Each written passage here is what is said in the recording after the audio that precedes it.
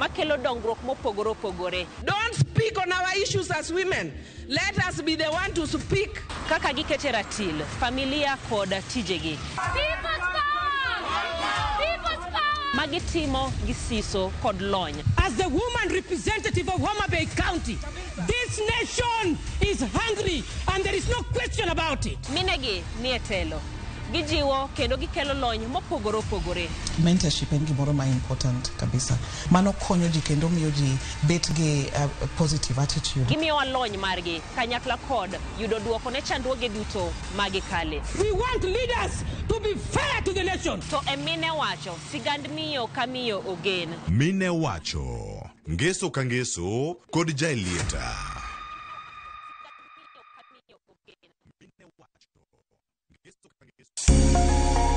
Lwedo chweyo.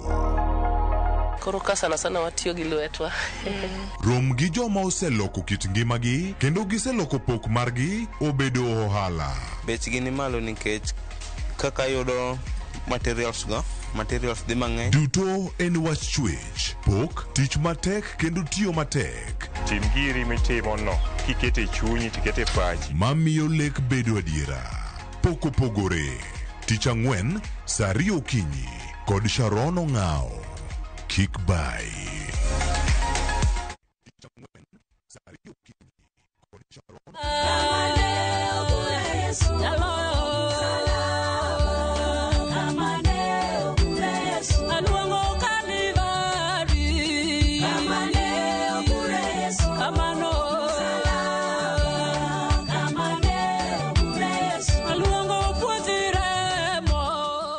Rosemary Ogonya, nimodi duenda ni kaka sikiza kodni, di *812 *784#. Tupare niya Ramogi TV en audio duto te. Ticha beach kocha kure saa 4 otieno nyaka saa 6. Lakini ni mixes maliet kabisa mag luo rumba, luo benga, kachil kora jawa maliet. Kowuok e ondamo 107.1 FM kar chuny jaluo. Kapela na koni ne wang ne kawada kocha. Nyaka wang joy mari mar Ramogi TV. Lungani ya boy handsome Mandawea Roji bed and breakfast. Lungani DJ Kolokolo instrumental. Tokodan Solomon Atito Kafaya gudi. Kawachoni ma en Ramogi Night Disco. Kete Manaka.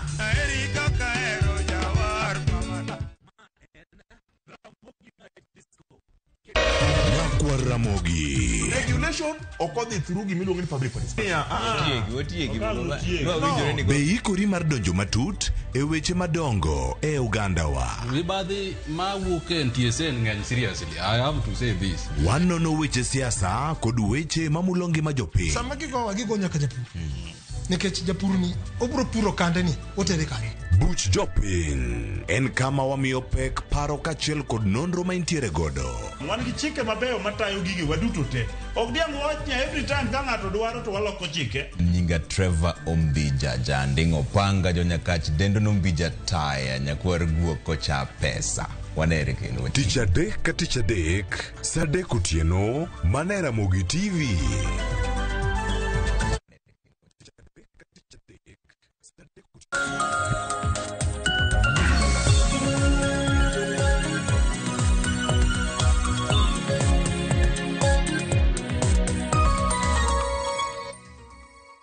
Nyakwara Mugia Juanga machiegni nonro mar gazet okinyi makawuono matai nyinga Joyce Oduor. Antiere kae kod Hansel Oyango jafombo wadwa mar mondo mi walid ni gazeta okinyi makawuono. Oyawre Hansel icheo nade okinyi makawuono.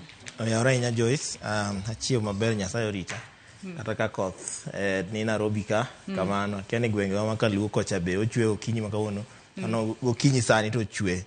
Wasedonjo ka mondo wang'ia ne weche mag gazet kaka luo wakucha nyewa neno ka nyomonji gi weche mag machalo mag Shaka Hola season 2 ema koro wadonje kaeri waneno ka kanisa moro yo Migori kocha mano wabro lidho ne nyikwa Ramogi wan gi rawera moro be yande nyiso jatend piny ni must go embe Sani koro ng'adne kum mar twitch wan gi weche mag hospital ma mani Eldoret ma iwacho ni fuonde dhano iuse kuondego mago be ni ka. Aya, ang'eni mago duto e weche ma omenya okinyi ma kawuono gazet mar Daily Nation bende madwan wachak godo achiel kachiel mar mondo mi wang'ia ne weche mopogore opogore ma gazet mar Daily Nation omiyo pek mana kansel osewacho malo kanyo mano Mishra nyaka sani koro wacho ni en onge tudruok moro amora kotudore kod weche mago mag uso fundi mag dhano mosebedo ka timore e od thieth mano mar Mediheal kata obedo ni yando chunge tich kachiel kod jago ma koro ng'adne kum mar twech kuom tiyo kod wachno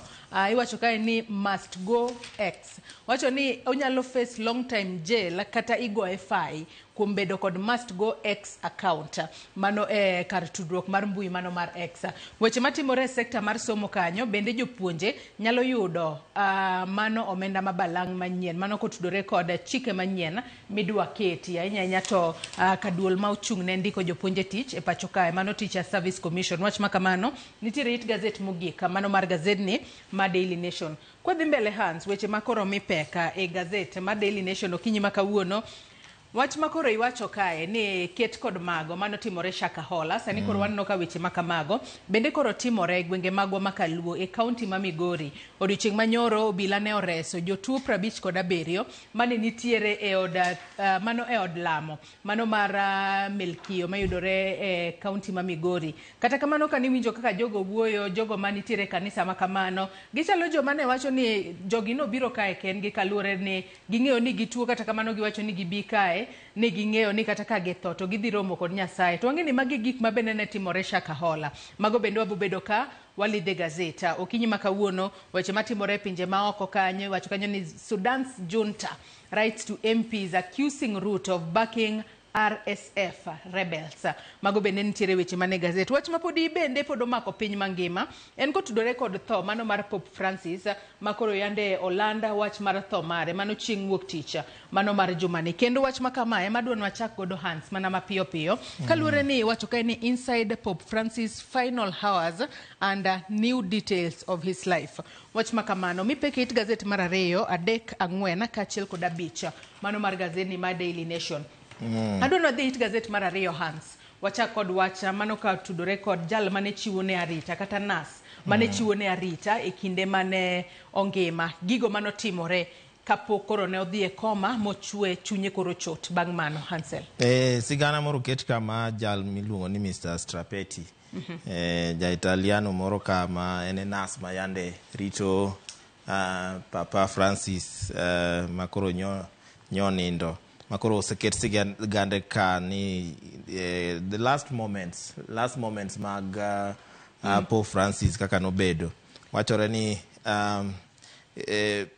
gino notimore sa 11:30 gi nus okinyi mamano kuma ne Pope Francis no fua bade kaka Cleo noselero no fua bade konyiso jogo chal ka gima no nyiso ranyisi ni sana oromo ogori to kata kamano before Mairi igni ariyo mokalo ne osendiko will ne ni wacho ni noseneno ni kinde ne osechopo kinde ne odong' machuok ahinya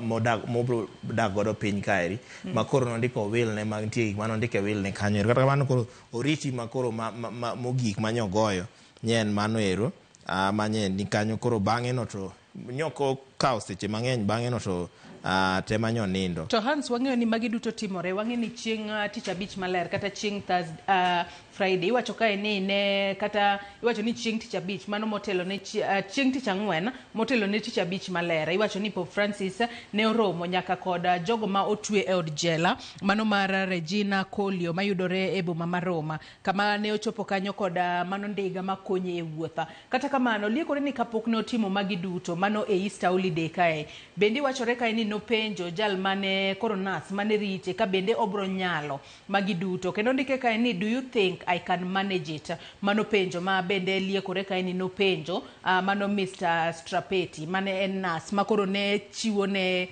rit makende kinde makoro nwang'eyo ni chal mar ngimane bende ok ni makare bende nopenjo mopogore opogore kae makoro ute fwambo bende osebedo ka penjo mano kotudore kod mano ngima mano mar Pope kochako kod penjo mokwongo anoko ondika ni ang'o momiyo Pop ne ok olimo thurgi kama nowuoke kata Argentina kinde mane en Pop. Bende iwacho kae ni ang'o momiyo ne ok oluwo mano paro maliw mane ochwalne kod daktari mar mondo mi kik seche moko riwre kod ji bang' bedo e od thieth kuom ndalo 40. Penjo machielo en ni ang'o momiyo ok nogwe tao kaka jal manokawo telo kowuok e lwete kinde makoro nosechich ni chal mar ngimane ok ni kare. Bende penjo kae ni what had he said previously on living and dying, ang'o manowacho e wi dak kaachiel kod tho. Mago kode moko kuom penjo ma ipenjo kae. To bende Hans bathe kanyo bende aneno koket kae gigo monego bed ni timore. Kwa nyalo mana dok malo matin, kwa nyalo mana dok malo gigo muwinjo bed ni timore kata kaka itimo ka Pop osetho. Anno ka gazeti ma Daily Nation oyange kanyo e yo makare. Hansel oyange ka ni mage chenro miluwo ka Pop otho. Achiel kuomgi number 1 en miluwo ni Kamerlengo ageno nasome yo malong'o. Cleo nyalo correcta. Cleo e jakopere motegno e kambi ka. Koro mano wate ni Cardinal Masani yango officially ni Pop osetho. Bang'e no tiluwe gi to bing'e ni kinde ma oyango ka Pop osetho iwacho kae ni oduong'o wiye. Iwacho kae ni by tapping his head 3 times with a small silver hammer and calling out his name. Matiende no duong'o pat wiye nyadidek ka Pop okoyie kata okowacho nyinge kata okoyie matiende no kokoyie to koro yango nosetho. Bang' mano to nitiere pete moro kata ring moro ma irwako mano miyang kanyo kaka fisherman's ring makoro bedo smashed kata itoe mano makoro nyiso ranyisi ni koro en thuolo mar telo mare oserumo kendo koro dok ir Nyasaye. Bang'e no to koro kinde mag kuyo koro iketa yanga. Nitie gimiluongo ni Novendiale ma en ndalo chiko ma kuyo ma kakoro joganda mopogore opogore ywago Pop. Bang'e no to ringre ne ikete investment matiende ni kako irwake iketo ne lewni. Kata kamano tiwacho ni Pope Francis to nowacho ni kik ringre ne be displayed e St. Peter's Basilica kanyo ero. Mano mar kaka lure gi timbe jokopere. Wacho ni en onego wewe e sanduku ket ni ji dhi nene kanyo ero. Bang'e no to kendo nitiere period miluongo ni sede vacante. Mano matiende ni temporarily telo ma Katholiki ikete lwet cardinal. Koro cardinal no ema koro kindego ema koro mano kinde ma koro Pop oiki ene ma koro tayo weche mag kopere. Kae no to koro wan gi ik mare ma ayanga koro ikne no Dean of College of Cardinals nateni onya bedo riwruok kata duol moro ma Cardinals onego beni ema tayo ik ma Pop no. Bang'e no to koro chenro dhi mbele mogik koro bobedo conclave mano bang' to jumbe ariyo kata dek mano bang' ka Pop osetho. Nitiere weche mag koro yiero Pop manyien ma koro Pop manyien onego be ni yiero kalure gi 2/3 majority plus 1 matiende ni ka un ji wawach kata ni un ji 7 to onego be ni ji 5 katin to ema yango ni mate e Pop ma kata kamano manena ena namba matiyo go tang'eni nitiere ji mang'eny ma bedo involved e ombulu no omiyo koro ket ni 2/3 plus 1 mateni kata kiyudo 2/3 e wang'e to emiwinjo ga ni black smoke manyaka yud white smoke manyaka yud ni mae ng'at ma wayiero koro gidok e yiero ma dinuoye manyaka tim yiero kamano. Kata mana kwa dok chien koni nitiere oyang tuo ma Pop kaka nobedo. Iwacho ni tuo neno gima nokwongo ne en stroke manoluwo gi coma mane nitiere gi weche mag adundo bende gi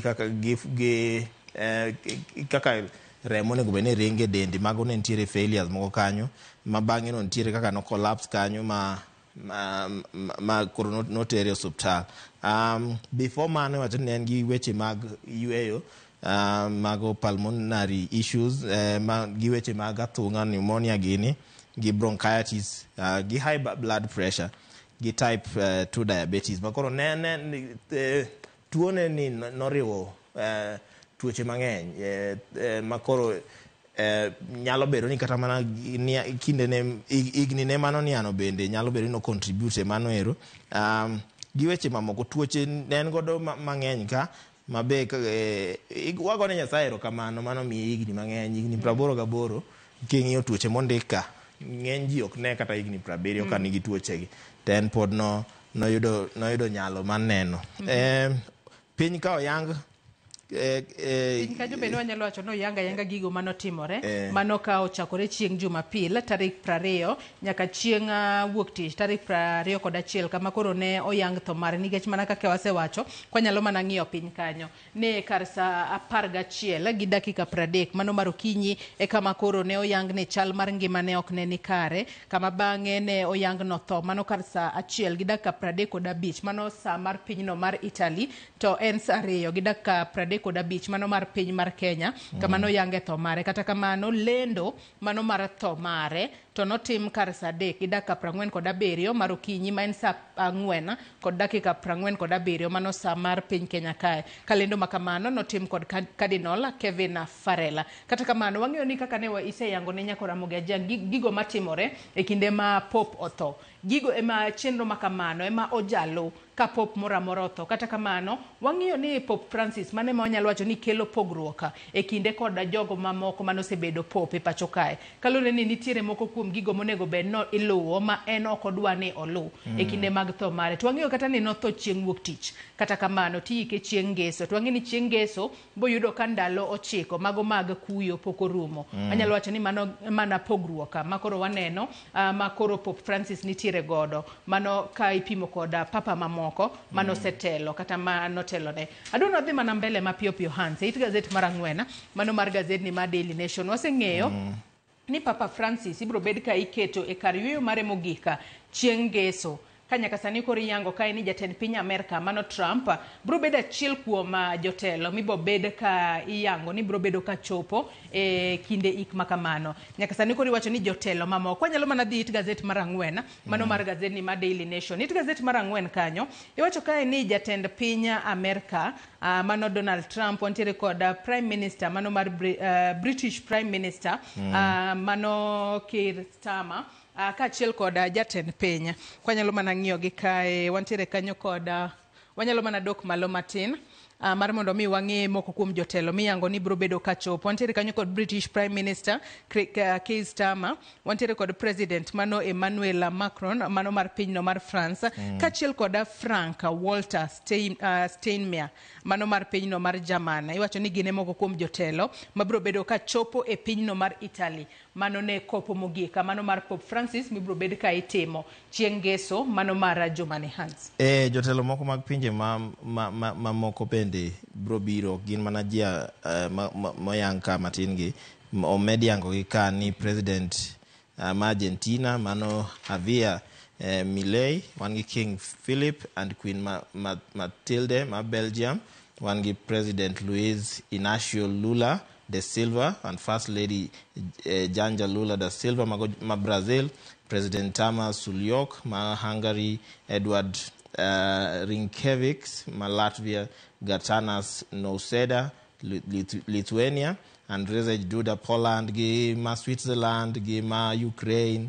Romania nika to magi okapar ka gine en list ma complete nikech wang'e ni pinje mag Afrika ema neno ka okoyang ka nitiere ma bro dwaro dhi kuondego kata mano jotelo mag pinje opogore bende oseoro wachgi mag kuyo giwacho ni Pope Francis ne ng'at mano ohero ji ng'at mano nohere piny mangima mano President Trump kane loso gi First Lady Melania makoro Starmer be wacho ka ni Pope Francis ne en Pope ma jogo mochando ok ne en Pope ma joma nigodo kende en Pope mane konyo jok ma nigi dwaro jok mano chando jok ma nigi midhiero opogore King Charles ka wacho ni ne en ng'ano mane nigi chuny man mar konyo, nen compassionate, nen ng'at mani compassion. Gima moko, Kenya wakabe, aneno William Ruto nyo wacho ni lal mar Pope Francis en lal maduong' ahinya ne jo kopere gi jo Kristo mangima e piny mangima. Kindiki be nyoko we chien. Ng'eni kuma jatend piny Kenya lose Kindiki nyaka lo. Embe nyo wacho kaka tho ma Pope en lal maduong' ahinya ne jo kopere gi piny mangima. Nitiere jotelo mopogore opogore nyo aneno ji kaka Wetangula gi Ribe Nyoro otegi gima moko. Aya, kopogore kod mano, bende piny kae bende nitiere sigana moro ma koro iwacho kae ni nitiere miyo moro ma Kangaimi wang'e ni e kinde mane Pope Francis obiro pacho kae nobedo kod thuolo mano mar limo gwengego mag Kangemi. Koro yangore ni nitiere miyo moro kae mag Kangemi ma koro iwacho ni kaluwore kod gwetha mane mosenindo Pope Francis ogwedho godo nyare ma koro ne onyayo mano lek mar nyare mar bedo nana mano mar kanisa jokopere. Mago duto nyaka Ramogi Ajwang' inyalo somo it gazet mar 4. Ka it gazet mar 5 kanyo bende oket kanyo ni Pope's death a blow to global environmental conservation efforts. Kaluwore kod maino mabende noketo maneno ni jogo mochando one kaka inyalo kedne ratiro mar yeyo makare. Hans, adona weche ma otudore kod tho mano mar Pope Francis kaluwore ni nyaka sani pod wakwayo Nyasaye mar mondo mi oket chunye kama okwe. Ka bende pod wabo medo luone nyaka Ramogi Ajwang' gigo matimore nyaka odiochieng' mogik chieng' Ngeso mibobed ka iketo ringre mare e kar yweyo mare mogik. It gazet mar 10 mano mar gazeti mar Daily Nation iwacho ka ni ji ne ok oyudo puonj kowuok kuom gigo manotimore e bungu ma Shakahola. Nyaka sani koro nitiere ji 2 mosewito ngimagi to mathoth sani koro oresi kowuok e gino miwacho ni nyalo bedo ni en cult moro ma koro nyalo bedo ni kendo chako biro mano e gwengego mag Migori kata kaunti ma Migori. Odiochieng' manyori wacho kae ni obila noreso ji 57 mane oyude kanisa moro. Ka bende wacho ni moko kuomgi ne gin nyithindo. To bende moko kuomgi ne odagi ni gin ok giyud thieth moro amora nikech giyango ni ne gidhi od thieth kanyo e kanisa makamano mar mondo mi giyud chang makende. Iwacho ni kanisa makamano en shrine mano mar Melkio St. Joseph Mission of Messiah in Africa Church mayudore Opapo Village e county ma Migori. Hansel. We aduoke muma mondi. Muma wacho ni my people perish due to lack of knowledge. Matine ni joga tho nango nikech koso ng'eyo. Makoro e pinywa ma Kenya ka nitiere koso ng'eyo moro madhi nyime ni sama idonje kanisa moro kata ma idonje din moro ni koro pachi ok onego bed ni tiyo. Onge guma Nyasaye oya nyalo bedo ni kanisa ema brainwash jogi kosango matimore kaluwore kod kit puonj makoch magiyudo kosango matimore nikech adiera iwachore kae ni kata jogo makoro ne ores kacha ng'ato tuo to kodwa no yuda changa kata kodwa no yuda thieth mar mondo mi ochangi. Nyalo bedo ni kata puonj mipuonjo kacha ema miyo jogo bedo kod paro makamano kosango matimore. Nitiere pogruok kind yie gi fo ye na tigi wadno. Faith, between faith and foolishness. Faith okoyango ni koro kata mana knowledge ma in go cha okinya tiyogo. Faith okonyiso ni koro anabeda ot kik adhi tich chiemo bro biro. Mano ke faith. Nikech Nyasaye bendo parona nango ni nyaka wati. Nyasaye parona nango ni nyaka wat gik ma osemiyowa kaka ut thieth kaka jogo manyalo konyowa. Oseorona jokony jogo nego be ni konyowa. Makoro sama iwinjo ni jomoko otwere kamoro kuom ndalo mathoth kama mamoko tho kuom kanyo wacho ni chal ka gimo yik moko kuom kanyo compound makanyo nero en wach ma lich ahinya. To ma wacho ni en tip of the iceberg. Matini en part matin ma waneno. Sirikal onego ng'i malong'o weche mag dinde ma nikech ok gin kanisni te ok wanyag kao ni koro kanisni te chal kama nitiere dinde moko maketho nying kanisa miyudo ni gin gi kaka ji giketa ji kanyero kata in jatend kanisa no sami kao ji keto ji tho ok ine ni ji tho. Nitiere sigana moro ka ogol nyaka obila moro be ncho tho kanyo maworo nyaka obila kendo koro bodonjo ka. Nitiere kata mana sigana jal moro miwacho kani Mr. Wachara wachre kani embe nene dino kata kamano to entro nobet piny moneno ka maeri en din ma marido mana wiji mondo kik wi ng'ato ti ma en nowuok kanyo kata kamano wacho ni en jaode gi nyithinde to nokwamo kuro ma jaode gi nyithinde nyomak kanyo ero ema penja ni yawo to kosechopo nyaka kuma kamano ero to koro sirikal onego donje wach ni mano ni sirikal ni odonjo kanyo late gima penjore malong'o nitiere jotelo e gwengego wan gi jodong gweng wan gi assistant chief wan gi MCA wan gi chief gigi timore e gwengegi to gikia nade onego gilernwa malong'o gin be ni gik matimore e gwengegi ok ginyal bedo ni gikia of course wanyalo wacho kata ni MP kata mana governor samoro nyalo koso ng'eyo but jok manie gweng manie ground ong'e kanisni duto manie gweng iwacho ka ni monde ji ne we ji dhi e kanisni go gin gidar koro gidak e kanisni giwe utigi mano ke wach Nyasaye wacho ni dhako gi dichuo dak kamoro achiel mane wach Nyasaye joma nie keny dak kamoro achiel onge kuma Nyasaye mako matek ahinya kata kamane wachore ni piny kae iwacho ni thoth joma mine makoro noyude kanisa kanyo kwa nyalo mana idho malo matin iwacho ni jogo mane oresi kowuok e kanisa kanyo iwacho ni thoth gi giluongore ni akena wacho ni Hallelujah. Kakoro iwacho kae ni minego duto makoro ne ogole kanisa kanyo giwacho ni gin hallelujah kabe ni nyaka sani ne gidagi mar wacho wach moramora mar gigo mosebedo katimore e aluora kata e kanisa makamano iwacho ni kaka ne ores gi chieng' wuok tich 57 ne otergi e od thieth mano mar Rongo Sub County Hospital kata kamano ne gidagi ni ok gikale thieth moramora gino mano chuno od thiethno mar mondo mi ogol gi oko mar thiethno kaluwore ni koro kata jotuo moko ne ok winj makare kakuru kelo ji kae gituo to ok dwa ni giyud thieth moro kata gin giwegi ok gidwa ni giyud thieth moro amora to mana kaka isewacho owinjo bed ni jotelo bende koro nonane wach mar kanisni mayudore e gwenge mopogore opogore mar mondo mi gino manotimore Shakahola kata gik maket kod manotimore Shakahola kikwane kendo adira Shakahola kacha neno ka ji mathoth ahinya wito ngimagi to ne gin mana kaluwore kod weche mag din makoch kaachiel kod puonj makoch makoro giyudo kowuok e kanisni makamano. Hans adwa nwadhi mana mapiyo piyo It Gazette mano mar 12 mar gazeni mar Daily Nation nyaka sani koro pinyno mar Sudan sani koro wacho ni jatend piny nitiere kod tudruok mano kod mano Rapid Support Forces ma en kweth mosebedo ka pingo piny owacho mano mar pinyno mar Sudan nyaka sani koro iwacho ni od bura ma pacho kae gintiere kama tek ahinya ka koro idwaro mar mondo me giduoka ne penjo kotudore kod mano wanyalo wacho ni kaka pinyno mar Sudan ok osebedo ka kawo makare thuolo mano Rapid Support Forces mar mondo mi obioro mkate pacho kae gino makoro an korka kora nyalo wacho ni koro keto sirikal mar piny Kenya kama tek ahinya. Hansel sirikal piny Kenya to ma ok kuongo chakre jatend piny William Ruto ka otelo ma ok kuongo ma piny machielo ywak ne Kenya ni Kenya odonjore e wechegi nyicha waneno Kongo ka manyo miyo inyalo wacho ni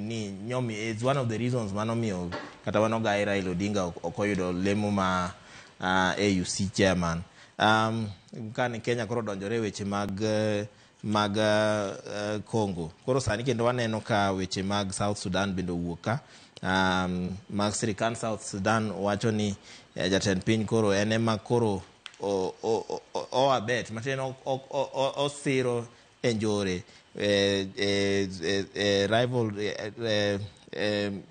jogo mobile gi sirikal miluongo ni Rapid Support Force mamago jok mose nitie kinde moko ne watimo sigandgi ka gin jogo ma timo njore e pinje ma konogo barua no nitiere protest miwacho ka ni RSF meeting no ket ka tarik 22 dwe mar ariyo higani mane waneno no gola yanga ne waneno Kenyatta International Conference Center ka Nairobi ka meeting machielo no bedo postpone mane onego timre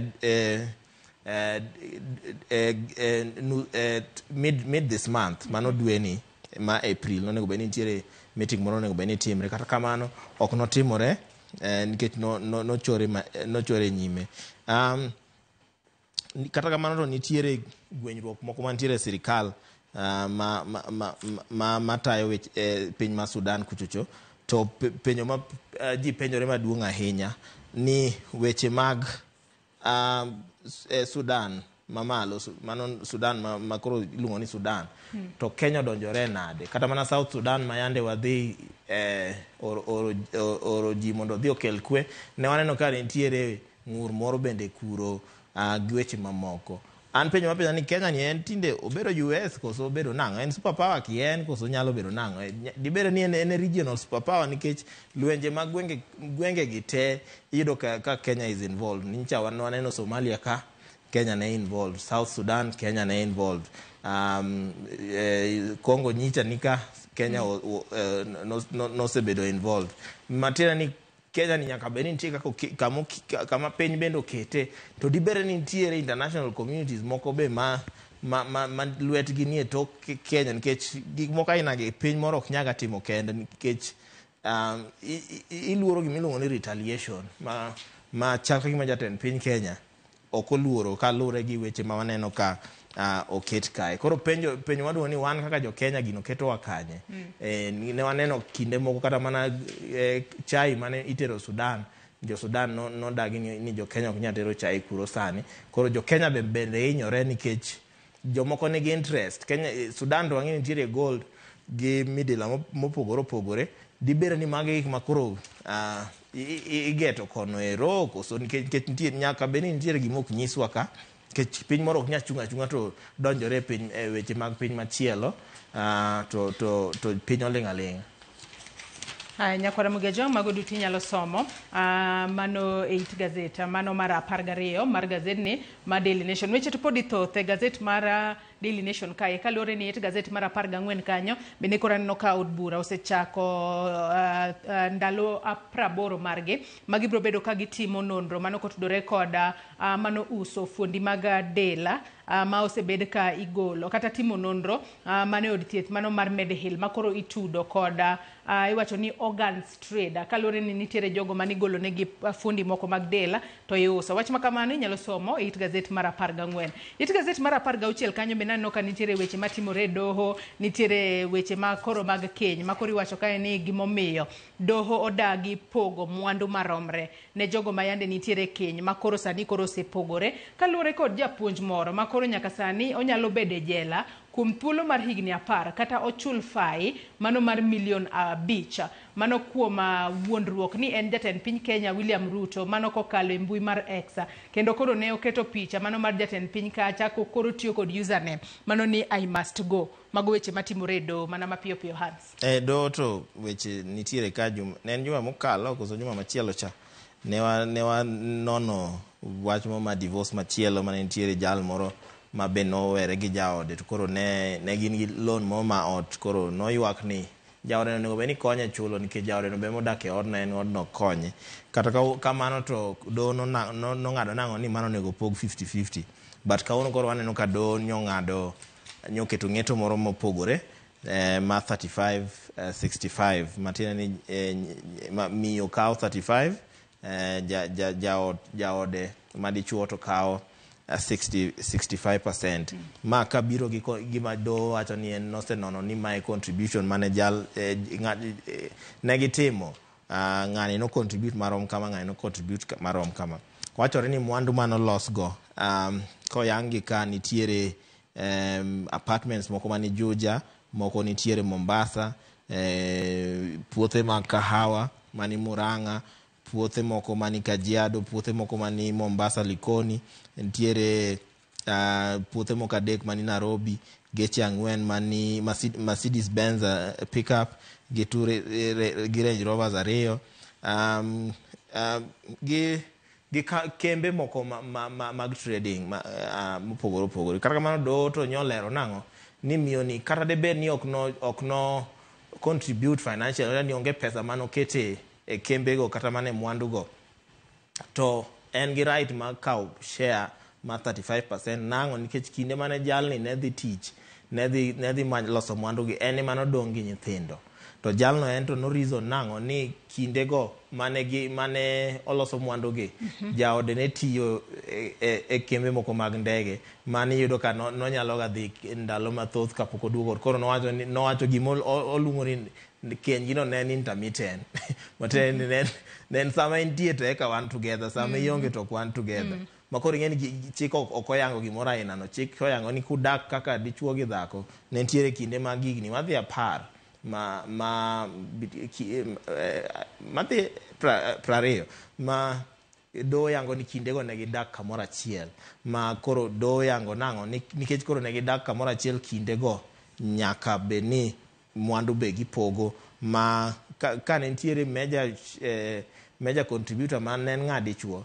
Of course en ema odhi okawo mang'eny, but miyo ni kik we nono. Dichuo ne wacho nang'o ni miyo ni en owe nono. An ayie gi doho. Gimomiyo ayie gi doho en nang'o ni ka un e keny to contribution utimo ute. Ok inyal wacho ni nikech koro ng'ane en obet ga bete ot. Samo bete ot dongo ng'iyo ot, to dongo ong'iyo nyithindo. Made do nego mede mama ni gimoro matin. 35% ni. Ineno katin. Ineno katin. Nikech chorito ni nyithindo yawa. Kata kamano mago weche mado noseng'ado kaluwore kod ywaruok mano e pok mar mwandu. Hansel adwano atik nonro mar gazet. It gazet mogika mano mar gazet ni mar Daily Nation bende koro yango kae ni jopuonje nyalo yudo mano it gazet mogiki. Wacho kae ni jopuonje nyalo yudo omenda mabalanga mano momedore kata manyien kaluwore kod mano bura mano chwal kanyo kod jaod bura ma Mandera South moyang nyinge kanyo kaka Abdul Haro. Kata kamano jopiny ochiwne thuolo nyaka chieng' tarik 9 mano Mei mano higani mar mondo mi ochwalane pachgi kotudore kod paro makamano. Ka nyaka sani koro riwruok mar jopuonja mano mar NAT sani koro gidwaro ni osara mano mar jopuonje omedi kod atamalo 60 ka bende nyaka sani manen kaluwore kod CBA mane gikete kokgi kod duola mochung' ne ndiko jopuonje tich e pacho kae mano TSC. Hans adwano ket tenge gazet mar Daily Nation. Wamul mana wach mantiere it gazet mokwongo kende mano mar gazet mar The Standard. Kaluwore ne gazet mar The Standard to pod aneno mana komenyo weche ma otudore kod tho mano mar Pope Francis ma yando wito ngimane. Nyaka sani koro gin gikete kae ni time for Africa. Nyalo bedo ni sa mar Africa ochopo mano mar kao mano telo kata mar bedo pop ma ochung' ne oganda dini jokopere piny mangima kosango matimo nikech anno koket pichni mago mag cardinals mawuok e pinje mopogore opogore kaachiel kod hikgi bende oket kanyo. Hansel an penjo ma penjo ni time for Africa ni en to no chop karang'o ma wan wasigo azika ni time for Africa to chopi mane wan gi climate summit Kenya ka ne wadak ka ni en time for Africa kinde ma wan gi tugo mopogore opogore en ga mana time for Africa to Africa ni en time no chopga ma en ga en slogan mitiyo godo mondo oti kodwa marach kata kamano ang'eni an pacha aneno ka bobedo matek mondo ja Africa obed pop kata mana ok no nyalre nyalruok to nyalore gima daere ni gikete ng'atno ma iki okonian ahinya mondo ng'eni timo changes gi be samoro ok yot makoro sama giketo ng'at ma ikine osenian ahinya no matiende ni ng'ano ochiko sunset days and ajuag mana ni gikete ng'at ma ok nyaka bed rawera to bede ng'atno ma nyaka bikete ng'at mosetegno e din to gikawe ng'at ma ike ok ng'eny ahinya manyalo choro din mbele mabiro gi fresh ideas. Gen Z tang'en ok nya donjo ka Gen Z to ikgi pok oromo. Gen Z beduru mos ikupodi kata ng'ato ntiere jo ma nie generation ma ni nyime kanyo ma gi pod gitegno be manyalo travel mayot manyalo tayo misa mayot mane pacha. Wach ni mogik Hansel ka watiko nonro mar gazet okinyi makawuono kaluwore ni gazet mano mar The Standard bende koranno ka omenyo mana weche maket kod mago mane nitiere e gazet kata mantiere gazet mano mar Daily Nation okinyi makawuono bende koro anno ka sigana moro ma anyalo wacho ni beto pogore mar NEC wacho kanyo ni making maths compulsory at senior schools bad for learners. Wang'e ni mano mbaka mar keto somb kwano kaka mano ma ochuno kata mano ma ok ochuno osebedo ka gore ahinya. Jomoko wacho ni ok ochuno ahinya, jomoko bende wacho ni ochuno. Sigana makamano Nyakwara Mugia Jwang nyalo somo e gazet mar Aboro. Wach ni mogik ka watieko Hansel.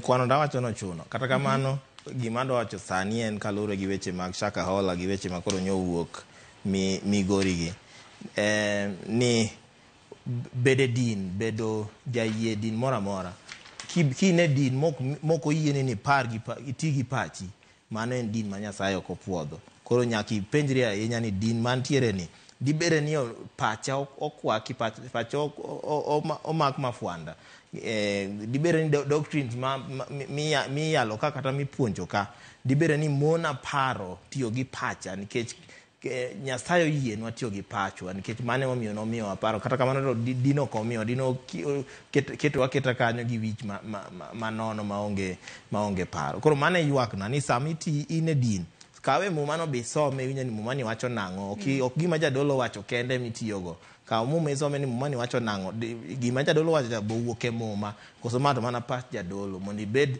dikinyalo separate the two mane gima nyalo wacho. Ero kama na inya Hansel Oyango kumka thuolo mari okiji makawuono ibi walid ne nyakwara moge Jwang Gazette momori e kin The Standard kod Daily Nation inyalo dhi nyiewo tibedo piny isomo e yo makare. Yena mar mondo mi akaw yo madundo gi sane bang'e taduogo kod twak mokwongo e chenro mar piny kik idhi mabor.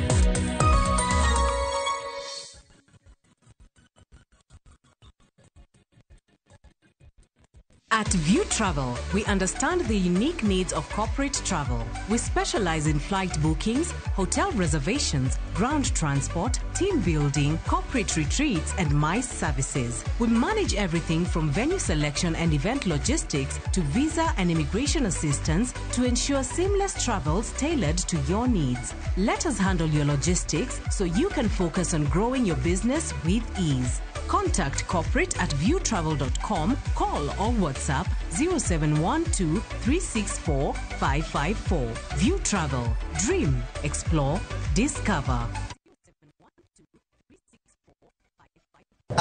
Ma oken mana sigand hera. Donge wan wabiro timo arus. Sama chuny mokuyo ketho ngima ng'ato. Waromo kamae kendo afanyo ne jaod nyamino matin. Hera mane okwe timandhoga kod weche mopondo. I'm sorry. Ang'o miyo ini wanda kamae? Mano ok nyal bedo hera. Hera chako dongo e kind ji ariyo mana ni mondo temgi gi pek mar gik ma gisekaloe. Ne won Prince Raj. Ang'o miyo ok idwa yie? E kind piem mar gombo duong' kod makruok gi joot. Nyaka ng'ato tim yiero manyalo loko tiend hera. Choti Sardani. Wuok tich nyaka ngeso saa 2:15 otieno.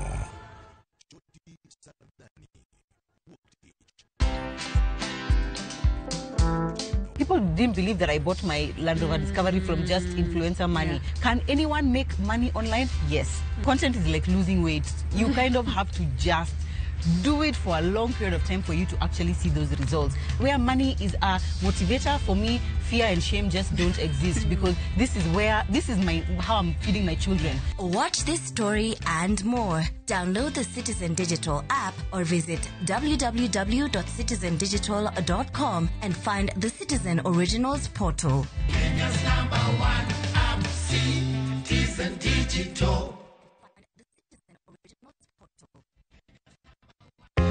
Jothurwa, be usebedo gi gombo mar ng'eyo kaka cham wuok e kodhi nyaka chop kaka chiemo e mesa? Dibed ni dwaro chako pith makelo omenda, koso idwa chako pur mana mar chiemo e dala? Wakelo ni yore mag chako magi duto e chenro mar pur gi ohala. Pur manyasani kendo manigi okang' mamalo to kelo yuto mathoth. Piny olokre dhi e technology kendo puro kenana pur kaka ne manyachon. Kuonde kwath osedok matin. Tinyalo bet gi dhiang' achiel mar grade tikete e ot tiomone chiemo to chiemo. Pur mchele ber kendo nyalo teri mabor. Ngimani be nyalo lokore gi higa 2 kende kitiye yo morere. Pur gi ohala kelo ni jopur kendo joma olony e weche pur. Chieng' tich adek saa 1:45 otieno, kik bai.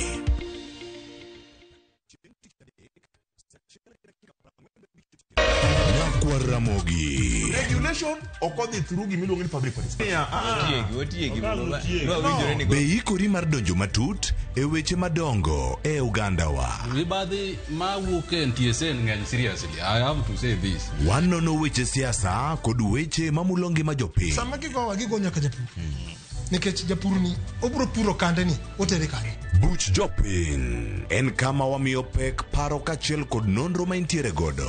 Wan gi chike mabeyo matayo gigi waduto te. Ok diang' wachnya every time ka ng'ato dwaro to waloko chike. Nyinga Trevor Ombija Janding Opanga Jonyakach Dendo Nombija Taya Nyakwar Guok Kocha Pesa.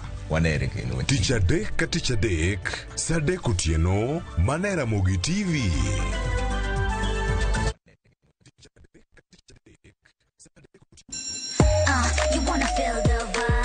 Ngeso ka ngeso, wakelo ni gik mamit makelo mor.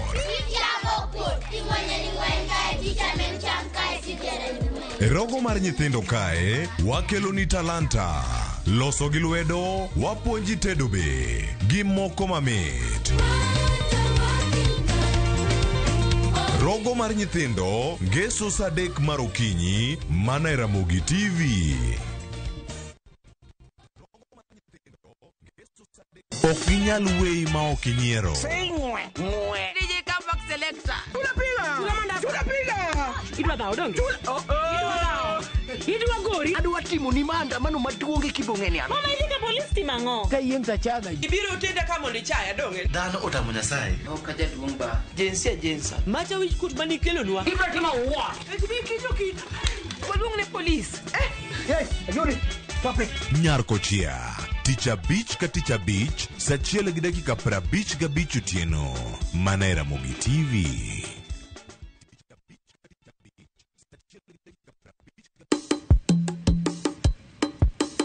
Shukran. Watim kama kaudera irwaki, kausuka munditwe, walim nam chumbi, wabil chiemo mopogore opogore, chiemo mantiere gi nyadhi, chiemo mantiere gi mit nyowoyo. E namni, wantiere koda re mopogore, wan gi lobster, wantiere gi prawns, wantiere go kela, wantiere gi oyster, waden mondo waket gi mesa, wapuonjre kaka itedo gi kod kaka ichamo gi. Garlic butter, garlic miolo, garlic butter bende gi ndhadhu ma kende. Gwenge gi benetiere koda chiemo mamoko maging'ere godo, kaimati, biriani, mahamri, magi duto te wakeloni e chenoni mar tedo gi chiemo.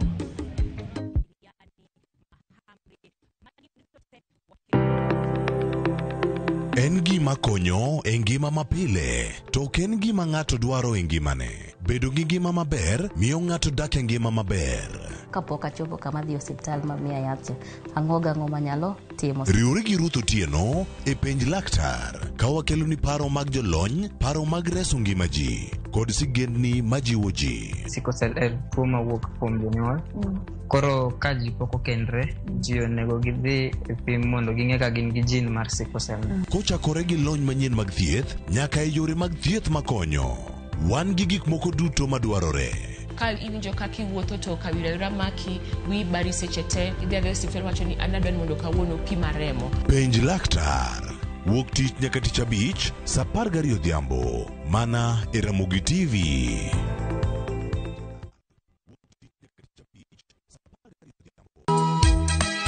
E piny ma ji dwaro ahinya bedo gi geno, nitiere kamoro ma yie manyien yudore.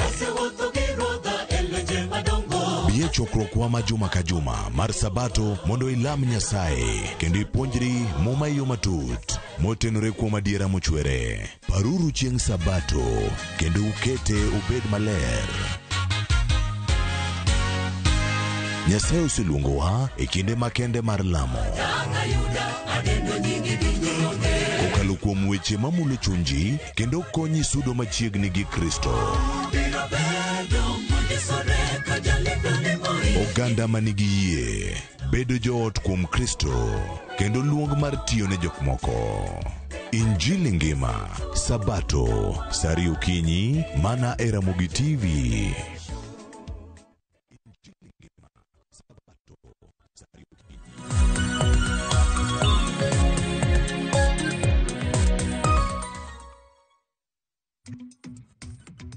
Nyakwaramogi Ajwang' osekalo dakika 21 tok saa 1 mar okinyi. Anyisi na kawo mana yueyo madundo kaeto abobedo kaduogo kod twak mokwongo e chenro mar piny okinyi ma kawuono. Koth kod midhiero. Wang'eyo ni koth osebedo ka chwe e gwenge mopogore opogore e pacho kae, ka bad migawo makoro chal mar kor lwasi e pacho kae bende noyango ni koth biro bedo ka chwe e gwenge mopogore opogore e pacho kae. Mano moriwo counties magwa ma Kaluo, Nairobi kae, kaachiel kod gwenge mayudore mago masawa mar piny Kenya, kaachiel kod gwenge mayudore e hoho mar Okaka. Koth ma kamae mosebedo ka chwe osebedo ka kelo midhiero mopogore opogore ne jodaka e gwenge mopogore opogore. Kachiwo ranyisi e kaunti ma Nairobi kae, odiochieng' manyoro noyang ni ji 6 nowito ngimagi kaluwore kod koth mamedo chwe e pacho kae. E gwengego mag Isiolo, mano chieng' ngeso, bende waneno ka johala nitiere johala mauso e chiro, mano masoko Mjinga, bende koth ne oketho gigegi e kuondegi mag ohala. Koth ma kamae e kinde ma ochwe, ere kaka jopiny nyalo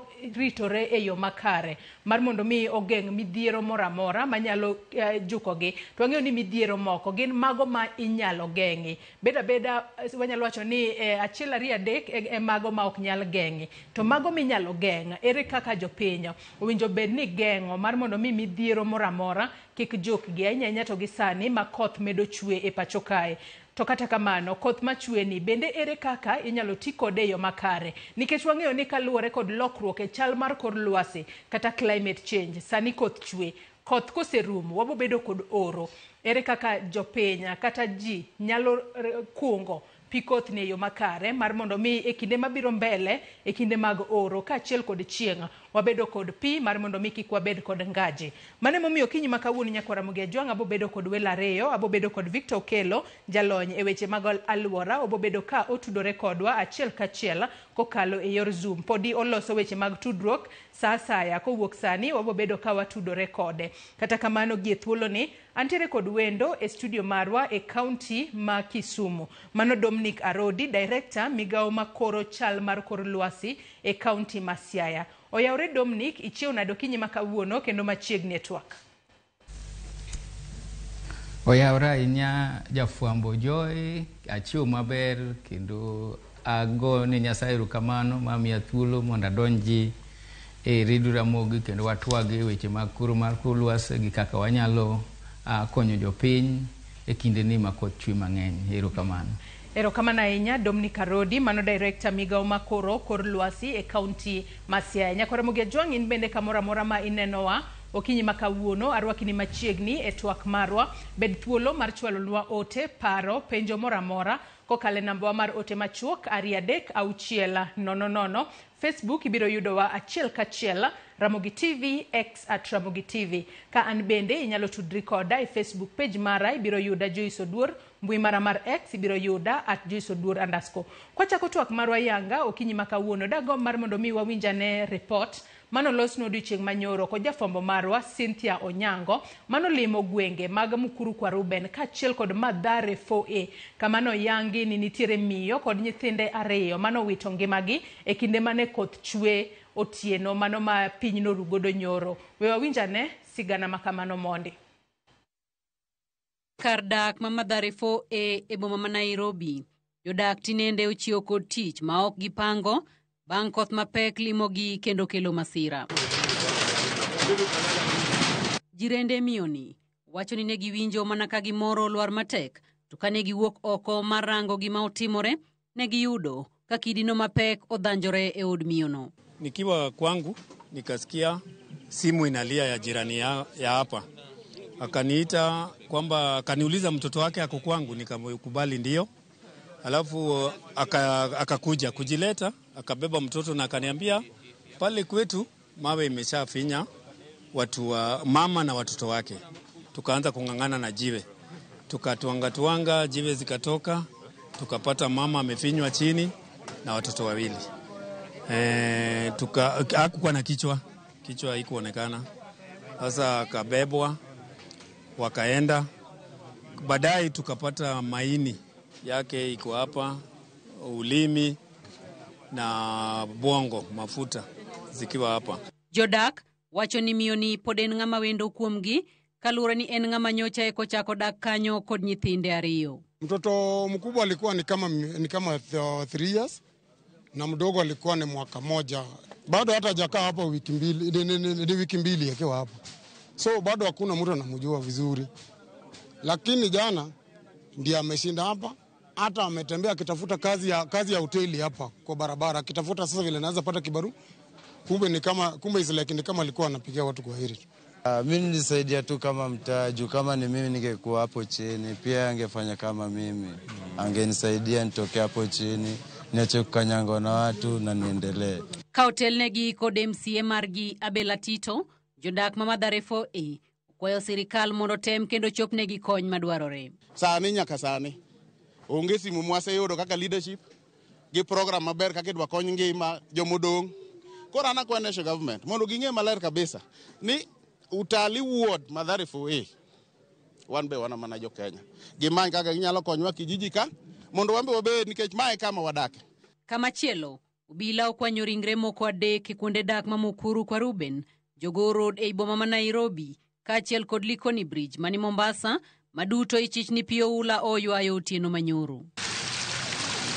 E kar dagno ma Mukuru kwa Ruben e boma ma Nairobi, jopiny kwayo kony mapiyo kowuok kuom sirikal kod jochiw sir bang' oula mapek mar koth ma ochwe otieno ma piny orugo kawuono, monjogi kendo kelo midhiero ne anyuola mohewo 500. An wanatie kango kishiemo kadho gi pi. An wanatie kango kanindo kadho gi pi. An wanango kisukin ongoye adongi nanga shiel. Pagini ji madongo joya konyo wanedi. Pagini an yakonya nedi atie kinyath mathin ongo kinangin odong kelo ng'ashel kende jewa luoko waketi waya.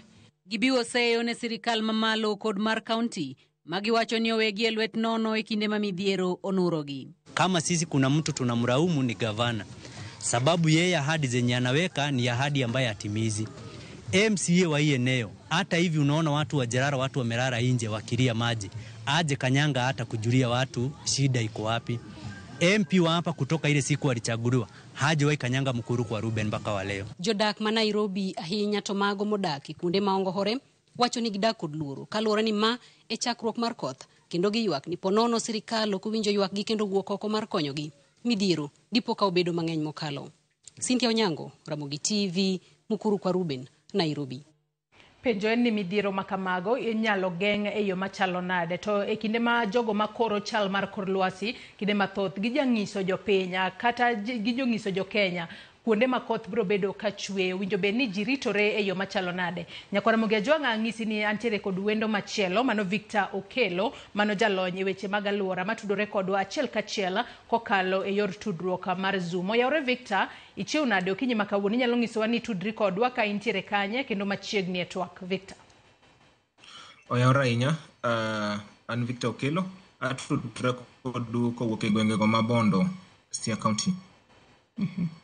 Machiegni twak okinyi makawuono. Victor, in bende ine madagom mar mondo mi achak kodi kaluwore koda midhiero mane otimore kata mano juko jopiny mano e kar dak mar Mathare 4A e kaunti ma Nairobi kae kama kaluwore kod koth iwacho ni koth makamano nochako mana gimoro saa 1:30 mano mar otieno to kata kamano kaluwore koda in kaka jalony wechego mag alwora e kinde ma koth chwe ji owinjo bende timang'o kaluwore ni masira mano kelo tho mar miyo kaachiel koda nyithinde 2 en koluwore kod kidi makoro wanyalo wacho ni noruombore makoro odiyogi e ot kama ne gininde. Victor. Okay, mokwongo ago mos ahinya ne jogo moyudo chand kuom koth ma ochwe ahinya ni mopogore kata gi jo Mathare kende. To wach Mathare ni en wawe kinde moro higa mokadho be koth ne chwe kama to ji ne nowito mwandu mang'eny ahinya. To gima nyalo wacho ne mana jogi kendo en mana ni sirikal mar Nairobi yudo ka okoloso system maber, drainage system mar Nairobi yudo ka koth ochwe kata matin to kuonde moko pi pong kabisa kuom thuolo matin daka matin kama pi osepong'o. Sirikal mokwongo onego kony olos drainage system maber to jogo bende temo mondo gisudi kuonde man gi malo matin giwe bede yani kuma en yani gibet sudo kuma ni malo ahinya matin to yudo ka koro mabe tek to emano na nyiso ji kata chon mokwongo cha ni kata kainya to ji nigi delni gi nikech onge ng'ama onge dalagi inya dhi dala u kamae keseke ma koth chwe kamae ni kori we gi midhiero inya timo kata pur moro matin inya time giki moko project moko yudo ka ji mang'eny sani ng'iyo mana midhiero ni kende to ji onego bed ni wayudo kata positive feedback kuom midhiero ni wateme uru tiyo gi kodhni maber koro yudo kaka ji inyre ji wito ngimagi ji koso tich yudo ka mama koro kata mauso ga oko kacha ok onya uso nikech pi odhi gi kuma use gani an nyakwayo mano jokanyanam wabeduru motang' sani wabeduru motang' kabisa to kineno gik moko ailani inya wuok kata idhi bet ka watni moro kata ka ng'ati moro mani ka maber mondo warit midhiero ni orum mana kamano. Iwacho ka joma kare ahinya mane momiyo Okinyi ma kawuono bende wantiere kod Dominic Arodi, director mano mar migao makoro chal mar kor lwasi e county ma Siaya. Kata kamano Okinyi ma kawuono entiere studio marwa e county ma Kisumu. Dominic, karwa ketwaka Okinyi ma kawuono un kaka bad migao makoro chal mar kor lwasi koth wang'eyo ni ne osekoro ni biro bedo ka chwe koth masani chwe ni un kaka migao makoro chal mar kor lwasi ne ukore yo machalo nade en koth mabiro bedo ka chwe kiwango mane to gin gik mage ma jopiny owinjo bed ni timo ahinya ka gisewinjo ote mano mar bad migao makoro chal mar kor lwasi ni koth biro bedo ka chwe kuom thuolo maromo kama to kiwango mare biro bedo maromo kama. Dominic. Erokamano Joy kuom athuolo mondo awuoye kod jopiny odiochieng' ma kawuono kendo e weche mag koro mar kor lwasi. Koro mar kor lwasi ne wawacho ni en koth mabiro chwe moromo kendo nyalo kalo matin, to ne wawacho ni obiro chwe maber kochakore dwe mar 3, dwe mar 4 gi dwe mar 5, matene distribution ne dhi bet maber. Bende ne wawacho ni thoro mar kodhni dhi bet dwe mar 4 ma en dwe ma wantie ni kendo odhi korumo, matene chuny koth en dwe mar 4. Emomiyo uchako winjo ka nitiere surface runoff go oula mamol, kendo uchako winjo ka nitiere gigo malwar that is landslide, gi chuothe bende maumo udi kaka ma winjo kono go. Koro thoro mar koth ma dwe mar 4 ni en koth monego bed ni chwe mogwarore kendo godho bedo kod mol mar polo kod mil mar polo. To bende nitie seche moko ndalo moko biro chwe mang'eny maybe odiochieng' moro achiel kata odiochieng' moro 2. Koro kodhni ne wawacho ni odhi gik dwe mar 5, dwe mar 6 matin pod entie kendo dwe mar 5 pod entie. To koro kachakore dwe mar 5 to biro chako bet korumo odok mos kendo odhi gik nyaka dwe mar 6. Koth mar dwe mar 4, dwe mar 3, 4 gi 5 en koth maber e thurwa mar Western Kenya ka, Siaya, Kisumu, Busia, Homa Bay, Migori. En koth mwageno kuome e weche mag chiemo, nikech en koth ma kwatiyogo to wayudo keyo maber. Omiyo jopiny onego ti kode yo makare, kendo jok manyiso chako chon an gadieri ni dhi maber kod weche gi mag pur. Ka wachiko itwa maber, winjo kiwacho nitie kuonde mosekele chandruok, to poko chwe malich ahinya.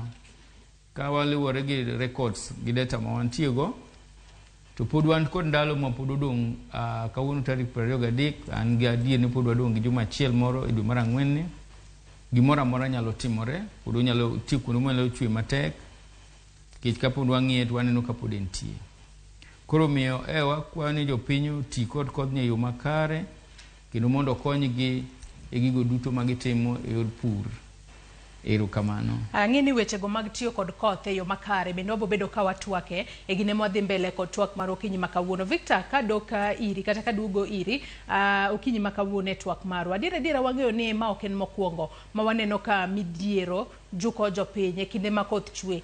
Kata kamano wang'e ni katiyo kata kod ranyisi jodak mago ma Mathare kaachiel kod kata Mukuru kwa Rubena, kuonde ma koro midhiero ma kamagi osebedo katimore, nikech kata ka ni winjo kaka jodak ma kono ne loso ka giwacho ni ma ok en mokwongo ma koth kochwe to kelo negi midhiero. Ang'e ni isewacho matut kotudore kod gigo monego bed ni gitimo. Kata kamano nyalo bedo ni shida nitiere kanye kaluwore kod chal mar alwora, inyanya kuonde ma jogo dake, nikech wang'eyo ni gin kuonde ma ji odake ma yuto gi ni piny. Victor.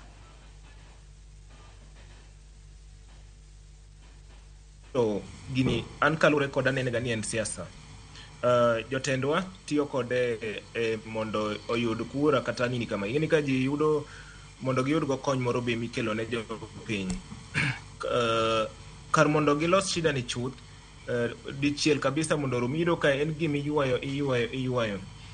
Pito neko ingeni gin gida kuonde mabeyo beyo, gin ok gida kuonde kailagi. Koro gima temo ga wacho ni onego jotendwa ojiwre kendo wuog oko okonjogwa. System ma drainage system ineno ka niwacho ni the drainage system ma Nairobi nobedo planned nyaka 2000. To from there population man nitie by 2000 in Nairobi, to ka iga ka iga ji maromo 1,000,000 biro ga manyo tich Nairobi koya e gwenge yani kuonde go magwenge ma Kenya ka okata joluo kende, yani gwenge go tete ji maromo 1,000,000 biro ga. Korido ka dongruok mar ji medre Nairobi iga ka iga gi 1,000,000. To drainage system cha en mana macha, kata water system en mana macha. Kaka sani yudo ka pi nego ji pi timo gik moko kamae. Bang' dweche moko 4-5 kendo en oro mataranganya. Tido ka sirikal nigi teko kendo nigi nyalo mar keto kata nitie kaka ginya tap rain water.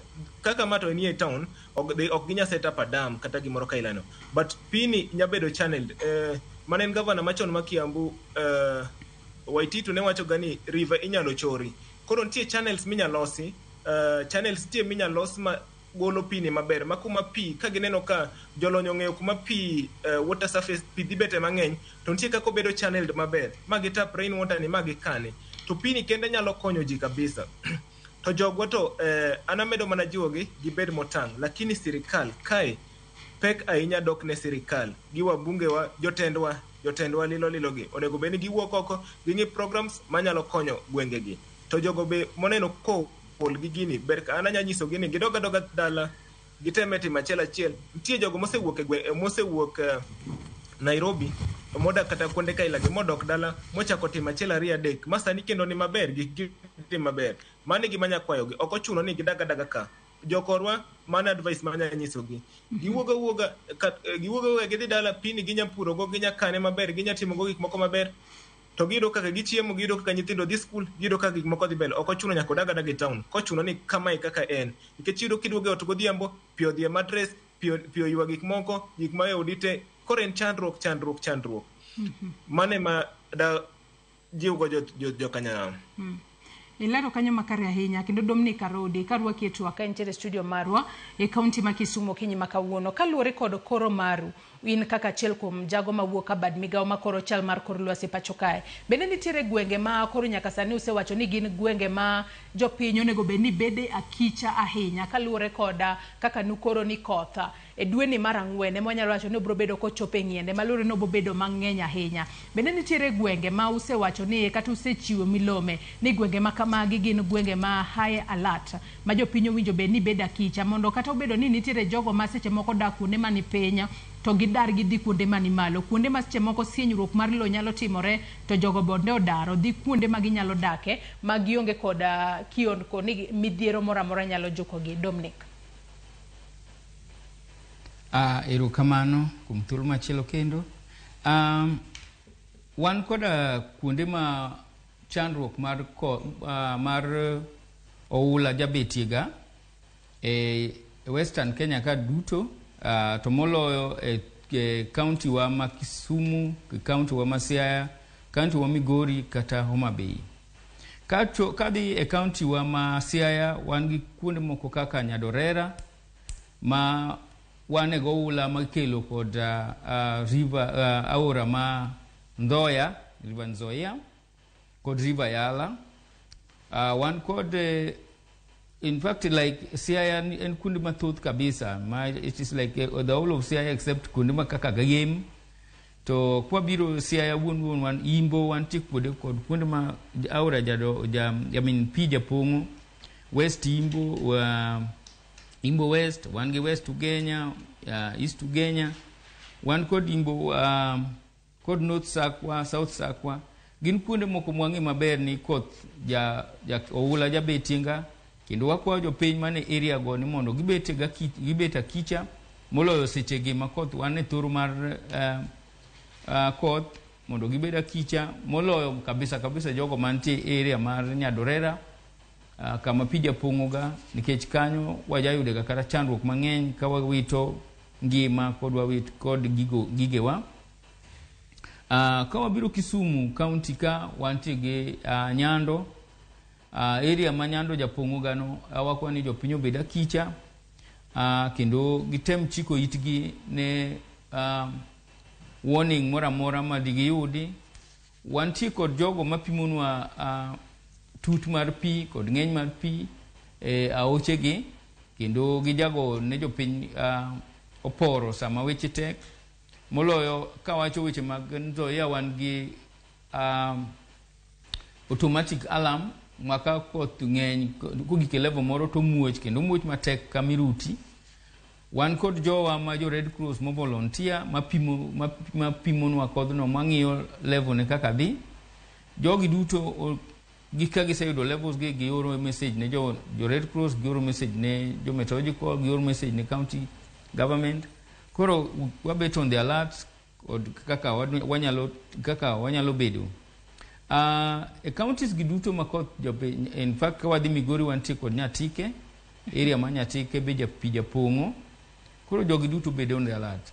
Gima duong' moloyo ni seche ma wantie ni county governments onego beno se inspect evacuation camps gi gin ga skunde kata churches onego beno gisebedo inspected magin gibedo kod giredi gik moka mantie kaka choche utego ka bende gin gi drisni ma oseketgi maber, systems mag pi mondo kaponi chandruok mar oula ogoyo omako kuondewa kaka Nyadorera, kuondewa kaka Nyando, Nyatike, kuonde ma pige aoche madongo kalego, to jothurwa nyalo dhi kendo yueyo kanyo mayom. Jothurwa bende areas mwakwanogi onego bed notang'. Koro ka pi chako medore to tinde ging'eyo kuonde monego bed ni gidhiye. Koro kuonde gi ema gidhiye to giyudo konyruok. Otherwise thurwa mar Western Kenya e counties wa Siaya gi Migori, Homa Bay gi Kisumu, wan kod chandruok mag kuonde mag oula mamolgo masekwanogo kendo ang'eyo ni ka giwinjowa to gichik kitgi maber kendo ging'e ni pod koth chwe kendo gitang' ne koth. To Dominic iwacho kanyo makare ahinya ni kaluore Dominic ka ng'adi mana matin iwacho kanyo makare ahinya kendo ilero moko kuom gwenge ma seche moko jopiny nyalo yude midhiero kaluore kod koro maru ma koth ma podi medo chwe gwenge mopogore pacho kae. Tadire yudo ni nitiere gwenge moko ahinya to kata mago mayudore e gwenge magwa makaluo miyudo ni nyalo bedo ni milome maru ok chop ne jopiny e yo makare mar mondo seche moko japiny ong'e ni kaluore kod koro to koth nyalo bedo kiwango mang'eny ahinya ma oula nyalo yuerowa. Bende nitiere kaka utudoru kod attend counties counties mopogore mar mondo mi une ni uchopo ne jopinya kata milome mar koro maru ochopo ne jopiny e yo makare mondo jogo modak kuonde ma oula nyalo yuerogi one kaka nyalo jipanga chon ka midhiero moramora pok oyudogi e kinde ma koth dhi mbele kod chwe. Dominic. Erokamano, wan kod tudruok kod jopiny ka watiyo gi jogo ma jo Red Cross. Jo Red Cross wajamiyo information e saa mowinjore kinde saa makare. Wan gi warning ma wagolo saa mwaneno ka koth dhi chwe mang'eny moloyo e kinde ni. Koro warning ni joma kwongo yude kabisa en Red Cross. Alafu counties wantie gi disaster management team, disaster management committee bende waoro negi mondo gimbe gitudre gi jopiny. Siaya County wanti an gi tudruok nyaka gi chiefs kendo ajaoro negi warnings gi kod focus gi e saa maber kabisa. Koro omiyo ka ni chiefs gi nyalo tiyo gi gigi yo makare to ginyalo chopo ne jopiny. In fact counties kaka areas kaka Nyadorera kod Nyando an gadi ni wan nyaka gi disaster teams, ward disaster teams mabende wajaoro negi messages kokalo kuom chief, kokalo kuom Red Cross. Koro magi duto ka gitiyogo ka jopiny ochike itgi makare taparo ni nyalo konyogi. Erokamano. Iwacho kanyo makare ahinya kendo aneno moko kuom ote manyako Ramogi Jwang' chwalonwa wabu bedo ka wasomogi e kinde mwadhi mbele kod twak mar okinyi makawuono. Victor, kabiro korka kori iwacho kanyo ni jopiny onego winjo bed ni dok dala timo 1 2 3 kata kamano adiera wang'eyo ni ka watiyo kata kod ranyisi jogo modaka e kaunti ma Nairobi ka nyalo bedo ni ne giwuok pacho ka gibiro Nairobi ka mar mondo me gimanya kata kamano winjo bed ni giritore e yo machalo nade kata wanyalo wacho ni gina seche moko midhiero mage mag alwora makoro miyo ka koth ochwe to jopiny yudo hinyruok mathoth ahinya mago ma ikelo kod seche moko sienyruok mar lo kata oula mathoro ywero ji e gwenge mopogore opogore. Okay, erokamano. Iwacho ga gi dho ngere ni rainy season are not problems to be managed.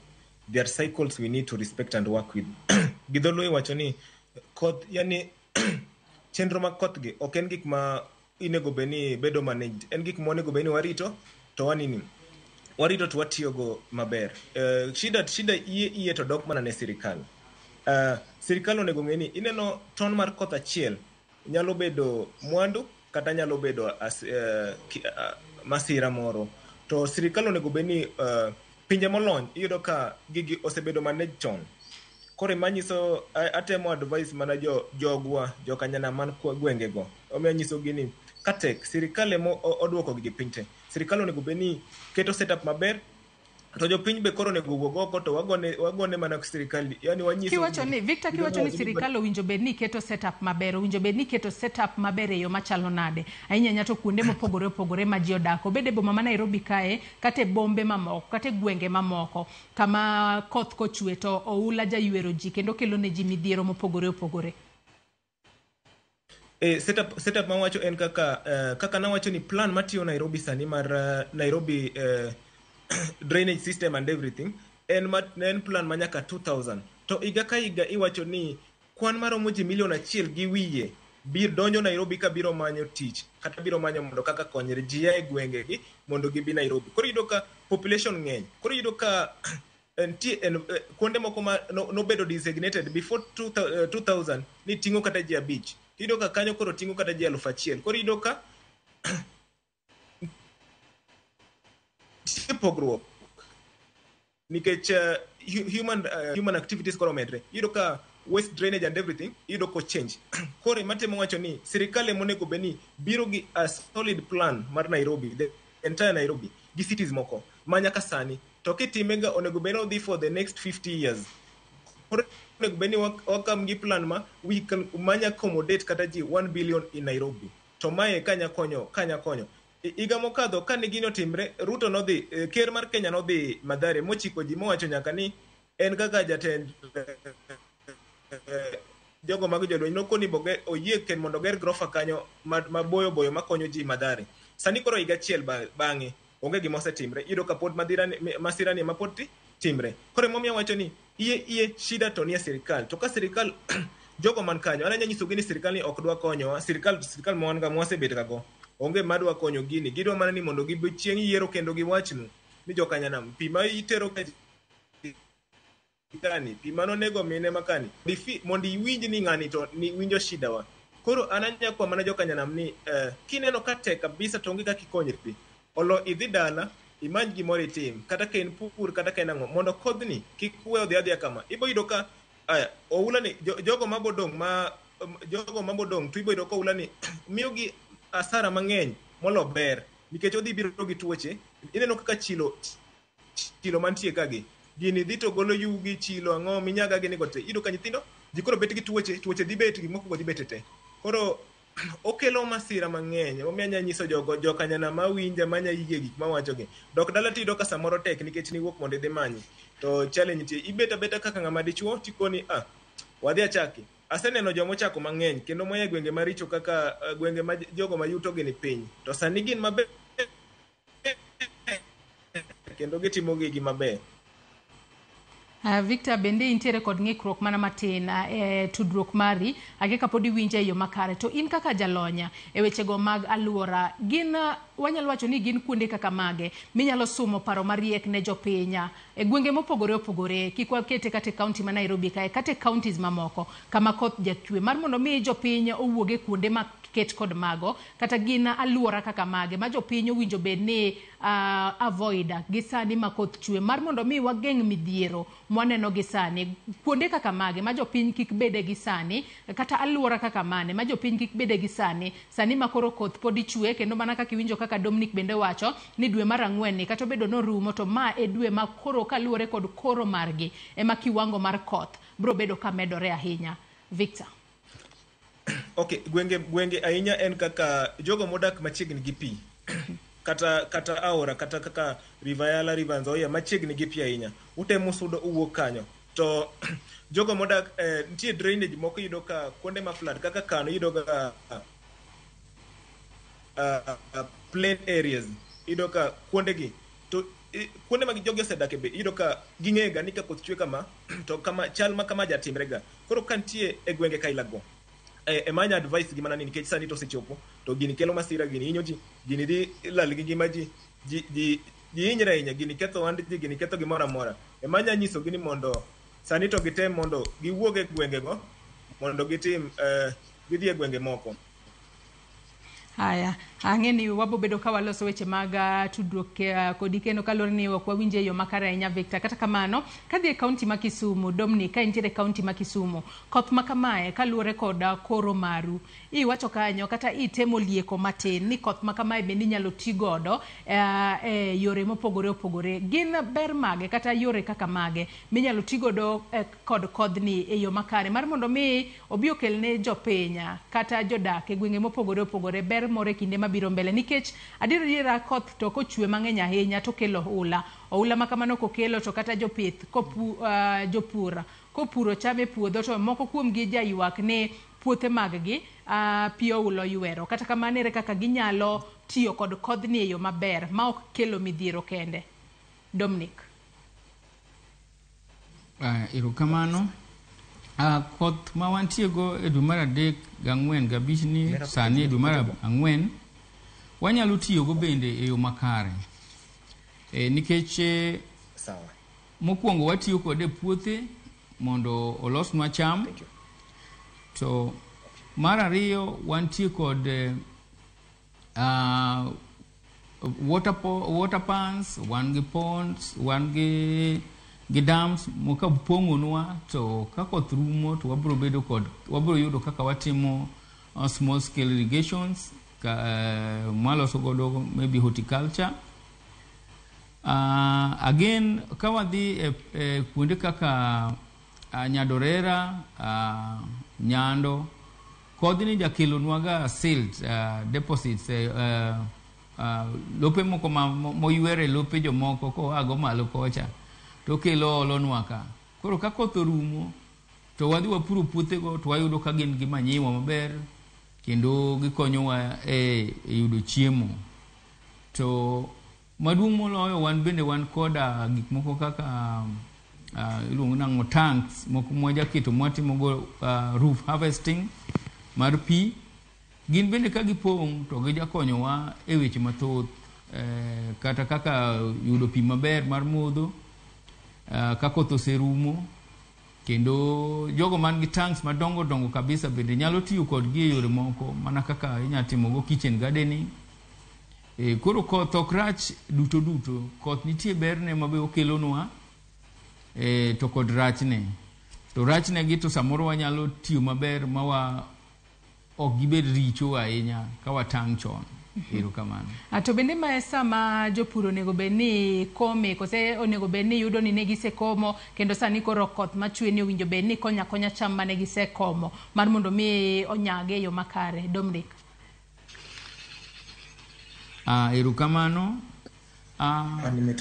sana to jopur sani to onego bed ni osekomo kaka gigo kaka bando to onego bed ni wasekomo, bel wasekomo, gik moko kaka oganda wasekomo nikech en ga thuolo mar dweche 3 wadong' gi dwe 1 gi nus.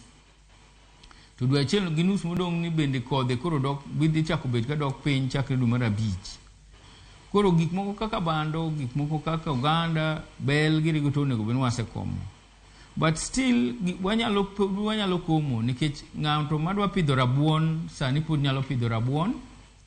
Nikech rabuon bunge ni drought resistant, to nyalo bet gi koth matin gi mochiegi mbele kutudu mar 6-7.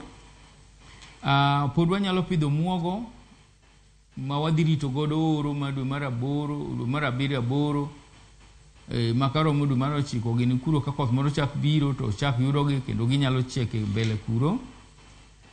Pod ok wanyal ling'a kaka jopur, pod wanyalo pidho gik mang'eny kaka ng'ama nigi puodho mafalo pod nyalo pidho gik moko kaka nyanya. To ipidh nyanya king'e ni bath puothi kanyo nitie pi mogudore ma kapo ni tek kore dwe mar 6 inyalo ndeng'e pi matin mondo mi ochop kare kumochiekie. Erokamano.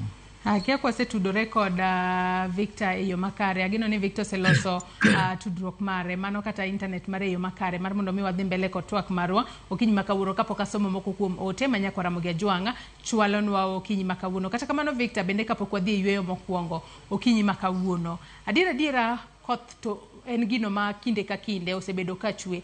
Wanyalo wacho ni kaluwore ni jogo makoro chal mar koro lwasi kinde mang'enya gi yango kendo kiwinjo kanyo kaka Dominic osewacho ni gitudore kod migepe mopogore opogore mar mondo mi gine ni ote mano mar chal mar kor lwasi ochopo ne jopiny e gwenge mopogore opogore mar mondo mi jopiny bende one yore makare ma ginyalo ritore godo mar mondo mi koth kikelnegi midhiero. To midhiero to waneno ka en gino matimore kinde ka kinde. Kata bedo ni jopiny okornegi chal mar kor lwasi, to jopiny bende koro seche moko gijawacho ni kaluwore koda lokruok mar chal mar kor lwasi. Seche moko jokor chal kor lwasi wacho ni koth biro, to seche moko koth nyalo deko matina. To kapok obiro, gino ma jopiny nyalo wacho ni seche moko gigi ok gin adiera, gino mamiyo koro gibedo kod to e chunygi giwacho ni donge nong'iswa ni koth bochwe to koth odeko. Kata kamano jopiny ote mano mar jopiny kata ote mar chal mar kor lwasi owinjo bed ni chopo ne jopiny seche moko thuolo maromo nade mar mondo mi jopiny obed kod thuolo mar neno kaka ginyalo ritore mondo kik midhiero jokgi ahinya to e kinde ma koth chwe. Victor. Okay, erokamano. Nini mar kor lwasi to nego beni chopo ne jopiny e yo machon, sama chon, to ng'enyne magi to be ji ong'eya ni kochopo ga dwe ma kamae kony koth jachwega. Iyudo kaka pinje molony iwacho ni inya cheko kata ni dwe makiny tarik 4 weather bochalo nade to ing'e simbi kama tiyudo. Aneno ka wan ga gi apps go be koni, but ng'eny ji mating'eny koni onge simbe mag smart simbe mag mula mosgi. Koro mana kaka nawacho chon, shida yie pod dok ne sirikal onego bedni through migepe mag kor lwasi gi onego bedni gibedo empowered, onego bedni imiyo gi jiwruok maber motegno mondo kony gine kaka gikonyo. Iyudo ka koro kata gi challenges moko matin ema mono gi timo gini maber. Hapa ni onego bedni gibedo supported to gikelo jogo molony kabisa ma loso wachni. To kendo ka dok chien kacha kana wacho ni iga mokadho nwawe wachni to Ker William Ruto nodhi Mathare kama ji ohinyre ni ma nosingo ne jogo ne obogero grofni kanyo madhi malo nikech iyudo ka Mathare ong'ire gi kanyo mar jo Air Force kar jolweny kanyo ma kare ji ne wuoye wachne manowacho ni odwa gero grofa kanyo no. Sani iga chiel osekadho iga chiel onge gima osetim, koro mamiyo wacho ni sirikal ok nya konyi. Omena temo nyiso jothurwa mawinja kata mabo winjo wachni. Sirikal kiseneno ka ng'ato iga chiel pod iyudo ka jirandi emi dhi neno ka koro kididiyo, jirandi dhi neno ka kendo piyo ka in be pi kaugi kidhigo ineno gi ka koro kelo ni mana masira. To iga chiel sirikal pok otime gimoro to nosingo maber nobo dhi timo. Sirikal nigi teko mar gero ot kata ka ng'eny to dweche moko adek to ineno ka podi tiende ni ng'ani ok en ng'ama dhi konyi. Koro nyaka ibed gi plan machielo. Emomiyo nanyiso gini kodhni kelo masira, okelo tuoche. Ineno ka pidhi to golo minyaga, golo yugi, golo ang'o to biro donyo nigo nyaka e ot. Iyudo ka koro bang' kodhni tuoche mudwa thiedho ng'eny, kisran ng'eny, lal miseyudo ng'eny, gik moko ng'eny, biashara ok nyal dhi mbele, gik moko mang'eny iyudo kodok chien.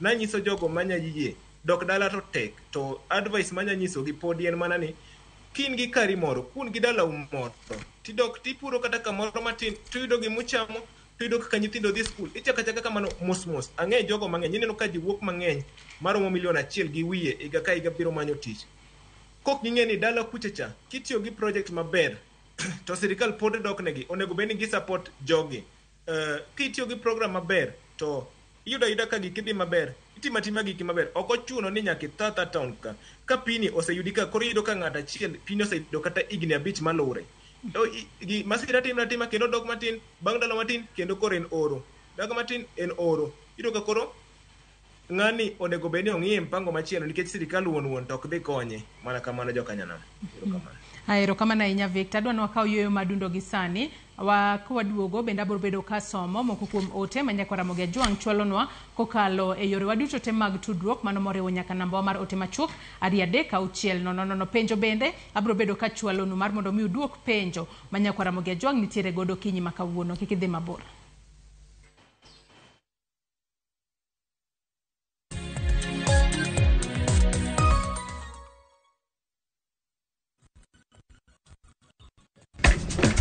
Unatafuta pesa faster? Basi let's aim for the skies na patapata.com.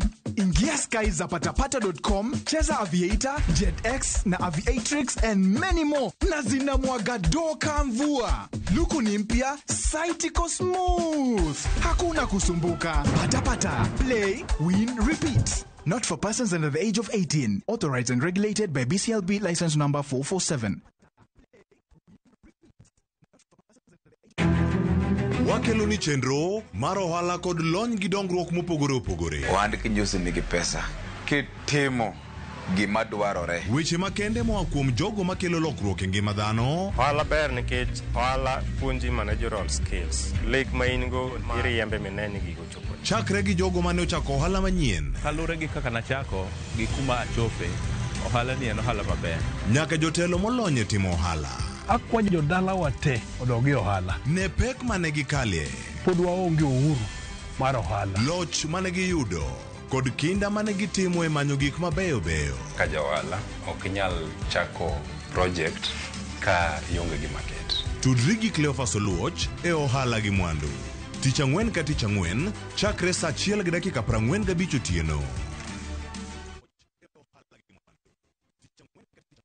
Step into history and uncover the wonders of Egypt with View Travel in 2025. Starting from $1,467 per person sharing, enjoy 4-night full board stay, Nile cruise dinner in Cairo, explore Alexandria, Kite Bay Citadel, Library and Farouk Palace, marvel at the Giza Pyramids and Great Sphinx, visit the legendary Suez Canal, indulge in 5-star lunch and dinner experiences. Visit viewtravel.com or call and WhatsApp 0703-254-254. View Travel.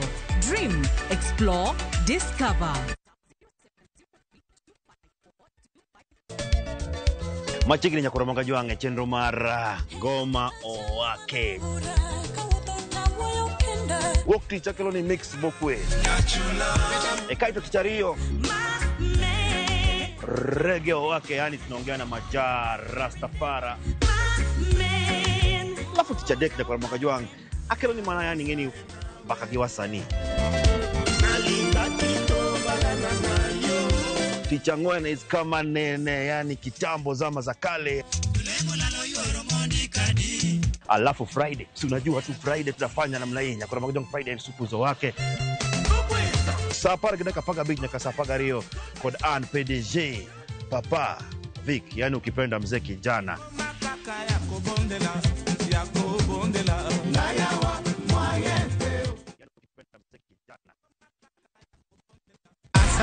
Win big in seconds. Aviator Shabiki.com inakupa the biggest multiplier in Kenya. Shinda up to 50,000 times your stake. Yani ukiweka stake ya 100 bob, ndege ipeperuke, unashinda 5 million within seconds. Changamkia Aviator on Shabiki.com. Not for persons under the age of 18.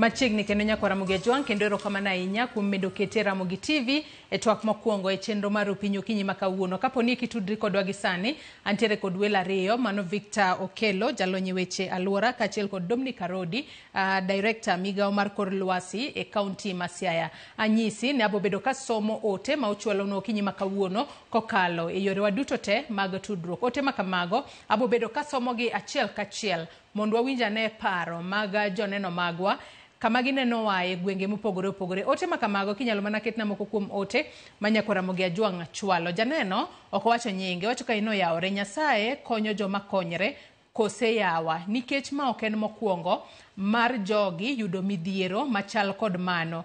Ging'eyo ni koth kodhi mbele season mokalo ne giyudo midhiero machal gi mano, to podi onge gima gisetimo kaka gina. Odhi mbele kocho ni kama wawezi jichunga au ndio watakuwa wakapata madhara si serikali. Mokalo wacho ni negi yuaka ne serikali to onge gima notema. Aya. Duncan Osome bende wacho ni jokoro mag kor lwasi ema wuondo ji gionge adiera, emomiyo jopiny ok nyal dara kuonde maricho. An Dan Osome, an Machakos Syokimau. Shemotho wacho na luo twak Okinyi ni kendo amoro. Ng'isa ni Joyce, en gima lit ni midhiero mar pi hinyowa higa ka higa. Kenya wan kod National Disaster Management kendo en e budget imiyogi omenda mathoth. Jogi ok tim tijgi kaka owinjore. Ka jokor lwasi osegolo alert mar koth, to inspection onego tim immediately by National Disaster Management mani buo counties magwa, then evacuation center bedo established immediately. Odhi mbele kocho ni Joyce, jopiny mathoth bende wigi tek. Despite warnings michiwo, moko ok dara nyaka e genga aora. Moko pod yoro nyaka pi moponga, ka moko yoro pi mol gi geche ma gichwe gi wet ngimagi. Wacho ka ni mogik, serikal ni kod responsibility mar rito jopiny kod mwandugi. Wapidh uru yiende mondo wageng' oula kendo waber alwora. Every governor olos drainage systems e taonde magwa. Mogik chuth, wapururu gi kodhni, koth wuon chiemo. Ruth Nyathi Ochieng bende wacho ni mos makende ne anyuola mowito jogegi e oula, nyaka jopiny ng'e ni arita chakore gi in iwuon.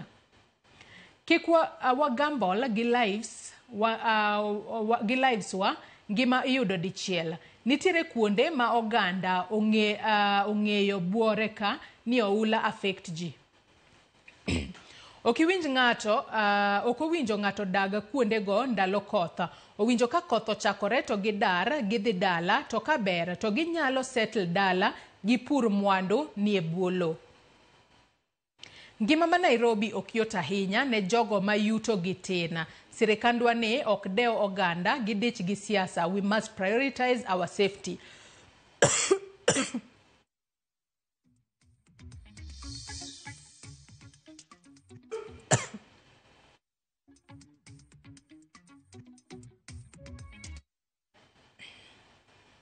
Ruth Nyathi Ochieng dhi mbele kowacho kanyo ni page na director ni to oganda modak dala kuonde ma ohula chende to winjo otim nade. Haya, mano ote ma Ruth Nyathi Ochieng. Achak mana kodi to bende dhi mbele kowacho ni bende nitiere kaka sirikand county nyalo miyogi permanent solution. Aluo twak ka an umoja enako. Mago moko kuom ote ma nyakwara Muge Jwang chwalonwa kokalo yore waduto te mag tudruok Okinyi ma kawuono. Mano moriwo nyaka namba wa mar 33600. Achak kodi Dominic ka entiere studio marwa e county ma Kisumu Okinyi ma kawuono. Winjo kanyo penjo ma Ruth Nyathi Ochieng owacho na apenji. Wachak kod penjo machal kod mano ni jogo modak dala kuonde ma oula jathoro hinyo gi kinde ka kinde, ginto gitim nang'o bang' winjo milome mano ma kowuok kuom jokor chal mar kor lwasi ni koth bro biro kendo bobedo koth mapek manyalo kelo ula. Dominic. Irukamano. jogo modak e kuonde ma ula chende kinde ka kinde wakwayo gi ni mondo gitem chon ging'e kuonde ma ginyalo dar ka gidhiye ka koth osechakore kendo koth osebedo mang'eny. Nitie kuonde ma ula chende ma bende inyalo time gimoro. For example, ka oula donjo ga i dalani, inyalo loso trenches moluoro dalani no mondo mi pi flow maber odhi kuma onego bed nodhiye. To atemo wacho ni kuondego kaka ma pi betie mang'eny manyalo daro ji, gin to waseloso, sirikal mar counties noseloso kuonde ma oseyango kuonde ma ginyalo dhiye, ma iwacho ni kuonde ma oting'ore malo ma rest gi. Gin ga kuonde kaka schools, gin ka kuonde kaka kanisni, to bende pinje moko, kuonde moko, counties moko kaka aneno county ma Kisumu ka nitiere schools manoger oger kuonde moko ma special ma floor gi ni malo kabisa. Kidhi e school no aneno nitie ka Rai, nitie kuonde moko nitie do nam kocha, nitie special halls manoger ne gi moting'ore malo ma ginyalo dhiye. Koro miyo jogo man kod chandruok mar oula mamol ma nyalo muko utegi, wabeduru kwa tang' mana kaka osiepna Victor temo wacho, nikech sirikal en in, to in bende ngimani en mari.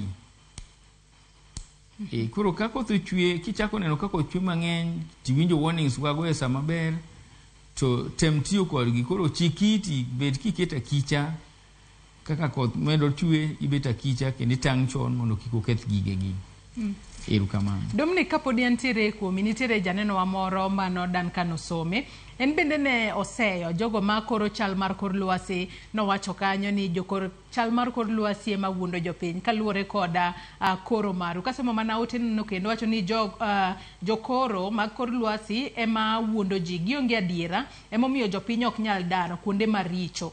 Mano kaluwore kod ote, mano mar Duncan Osome. Kata kamano, un kaka jokor chal mar kor lwasi, nyalo bedo ni seche moko gin midhiero mage ma ukale. Nikech kinde moko ujakoro ni koth nyalo chwe. Kata kamano to jopiny, seche moko jopiny paroga ni kukoro ni koth bro chakore, to winjo bed ni koth chako odiochieng' mano the following day, to nyalo deko ka koth poko chako. Gino ma seche moko nyalo miyo jopiny moko ok dar. Kata kamano, ng'ikruok ma kamagi seche moko biro nikech ang'o, kata kaluwore kod ang'o.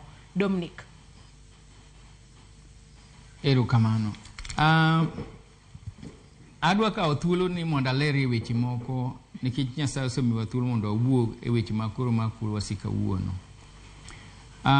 Koro mar kor lwasi kaka ung'eyo jothurwa en koro, wan ok wajimb koth.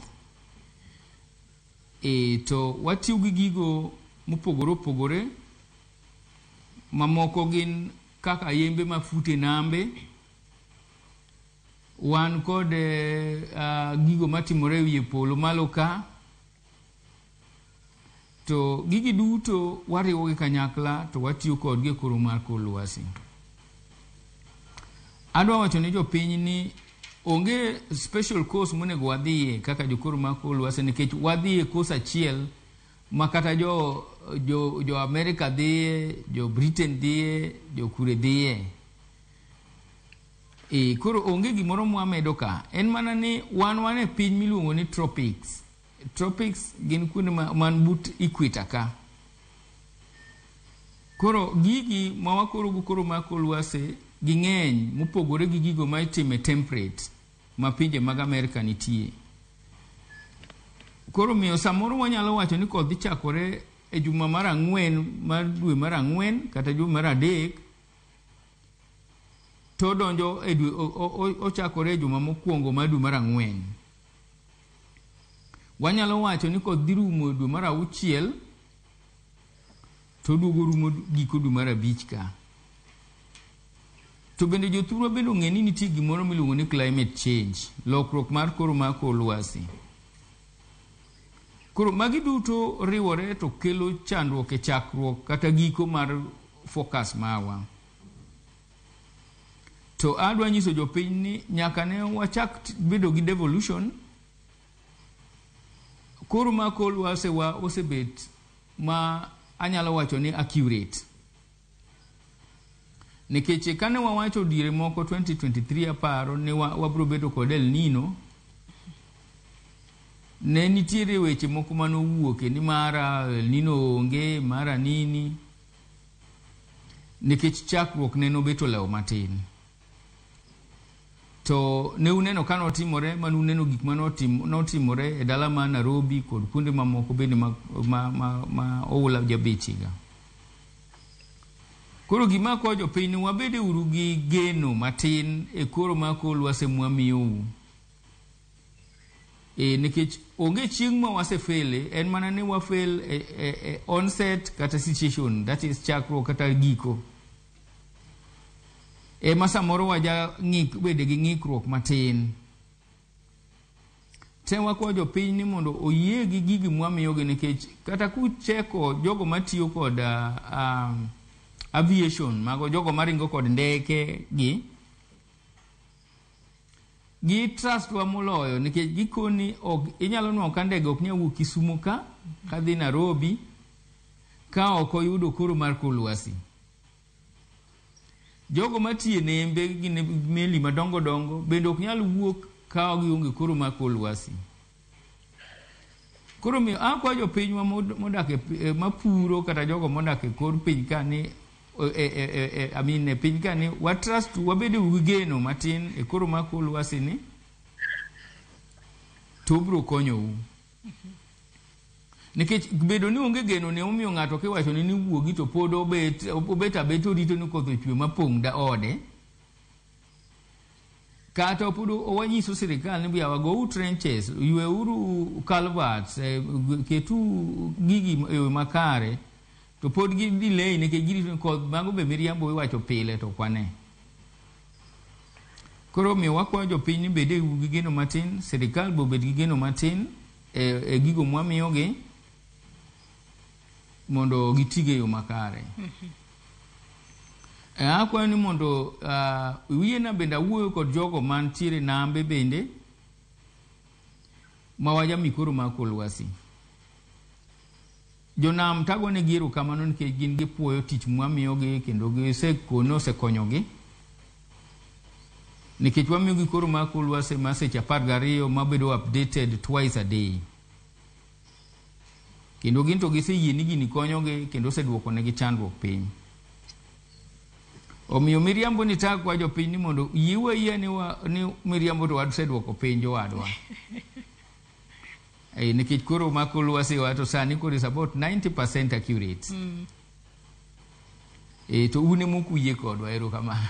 Iwacho kanyo makare ahinya, kendo iwacho ni koro maru nyaka sani koro bedo kutemo matek ahinya maneno ni obeda diera mar mondo mi jopiny obeda kicha gi pogre kod midhiero moro amora manyalo jukogi e kinde ma koth chwe mang'eny. Victor, kabiro kor kakori nyaka sani koro wang'eyo ni nitiere jogo manyalo bedo nodaka but aoche kata jogo modak machiegni kod nam Lolwe.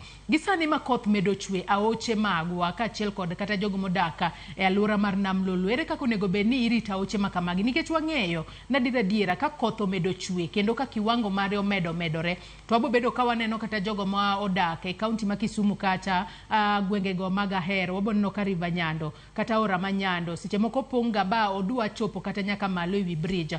Kodhi kata e kaunti ma Kisumu kanyo Nogo Kapuothe, wabo bedo ka waneno ka backflow mano mar nam Lolwe miyo jopiny bende dar kendo gidong kod midhiero. Jogo modak e alwora makamano sani winjo be ni gitimo ang'o mar mondo mi gine ni koth komedo chwe to aora seche moko kopong' ahinya to kata kopong' to konyal ng'ok makoro okel pi mang'eny ne jopiny manyalo kelo negi oula makelo negi midhiero. Victor. Okay, erokamano. Ido ka midhiero gi yudo waga ahinya jogo modak kaka Imbo, Jonyakach, joginegi yudo waga kendo inyo jogwa mang'eny ahinya. To kapok aduoko mai to ada wuoyo gi director wacho ni mondo jo bed kod gi geno kod trust. Nyaka ido ka kane gweng dala kuchocha ido ka kata dawa kata minwa nyalo kor lwasi moingo nena kaka yamo kudho kaka polo en to wacho ni kawuono koth dhi chwe kaka ne chieng' rieny to koni kawuono chieng' orieny ahinya, kawuono koth nya chwe matek ahinya. Koro ido ka mondo wabed gi trust chal ka gima in gi dhako to dhako nigi yowuoyi moko to nyisa ni beda gi geno kuoma donga nindo ge odi kanyo. Koro gima temo wacho en kama oteme bet accurate ka jibo nini kata jogo matiye nam iyudo ko ng'e ang'asa mo nam kaka yamo kudho moingo kata koro kaka jogi they become gin mo accurate moingo kata kaka jogi. Aya to kadoke jogo man thurwa ma kaka ndalo koth ni jogo modak e tie aora iyudo kaka ginya set up trenches to mano to at personal level to ng'enyne ahinya waduoko ne sirikal. Ineno kaka kodo Nyakach ma pi pongo ga mapong kabisa.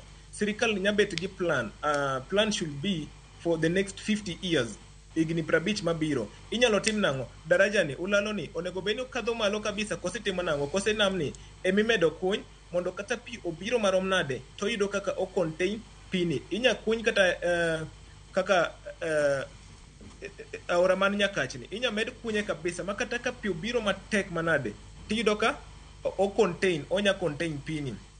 Koro mana achiel kuom gi yien bo nego wapidhe e gwenge wasani onego wati gi pini maber kabisa koth machwe mang'eny ni to tapping rain water ji onego bede tenge ang'ogi nigo to watap go pini maber kabisa.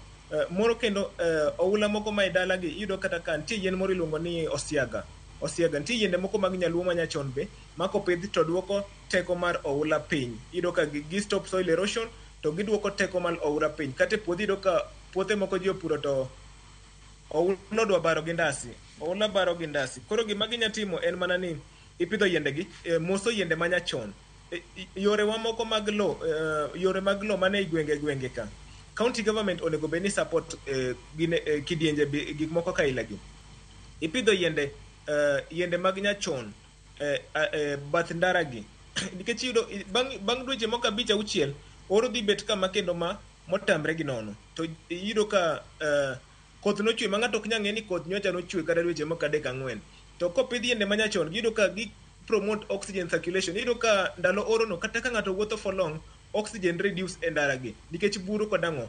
Koro county government onego bi o support to grube nitie mag vijende ma obiro mag climate change kaka an gi grupo miluongo ni We Forest International onego beni wabedo supported gi support grube gi to gi kaka jogo modak e tie nam wa puonjo jogo mane e gwenge go ka gine ma kama timre to watimo nade wawuoyo gi chife wapimbuge nikech ng'ato kaka an aseyudo training moromo gimoro ka ilano to nitie vijende mang'eny ma nigi lony man gi gigo te manyalo dhi to wuoyo gi jogi pimo negi wacho negi ni wanya timo kama mok en siasa lakini iye shida to pod dok ne sirikal onego beni wachope kaka Kenya onego beni wachope okang' makoro kata ka koth ochwe en gima kawaida ok ni wan wared ni waywa moro watna moro kata japinja moro ok ochuno kata no bed watni ng'ata miwinjo en lit kabisa makwako ji kiwinjo ni pi onego ng'ato to pini iyudo ka okelo ga nyaka tuoche magalagala kabisa tuoche ma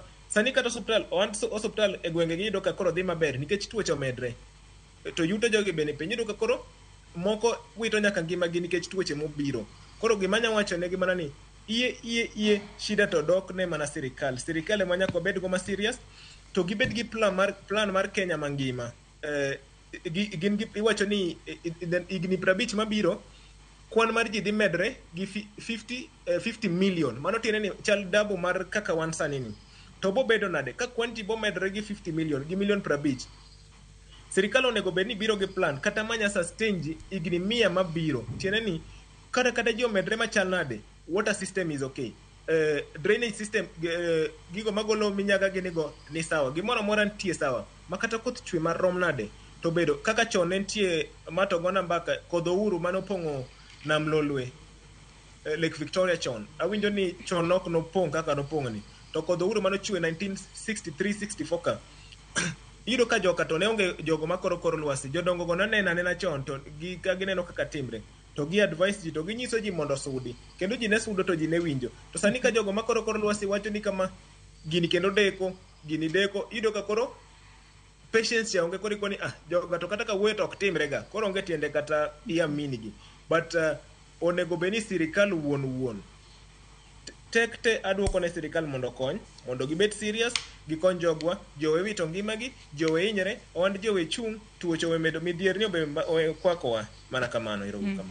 Haya, adwa nasoma ne ote moko kae mana mapiyo piyo kae takao pacho mogik king sani thuolo marwa mano miwo kinyi makawuono dhi karumo. Jacqueline Awuor wacho ni ero piny sani kaka ochwe mang'eny ne sana Kanairo kae jok ma ong'e ni odak machiegni gi aora odar odhi gi malo kama chalo wigota. Wacho ni seche go gigo mtaro ma in case ni floods ng'eny to koro nyalo kalo gi chiena ma ok odonjo e yota. Mano mokum ote manyakwara muge jwang chwalonwa kokale yore waduto te mag tudwoko kinyi makawuono. Ka bende ote machielo mano mar Engineer Lazaro Kanyambok mano ja Kariobangi Jamaguye Kanyada East. En bende wacho kae ni dhier maliyo kayamo emomiyo jo Kenya oyie risk lives kuonde ma obedo marked as flood prone areas. Meteorological Department to nyaka ne were kod pimo koth kod obabo mar rain gauge tinde gin a bit accurate chon to ne kata Dani Moti no heogi e predict rain. Dani Moti ong'eyo pimo koth kod behaviors mar winyo mar ogungo. Otherwise, wacho kaini wawito MCA Joel Munuve Kimani kendo jirani Kariobangi North ka mano Engineer Lazaro Kanyambok kamar Kariobangi Jamaguye Kanyada East. Mago moko kuom ote manya kwara muge jwang chwalonwa kokale yore waduto te mag tudwoko kinyi makawuono. Dominic Arodi wachni mogi ka watieko kodi okinyi makawuono ka intiere studio marwe county ma Kisumu kanyo. Iwinjo kanyo ka Victor bende wache matin, Engineer Lazaro bende wache kae matin ne kata Dani Moti nong'eyo pimo kod lwasi. Mano kotiyo koda winya ka achiel koda kaka seche moko yamo futo. Kata kamano bende Engineer Lazaro opuoyo uni sani bet utemo ahinya kotudore kod koro chal mar kor lwasi. Arodi. Ero kamano mogik ta akwayo ni mokwongo ng'amonego miwa support matin en Victor nikech en ja environment. To kae ne mo onge gi yie kama to koro dan gi to kapani dhi bet gi yie matene ni adwa na way trust kod confidence e gino mwatimo aparo ni kata jo piny oseneno kawa sani to wadhi maber e weche wa makuru makolwasi en mana ni kaka no chakre mane jo piny osebet ni onge kodwa kod yie to yieno be wasetemo kete jo piny moloyo kidhi e county Siaya, county ma Kisumu ka wasetimo gimiluongo sensitization kendo ang'e ni jo piny mathoth sani winjo weche makuru makolwasi gi moloyo. Tiyo bende watiyo samoro gi jogo miluongo ni ITK kaka da Victor no waluongo gi ga workshop mondo gimbe wawinj pachgi kaluwore gi kuru makolwasi kaka gineno kaka piny dhi chalo. Omiyo ok wa ignore gi but want to watimo science. Koro wajakelo giga mondo gimbe ginyiswa pachgi kata waluongo gi miluongo ni integration samwa golo kurumba mar kolwasi. Mar ariyo akwa ni mondo wati climate smart. Tiyo climate smart en ni iwinjo kuruma kolwasi titimo godo a timely activity. For example, kidwa komo iwinjo kuruma kolwasi titiyo ge komo. Atemo bedo a good example kama wadakie ka komo ga gi weather forecast ma wagologi enani samoro jo piny ok dew ng'iyo kaka time but atemo komo gi kaka weather forecast wachalo pok adhi marach ahinya e komo mara koro miyo onego watim kata kwa timo construction work obed roads obed building onego wati gi weather and climate information mondo wati maber nikech for example idwa loso an earth road kaka yo mawuok e Lam kadhi e kor gweng' motimo maram kitime seche gi ok inya time sama ber koro miyo wati gi weather and climate information mondo watim kata tijewa mag constructions e yo makare. Kendo ma adwa na wache kendo matin en ni weather and climate information ok en mana teach kata service ma national government kende. Omiyo kawa uno team devolution mwabire counties wakwa the county governments mondo bendo embrace weather and climate information Kagi support the Meteorological Department with the installation mag weather and climate information systems game. Winjo ka ng'ato moro kanyo wacho ni nyaka ni wawe tiyo go bago mag rain gauges wadonje automatic weather stations, accuracy wa odhi malo. Tadira mano en adier nikech obago mar rain gauges gi nwatiyo gi jogo miluongo ni voluntary observers, although pod wanti kod obago mag rain gauges go, but voluntary ng'ato ok nyal miyi data yo makare. Omiyo sani wadhi automatic kendo watemo keto install automatic weather stations. But wakwayo county government bende mondo donje tijini mondo konywa yudo konywa keto automatic weather stations gi moromo e counties gi. Gimomiyo wakwayo county government mondo donje ni weather and climate information data itiyo go kuonde mathoth. Wanyalo tiyo kode construction, wanyalo tiyo kode research, wanyalo tiyo kode health and all the relevant institutions. Koro miyo kagin tiere ma valuable to konyalo konyo county e yo mathoth. Otherwise akoni jopiny wayie uru gi gigo tem mondo winjie gigo mamiyo bende unyalo yudo examples. Awacho example achiel mar El Nino mancho kalo ni. Kanu wanyiso uni koth dhi chwe to ne uchako bagni ka mago be giwacho ngawacha, mago be giwacho gawacha. To ne uneno kano gik mane kod notimo. Koro miyo ka wamiyo information we uchaya ahinya, we kawe uru ka gino manyalo dhi konyo, manyalo konyo mondo uti kode e yo makare. To mana mapiyo piyo. Kamano tagoero kamano ni radio stations wage kumiyo wathuolo. To arodi mana mapiyo piyo. Mondo wawuok odwero kamano. Mana mapiyo piyo Rodi, wantiere Ramogi TV Okinyi makawuono. To bende nitiere kuonde ma wanyalo wacho ni reliable kama jopiny nyalo yude chal mar kor lwasi maru maginyalo tiyo godo. Mana mapiyo piyo ka watieko. Erokamano. Kuonde ma reliable munyalo yude kor lwasi ma unyalo tiyo go. Wan kaka koro wan ka e radio Ramogi, that is radio stations. Ramogi TV. Wantiere kod WhatsApp groups ma wasetemo keteji mang'eny kaka wanyalo. Wantiere kod Facebook. To kendo bende wajadhi e baraza kod kanisni kwa yudo thuolo. To bende uyuk nyal wil gi website marwa mar Kenya Meteorological Department mabende kidhiye to inyalo yudo kor ma lwasi duto kaka weather, kaka monthly, weekly kod seasonal focus. Erokamano inya Dominic Arodi, director migao mar kor lwasi e county ma Siaya, kuom chope studio mar e county ma Kisumu. Okinyi makawuono iriwri kodwa e twak. Victor Kelo wachni mogik ka watieko kodi okinyi makawuono. Okay, ero kamano jokanyanam. Ananya mana jiwo jogwa ma jokanyanam ni watigi kodni maber, kik obed masira but mondo konywa. Wanya timo kode nade, wanya puro go, un gi jogo mandala, joma nigi puothe gi dala, ginyalo puro go e dala, ginya pidho go lembe, ginya pidho go yien, ginya timo go gik moko. To ka in kuonde maricho mineno ka oula nyalo monji, tem mondo idare dhi kamoro, wang'iuru chal mag jo wedewa, osiepewa, ng'ata. Ng'iye chal mar ng'ati, samoro inyere to konya wacho, gone gi uru sim, uchege ni gidhi nade. To kendo sirikal bakwayo ni mondo wabede gi sirikal mondo winjwa jokanyanam, mondo konywa jogwa owe inyre. Ido kaka kuonde kaka Mathare ni jogwa ema ng'eny kono, jogwa we inyre, jokanyanam we inyre mondo gikonyre. To jogo mo olemia negi kabisa, thuolo pok orumo, inyalo dhi dala michak manyien, midhi maber, midongri, miing kada jogo mapodo kwa mokano, oko chuno ni nyaki thoye. To director be akwayo ni uteme incorporate moro be ma ioro ne ji messages e sim. Jog ng'ano maonge sim ma mula mos, ng'ano mok ne TV, samoro onge TV, onge radio, mondo onya yudo gini kati simbe message ni kawuono chakre saa 4 nyaka saa 5 weather dhi chalo kama, saa 5 nyaka kama. Asedhi pinje mokido ka inyisi chon ni sama kama weather dhi chalo kama, mondo gitim kamano.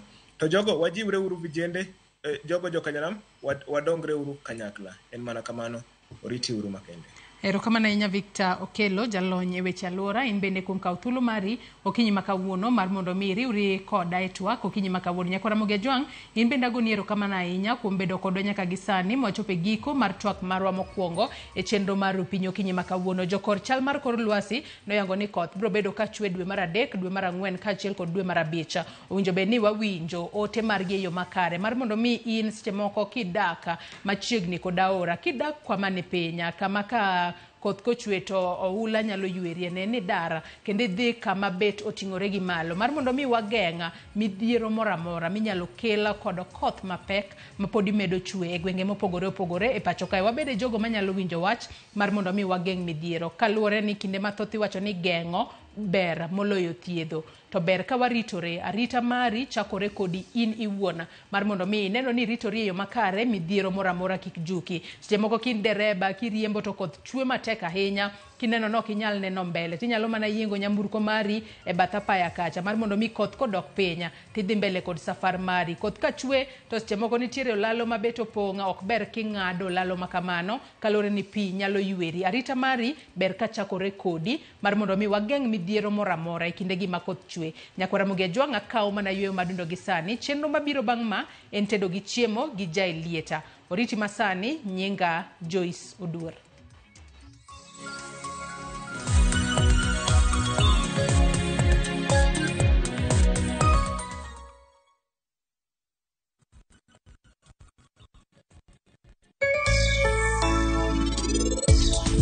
Sama iloso pi mondo bed maber ne rech mondo dagie, iwacho ni kete obedo fertile. Koro keto pi bedo fertile, obro develop color more clear. Nikech nitiere gik mikete iye kanyo.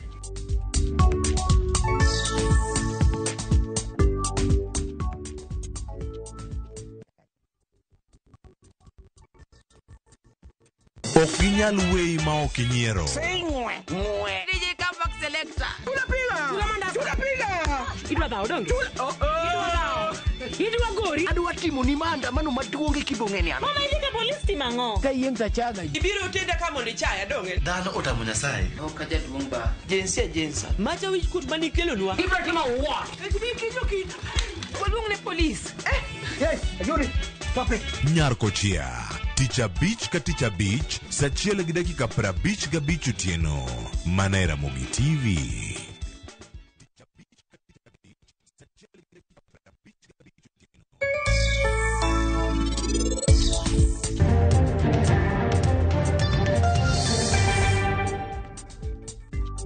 Pi mar pond mikete rech ok owinjore obed ma clear nikech ok obi geng'o rech against predators.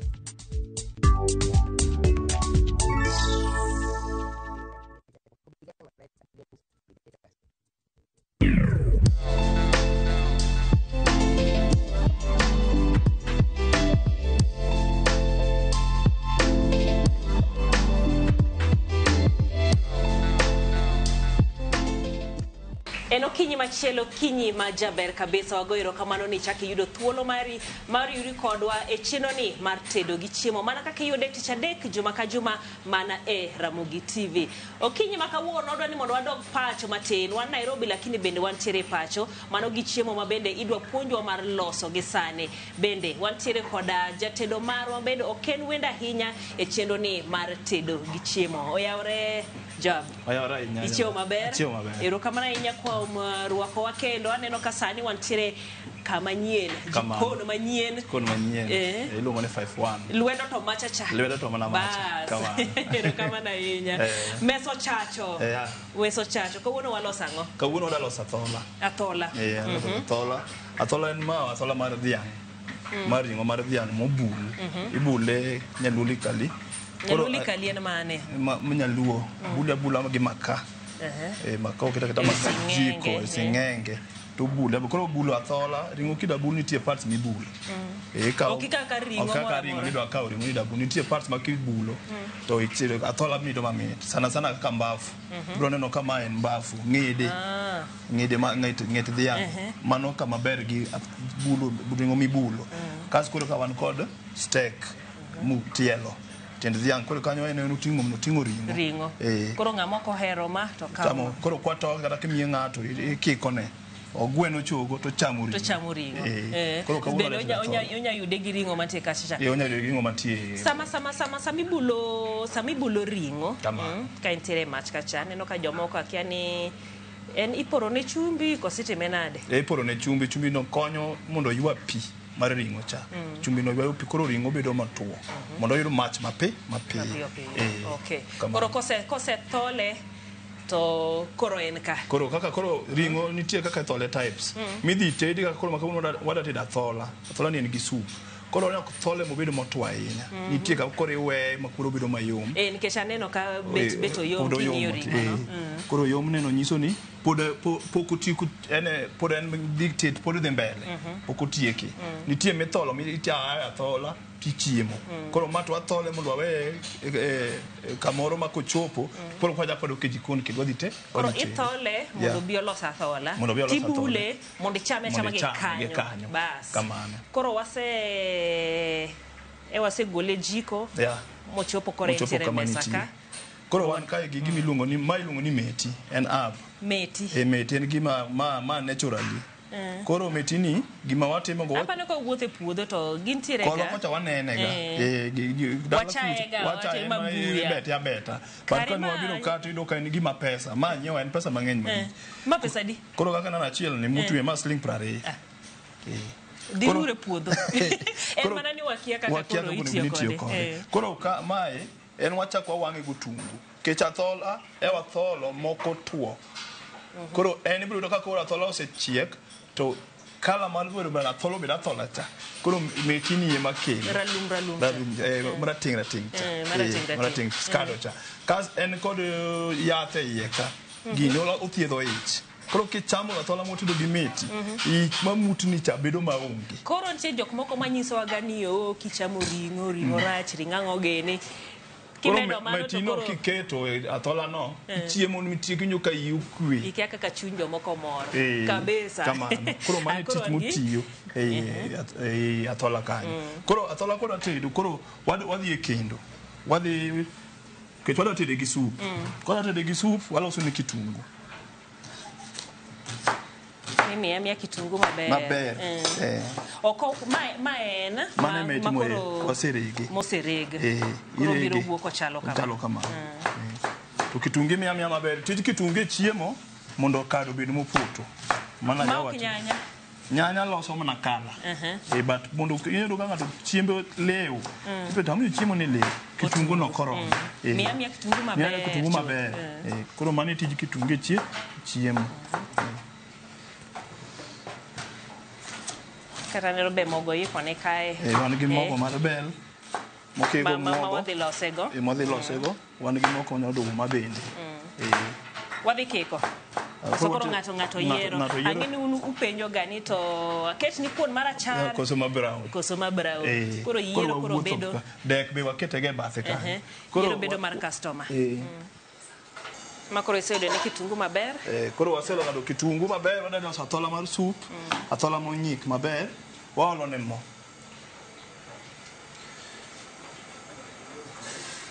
yoko ero mo koro yola mo mama taste moromo madhi wa ngecha neno bathe kanyo be alenya be nitie botiyo bang'e koro kwaseolo mo olo ne kitungu koro imekso ni kitungu no chalo gima chiek matin okiri to bed marabuor ke chongo no wang gi gicha marom ke wadwa kanyakla kode wadwa chile gino ma kanyakla okoro samo chiek to gichiek kanyakla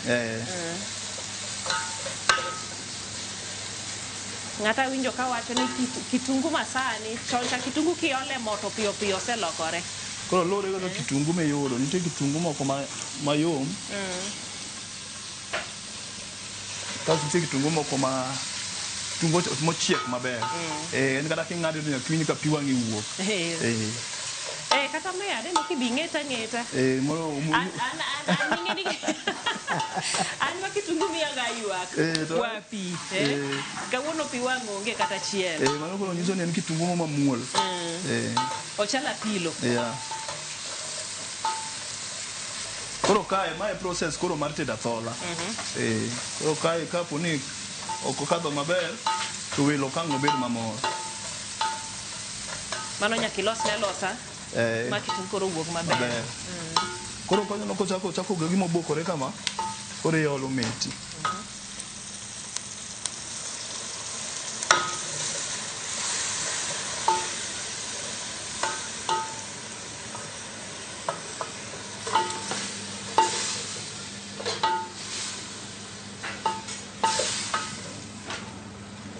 Acha ni mano kore rangi ne. Koro madwa chiek ma lokre ma oduogo lokre ma brown.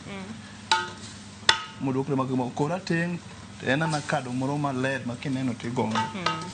Okoro iloke kamano nyaka wang. Nyaka wang. Koro kae ma kore chuny tedo. Kech modong no koro en na chwake kisekete ma gino se wang. Meneno koro bedo ma okokadho kech kokadho tibiro neno ka chiemo ni kitungu mo wang. Koro bedo ne kecho kech ma koro be kado koro bedo maber. But koro ka siko mana en lweti no en gi oluth kuno kiwe. Kar lweti. Enyo ka ini wacho ga ni jatedo ku ok bed mabor gi sufria. Ok bed mabor gi sufria. Nekech sami tedo sufria wuoyo chiemo kwayi wach. Iwinjo no nyisi nade. Gitik. Gi sauti bende mogolo. Sauti mabogolo. Chiemo nyisi na dwaro pi. Imiye pi. Imiye pi. Chama gima amo keso kitungu mo keso sufria ibiro ingi. Aworo kati chielo kitungu bende chalo no donyoka. En tich te makelo chiemo na kitima tek. Apenji. Ngama onge lunga ni meti. Ngama onge meti.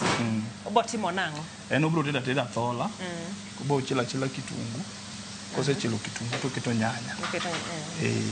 To chwake. But koro kana na thola moro ma ibiro neno kichame to taste mare opogore gi moro cha.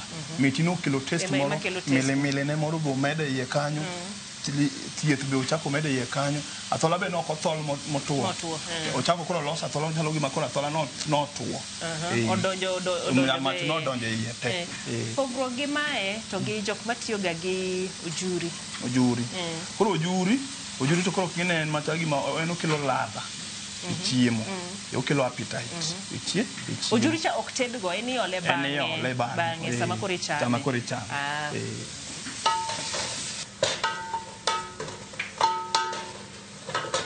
Koro wan kanyo nyaka lokre. Koro wan kanyo nyaka lokre.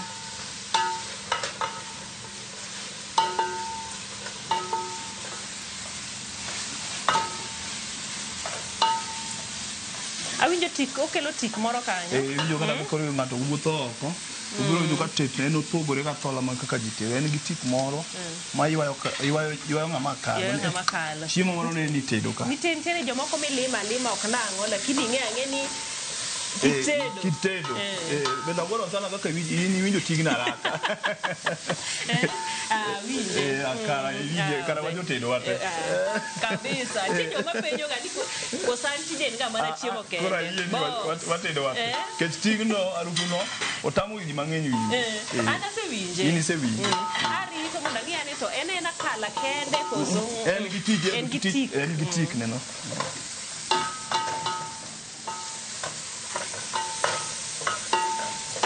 Okanya losa lot kende. Okanya losa lot kende. Okochamre kaka lot. Okochamre kaka lot. En ma tije. Jomoko be tiyo kod tije mopogore. Koro jomoko nitie tedo kode kaka waru ng'ano nyalo tedo kode. Loso godo kala. Kala no biro ma ng'ano nyalo tedo kode mkimo. Oh yes. Mana se neno. Koro wando no ojusi mar tedo kuma otetwa koro jike. No ayudo ni en gi tich monego bed notiyo. Ya thola. Nambo se chako lokore. Koro winjo se chako lokore.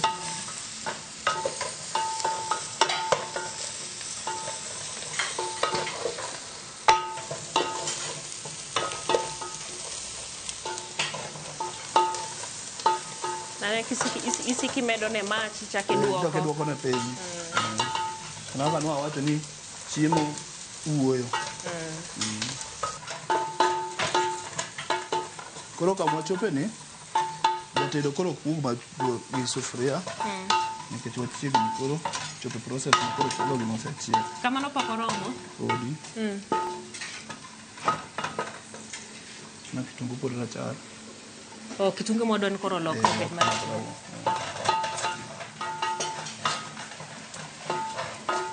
Mondo kik poge gi ringo. Donge nitie jowa moko ma koro koseketne gi chiemo. Okongo chako gi golo kitungu. Golo nyanya. Koro wato mano ok wadwa. Wadwa ket chiemo e mesa. To loga chieko chak.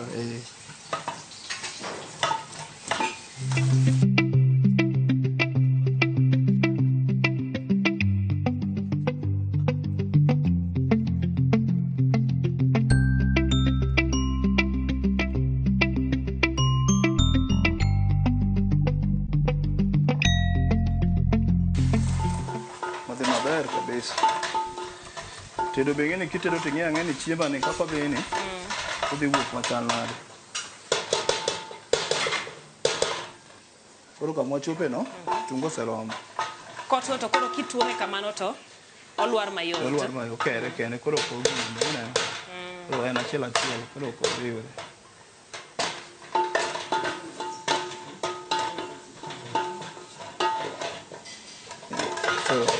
Koro process wakawo nyanya waole.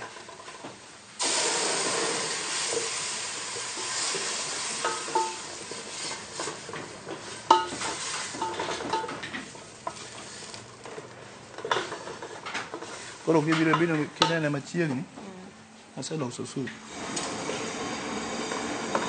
Tungu koro kine. Koro ne aneno gime wacho. Neno.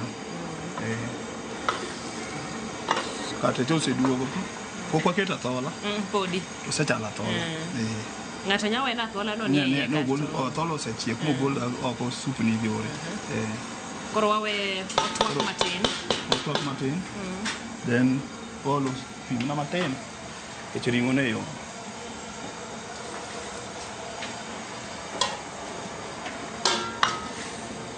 Keto chumvi.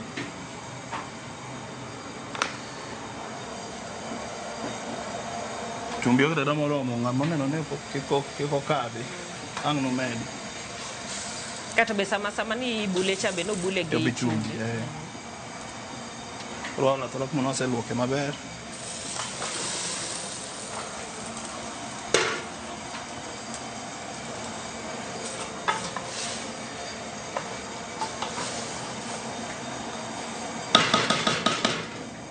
Koro dong no chwakore.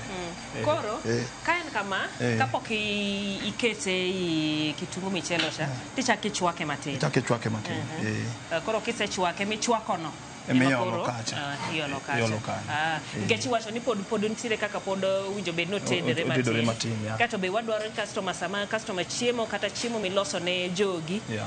Ng'ato ko bako chogo. Okno igo. Ringo were gi choge kende. Chiemo chiok mayom. In la kitimo mana tich matin. Mumi ikonge chwake mondi. Kose chwake. Okay. Koro kiole kacha. Koro kanyo koro we. Kambe ochako tedere mo swadwani gigite. Nyanya, tungu, gigite. Me tiyo kikre kode mo chiemo koro chiek. Koro anyway time ni mo. Chiek koro ka in gi jikni ariyo tikiro da kuon. Koro kadono odhi dhima. Moduon. Koro tija tedo en kanyo ne olime. Oyom. Podo tek omedni pi. Kech tedo ne en gima ineno gi wang'i. Kipim.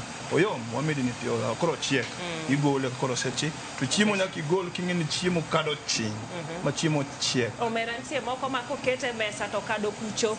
Chiemo ne kocha. Moi eni malo ka. Koro idugi peto mae tet mane. Chiemo nyaka obed chiemo mochiny. Gigo duto te. Oriwre ni kode. Ubedo gimoro achiel.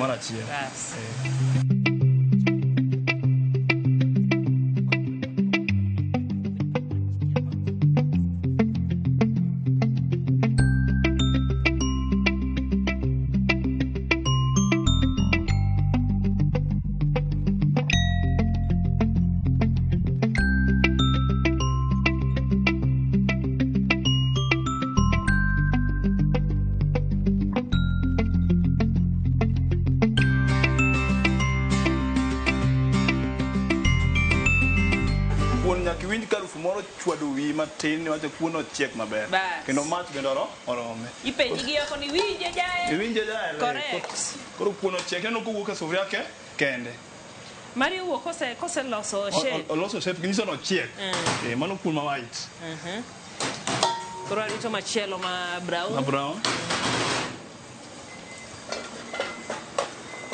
kuon ma brown ing'eni tede bende nyaki en go juice mitede go ok odwar mach mang'eny nikech en go muogo koro itedo kode mos ma en be ochiego en kuon matharu ji tedo kini marwa ni ochiek ing'e kaka imule ing'e kaka mule brown eno kuon chiek odeyo koro dong' mana kende utono wuok godeyo wuok godeyo nyono nyiso ni kuon ochiek odeyo no nyiso ni kuon ochiek kama koro agikono kata kiwinjo sauti kaka koro popni ne koro ken popni malelo koro muolo moro biro nyiso ni mach oromo deng seche kano winjo ka popni matenga lelo moko ne make pok mach norome koro lelo muol to kana kaka jatida semule ringo were awere ringo timora moro kwado duono maber mar ringo koro en ringo no koro chako dong kar dok piny loke ne matin mondo ogin one kaka kate nitie no daga bafu no daga kengyo chogo mano bafu no ochako wuok e chogo chako chogo dong na maler nyiso ni ringo chiek koro mai rangi ma wadwaro mai rangi mar athola koro mai rangi mar athola koro rangi no subu no en sup ma ibiro penjo ni to wuok nade an gima dwani ng'ato kise golo tangi tanga kijiko no kise subu no de koro atoke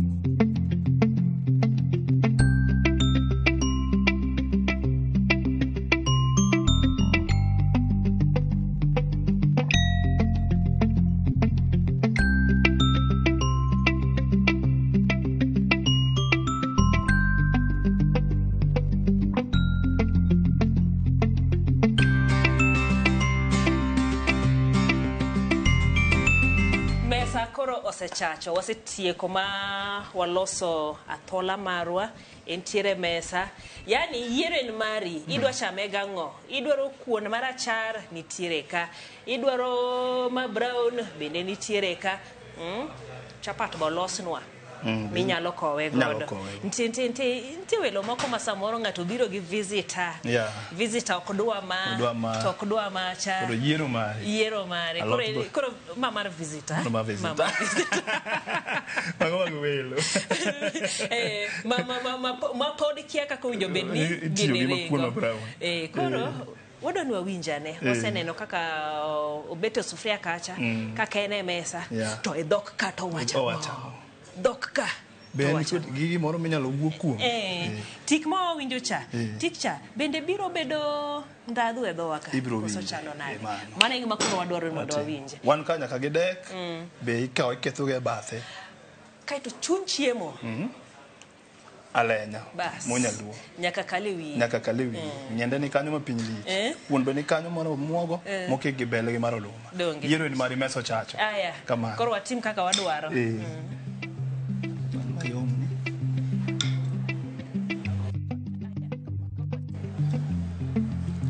man matin kamano sawa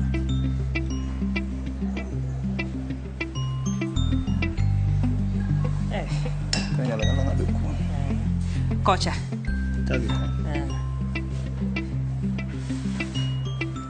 ng'ato chon ne wacho ni ng'ama mi kuon ni ma e kuon dongo luonge ni kuon cham en kuon ma kitieko wacho ni pedhuru par e tie maembe moro matipo nitie yani gigi ubeto ga beta kanyero itieko ga chiemo kenindo wamo par bang'e nikech en chiemo maka ima wedo picha jwala kata kidi ochwanyo tiende kidi magore kidi mawukore wawinjane subwani kako chwiny maber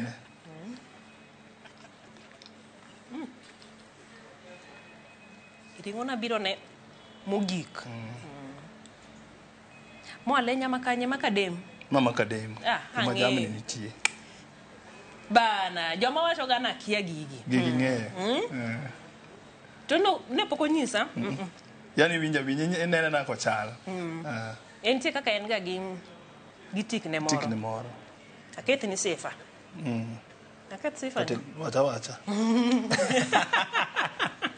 Adwa bogo jatedo.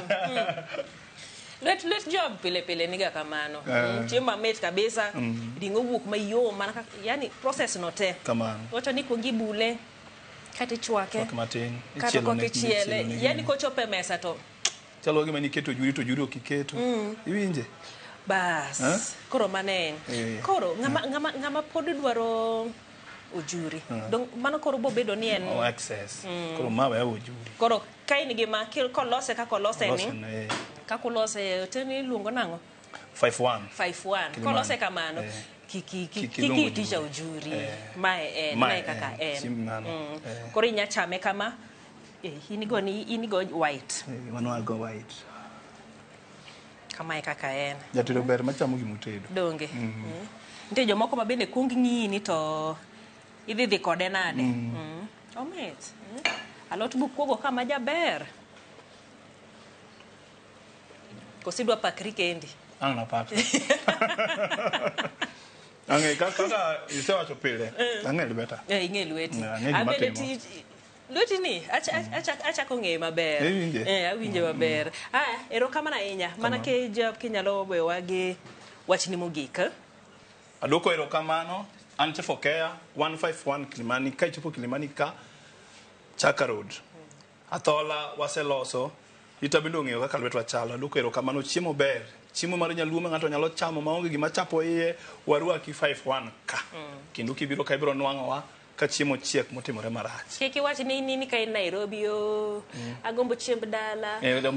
Chiemb dala nyaka chieng' nadhi dala Desemba koko ang' nacham. Ka in Kilimani malo ka ibiro yudo chiemb dala mopikore marach kech wambe wa dala. Ka in town ibiro yudo chiemb dala. Donji dhe kabe ibiro yudo ka chiemo chiek kanyo. Ibiro lwedo motedo kani. Ema butedo branch, to tedo the cow, to tedo 51. Koro chiemo go te ibiro yudo gi kanyo chiemo maonge ni wach moro nitie. Wan gadiera wang'eyo lwetwa wang'eyo gima timo mae gima waketo go chiemo mesa kaka en chiemo wuon. Iluongo ni pure natural. Kamano. Jo kodhi dala to wacho ni wan dala to chalo town. To ka koro one town to chalo ang'o? Dala. Chalo dala. Koro wecho kikore. Kamano. Don koro watieke gi kanyo. Wadukero kamano. Wadwa ni mede isiki wacho jo nyuma. Kamano. Jo back kanyo jo mantiere tok kamera bende koro bi. Onjane kaka weche chalo. Ka nyakla kod in bende janeno marwa warwaki mondo ibed donja meso kaka wuono iwinyane to Athola ne chalo nade. Nyako odiechieng' machielo e chiro machielo kendo matedo gi chiemo nyinga Jaelieta Oriti.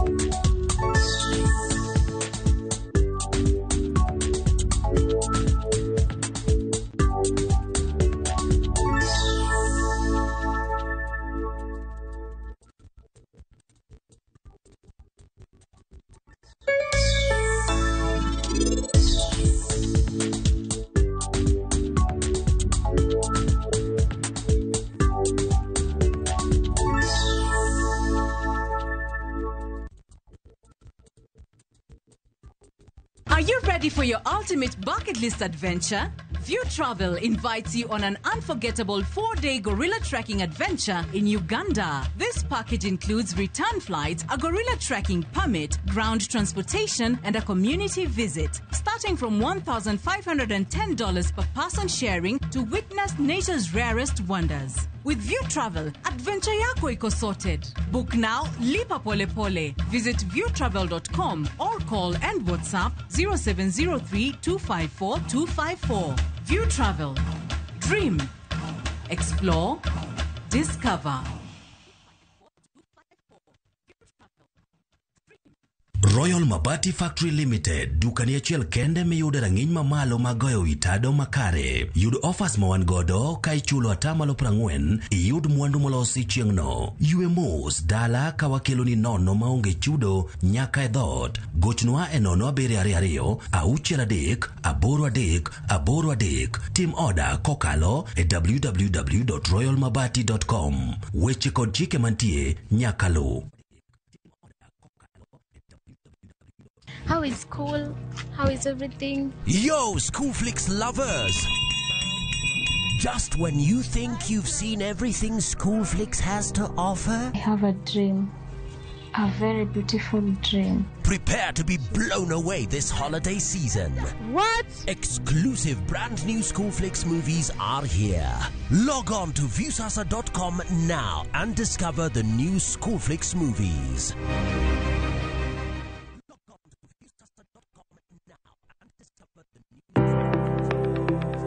En gima konyo e ngima mapile, to ok en gima ng'ato dwaro e ngimane. Bedo gi ngima maber miyo ng'ato dak e ngima maber. Kapok achopo kama dhi osiptal mamiya yath, ang'o manyalo timo. Riwri gi Ruth Otieno e penj laktar, ka wakelo ni paro mag jolony, paro mag reso ngima ji, kod sigendni majiwo ji. Sickle cell en tuo mawuok kuom jonyuol. Koro ka ji pok okendre, ji onego gidhi e pim mondo ging'e ka gin gi jin mar sickle cell. Kochakore gi lony manyien mag thieth, nyaka e yore mag thieth makonyo. Wan gi gik moko duto madwarore. Ka iwinjo kaka iwuotho to kawira maki wi bari seche te idhi adhi osiptal wacho ni an adwani mondo kawuono pima remo. Penj laktar wuok tich nyaka tich abich saa 12 odhiambo mana e Ramogi TV.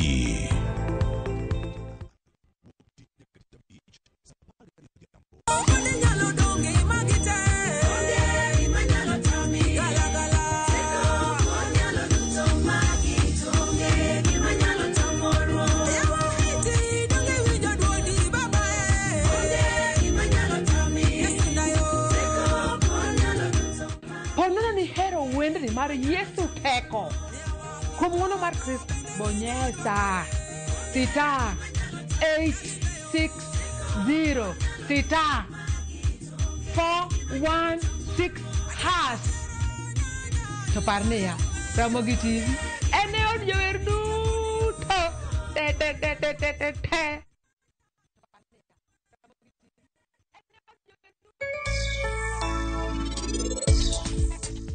Iwacho no kibia kare.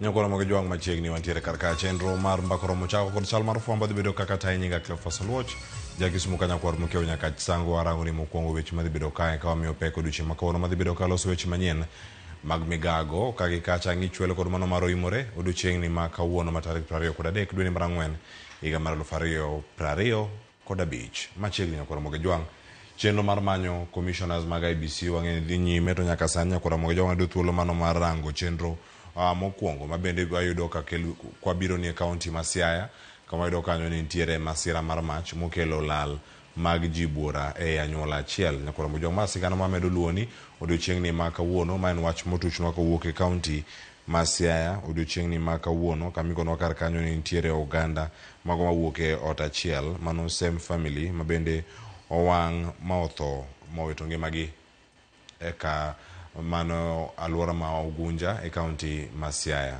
mano dhi bedo kae ka wayudo odiochieng' ni makawuono kendo bokoni kanyo mathoth ahinya mabiro bedo kae kawaluwo. Nyokoro mag jwang' mano kopogore kod mano nitie manyo commissioners mag IBC nyokoro mag jwang' e dayo dhogi orana kaw thuolo matin mantiere kar ka to ang'wa duogi mar mondo mi wadhi nyime kod weche moko bende waluongo kawuono wawinjane kaka chenro dhi nyime. This on why we need to go and vote. One, why we have to turn out to vote. So we need to develop methods and methodologies to reach out. I've talked about the issue of voter education, which, well, they may not come to the centers, the market where women are selling their groceries. The youth may not be there. So you need to find a way of reaching out to them through the social media, through the normal media, so that you can be able to reach out and give them the message, develop a message targeting them to know that they are the future of this country. So they need to participate in making decisions for the future of the country.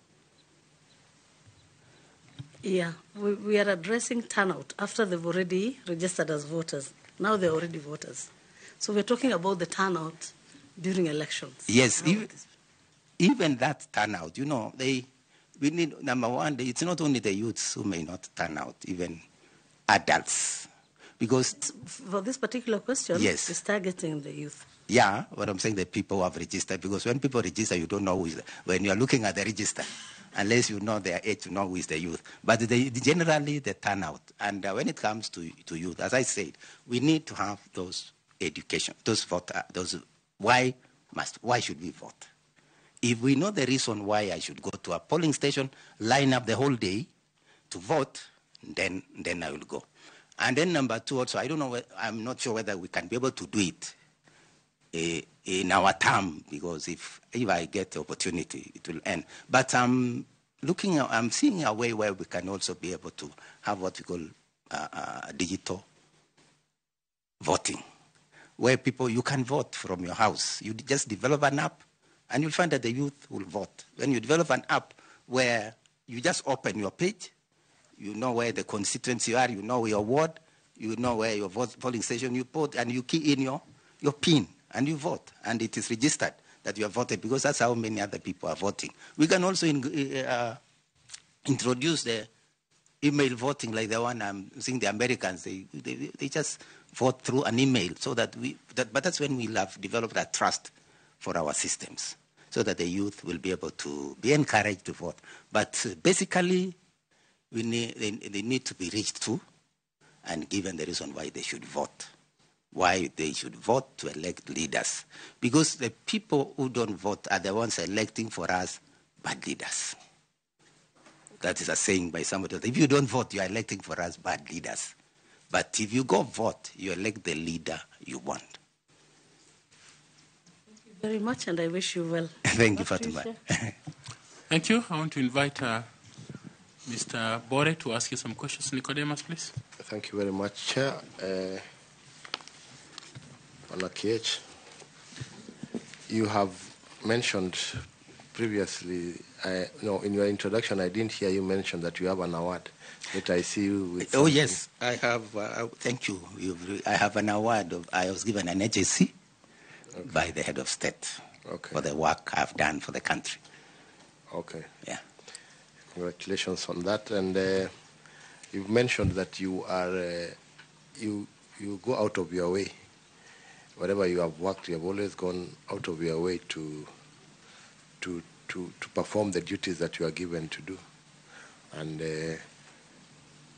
in your view, what does selfless service look like in the role of an IBC commissioner? Selfless service in the role of a commissioner, or not even a commissioner, or any state officer.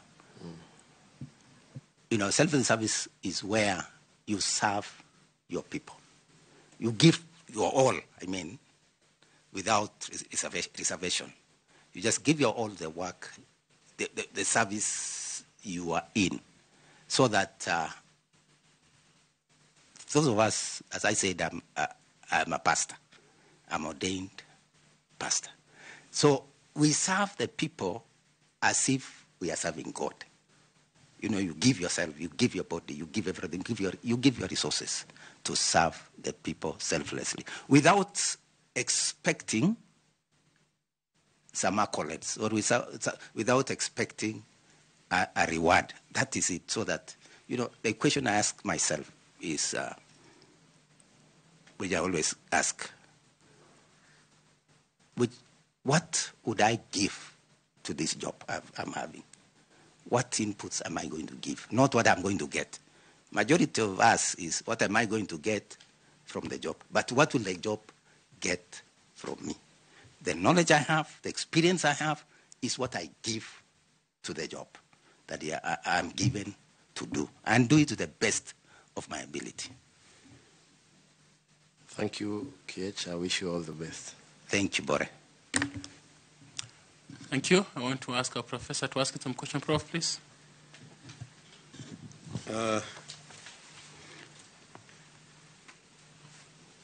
Simeon. Yes, Prof. I didn't hear you say you are a team player, or I missed it. Well, I may not have said, but I am. I'm a team player. I am a principled person. I do things in the principle. I'm also very accountable. And I'm also a team leader, both a team player and a team leader. Very well. Let's assume that Simeon makes it to the commission. So this is a hypothetical question. You've got a colleague on the commission making independent public statements that go against the spirit of collective responsibility. How would Simeon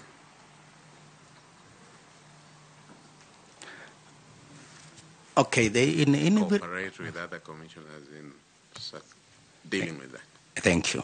In any institution, there's what we call code of conduct, in whichever institution, where we have to adhere to that code of conduct. And in a commission where you are working as a team, there is what we call collective responsibility, that you do things collectively. So number two, if you have found that there was one of your colleagues who seems to be doing, or who seems to be straying from that collegiality or collectivity, we need to see, first of all, before we take any drastic. Some people may not have. Some people forget at times that they are one. They are supposed to do things collectively. At times we forget. So we need to be reminded time and time again that these things we need to have to do it collectively. And number two, we have to have one channel of communication. And if that one, or if we cannot have one channel of communication, we have to have one message wherever you go. Whichever, even if you are called to a radio station, you are called to a TV station, you need to have one message where even Commissioner Professor Oloia comes, says the same thing. So first we need to agree on how we work together. And then number two, if my colleague continues to do that, there's one thing is that, like as a team player, I normally go to him and tell him, brother, I go brother or sister, what you are doing is not correct. Can you correct it? And if it doesn't do it, then other stages will move. My last question in this segment, again a hypothetical one. Yes. Simeon is a commissioner, and as a commissioner, you'll always need to influence, but not with command. How will Simeon bring others on board so that in a multidisciplinary and high-stakes environment nyakora moge juang machini kendo mano chenro madhi nyime kakanyo kame medo many commissioners mago mag IEBC mar sani achiel kuom jokanyo ya pudno mamanyo commissioners Professor Adam Solo mabende wamedo luwo kar kanyo kor mojo nyaka sani weche gi to chung kanye mane gome wantiere kar kanga we mano kendo alu weche mamoko mabende waluwo ni odiochiengni ma kawuono. Limbe jatend piny Kenya William Ruto e pinyno mar China migeno ni lose ahinya weche mag bero ohala kod tudruok kod pinyno mano mar China, mano ma bende ochaka yanga odiochiengno manyoro ka kata kachiel koda ka jotelo mamoko ma bende otene ka gin neno ne dieri ohala oyudi kendo teg e piny kind piny Kenya kod pinyno mano mar China.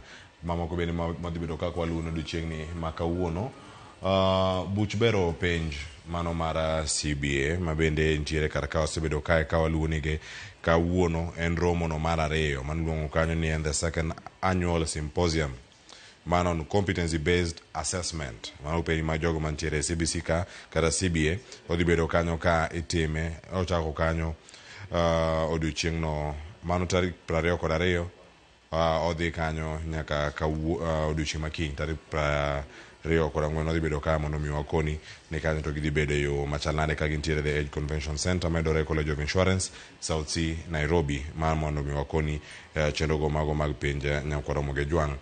Bang' mano nyakwara moge jwang nitie chenro mopogore mag bero bengi sekta mar bengi pacho kae mano gimomiyo romo ibago odiochieng ma kawuono mano mar neno ne adieri jokanyo mantiere sekta no mano mar omenda kod mago bende mag bengi ochopo kanyo kod gin wacho ne en banking sector sustainability reporting template mano maneno adieri ere kaka itayo chenro gi mag omenda kata matimore magi e bengi kama gintie kacha kachiel koda ka juta tije mago mopogore madhi bedo kar kanyo achiel kachiel. Wadhi bedo kae kod moko bende nyakora mojwa madhi bedo kae kawaluoni achiel kachiel okinyni ma kawuono. E weche matimore doho weche ma yangore kar kae inyaparo jogo mawuoka e pinyno mano mar Vietnam kachiel koda ka pinyno mar Belgium kod ja Kenya achiel mano maki koting'o wanyaluonge kacha ne ochunglo koso nen mage madongo gi wacho ni kanyo en mano miwacho ni jopinje gi noting'o gi ka giwuok gi giolo gi pacho ka kitero gi e pinje maoko mano kama ne gintiere. Wacho ni en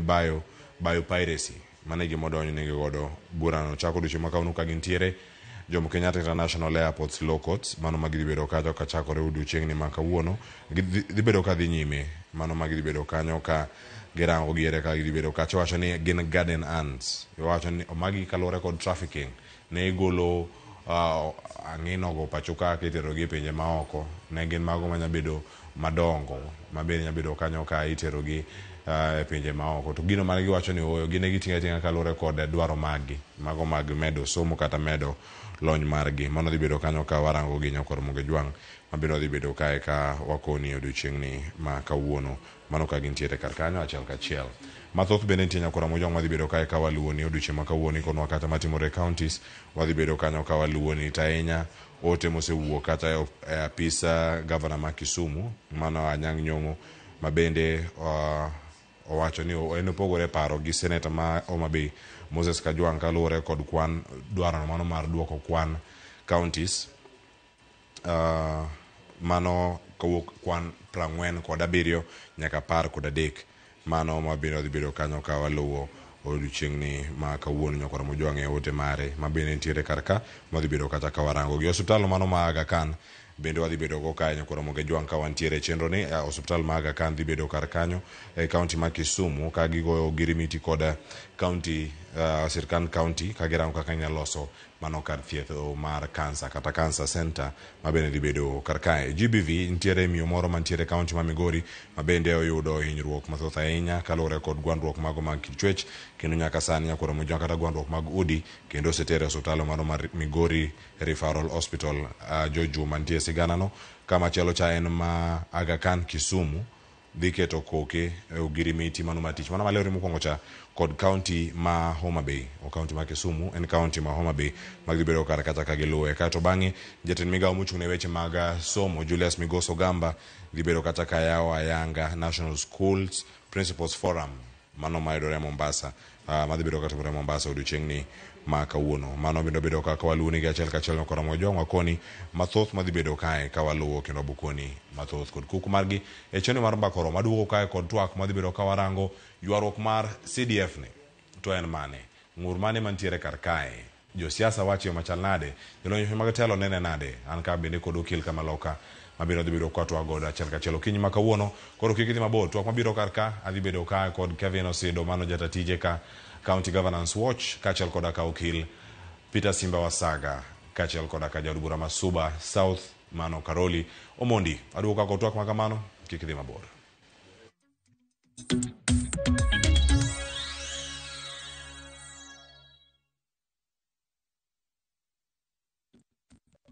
Let's go to Vietnam. Join View Travel's group trip from September 5th to 12th, 2025. Starting from $2,286 per person sharing, experience 7 nights stay with breakfast, overnight cruise on Ha Long Bay, Golden Bridge Walk and Bana Hills cable car, Mekong Delta and boat cruise, explore ancient cities, caves and temples, traditional basket boat ride, Ben Thanh market shopping. Secure your spot today. Visit viewtravel.com or call and WhatsApp 0703 254 254. View Travel. Dream. Explore. Discover.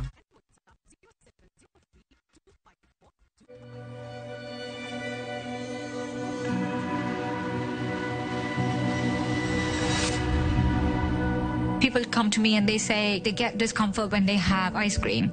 Can you imagine that? Avoiding having cold ice cream. Sensodyne gives you long-lasting protections against sensitivity. And people come in and they're like, oh, it works. I can have ice cream and I'm not in any discomfort. I recommend Sensodyne because it works. It's brilliant.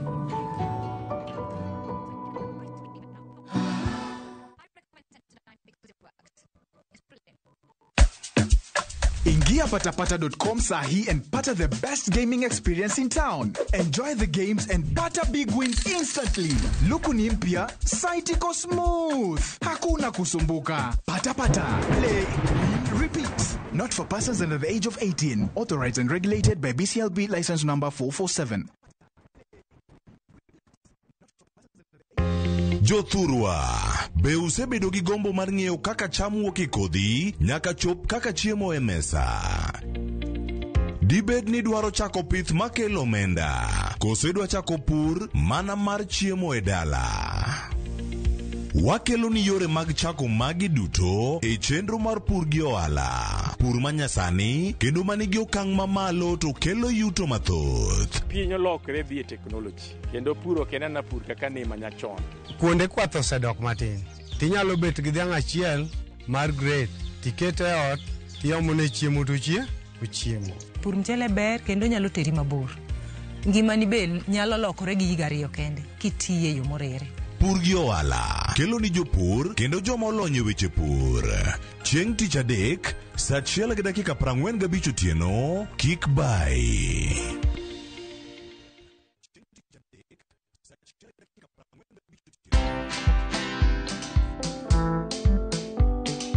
I don't scare elderly. Watu wazee siwashtui, watoto wadogo siwashtui. Obedhe hutumia do mingi sana kwa damages. Enda place kitu ya mtu inaharibika, ama mtu avunjike mguu, ama mtu akimbia aumie. Lazima nimpeleke OC, atibiwe na ni make sure ako sawa. Watch this story and more. Download the Citizen Digital app or visit www.citizendigital.com and find the Citizen Originals portal. Kenya's #1 app, Citizen Digital.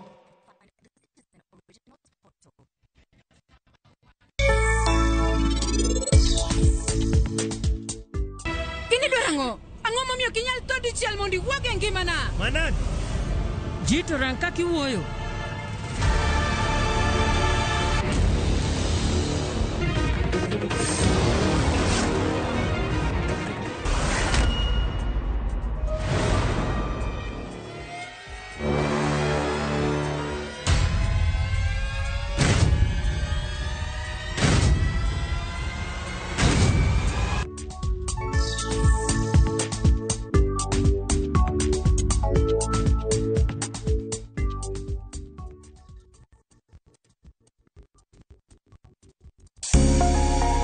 Lwedo chweyo.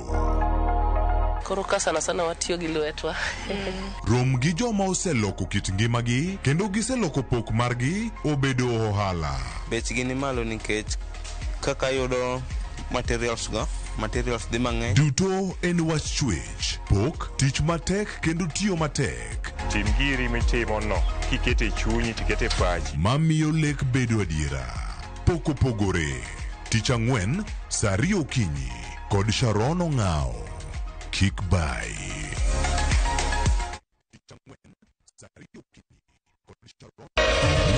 Jaramogi. Regulation okodhi through gimiluongo ni public participation. Be ikori mar donjo matut e weche madongo e Uganda wa. Mibadhi ma wuok e NTSA ng'eny seriously. I have to say this. Wanono weche siasa kod weche mamulongi ma jopiny. Sama gigo nyaka japur. Nikech japur ni obro puro kande ni otere kanye. Buch jopiny en kama wamiyo pek paro kachiel kod nonro ma intiere godo. Wan gi chike mabeyo matayo gigi waduto te. Ok diang wachnya every time ka ng'ato dwaro to waloko chike. Nyinga Trevor Ombija jandingo panga jonyakach dendo nombija taya nyakwar guok kocha pesa. Wanere kendo. Tich adek ka tich adek, sa adek otieno, mana Ramogi TV.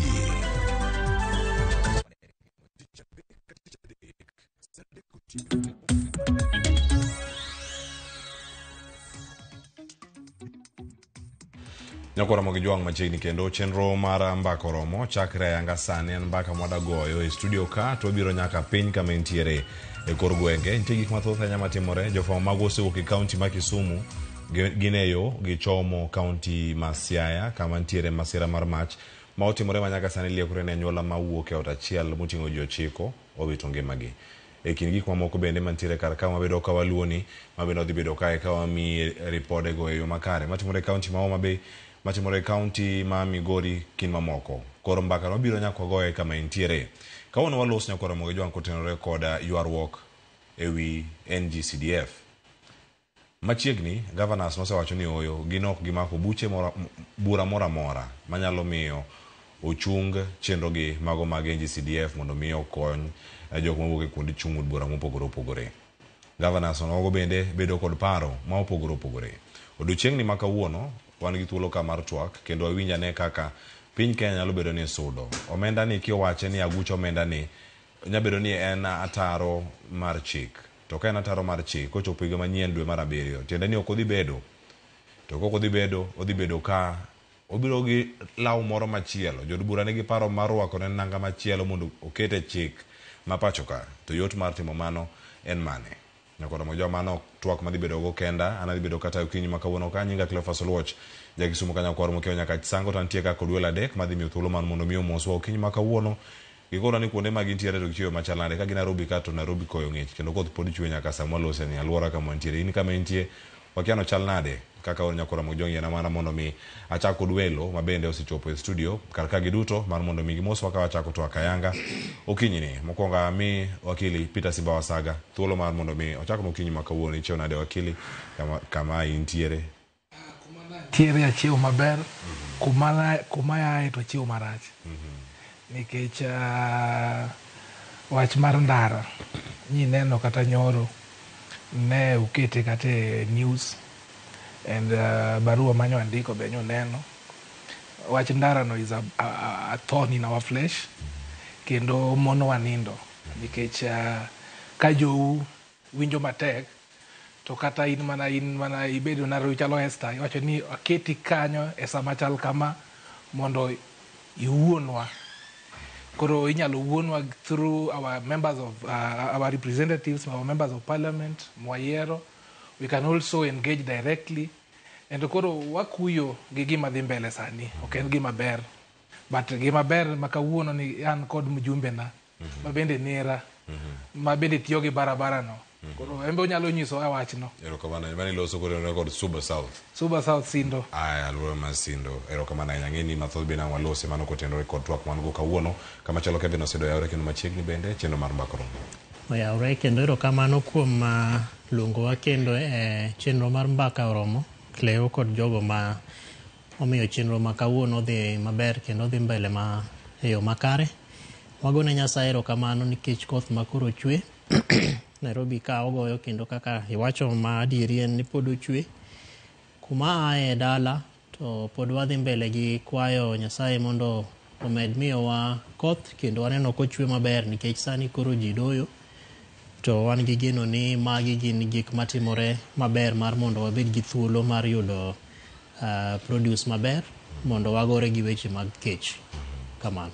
Erokamano ahinya Kevin Osedo nyakora mjwan Kevin Osedo en jatatije mano ka County Governance Watch kendo ka wanentiere ka okonwa bende kaka counties gi bende itayo jopiny oloso motelo ne chenro makama kendo wawinja ne duon gi kama giwacho bende gin gi geno ni counties komiyo omenda admila machalo mar NGCDF ne ginyalo tayo yo makare mano ne gilosi ang wawinj gi achiel kachiel kama chielo nyakoro mag jowang' ntiere kae koda jaod bura ma Suba South an ka mabende okil kendo jalony weche mopogore opogore kawone ntiere kodwa kachiel kachiel mar mondo mi wago mbaka kaka jaod bura ma Suba South weche mag NGCDF gi to neno gi yo machal nade e kind ywaruok masani bende osebedo kata mienjo mano aki Mheshimiwa Karoli Omondi oyawre kendo machiegni mbaka romo kawuono.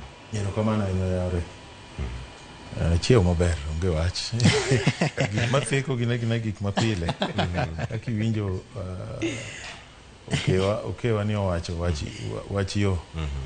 Joge wanyo ng'anyo sindo kendo adwa ni ging'anya. Kata nya wuoyo gi media ka nyiso gi ni ayie gi ng'anyo no. Nyalo kono ng'atimore sindo sani kama nitie. Gima timre ni lam gerore to kogere piyo kaka nwadwaro. Ing'e ni kane pok abedo mbunge ne en gima nosechung' higni 3 ma yo ne nitie kuonde mane bungu noseuma kuonde machalo yo Orlando gini to kana donjo to nwayudo pesa mo matin wayawego kendo waduoko contractor koro gisegero kilomita 15 to nitie gima contractor winjore tim iluongo ni maintenance ahead of works owinjore kama contractor nitie oyweyo koro apaya no bedo gi dho ngere ni motorable to kosebet kotimega en gima wayware kabisa kata kanyocha wan gi president gi chirchir to gi jotelo mamoko nyocha wayware gino kabisa eni ng'ama gedo Suba magero yo Suba en subcontractor to main contractor tok dhi kono koro chese moko chul main contractor to main contractor poko chul ang'o subcontractor to kata nyoro nya wuoyo kodgi anyiso gi ni owinjore gi tim gima nwawinjore ma eni gama nokadho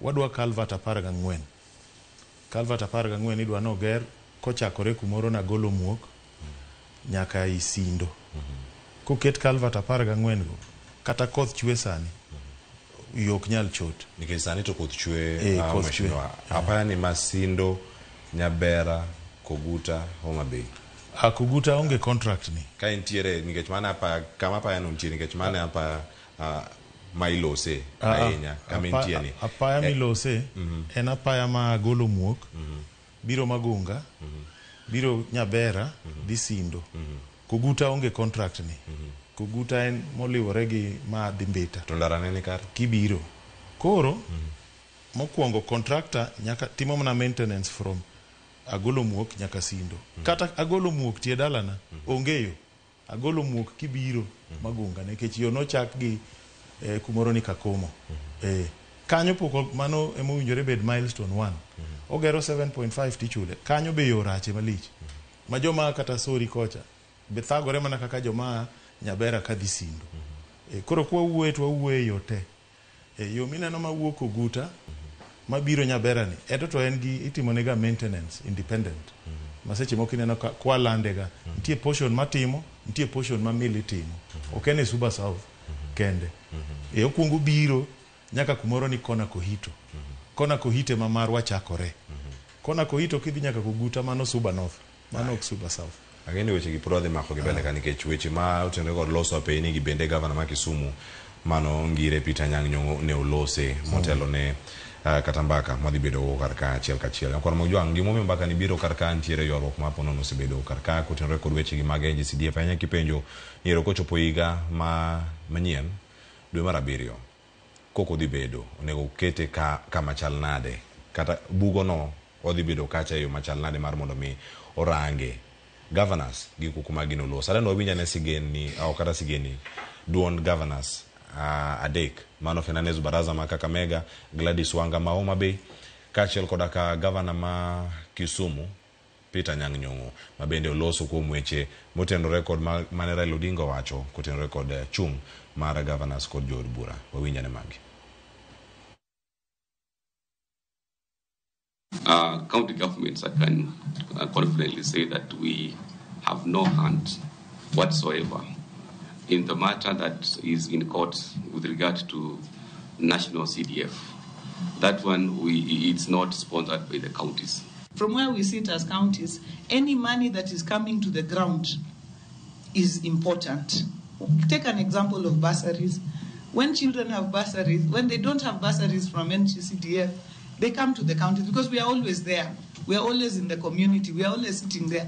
They may not walk to Nairobi, but they will walk to my office in Homa Bay. But if the MP has sorted that side of things, then the load is lighter.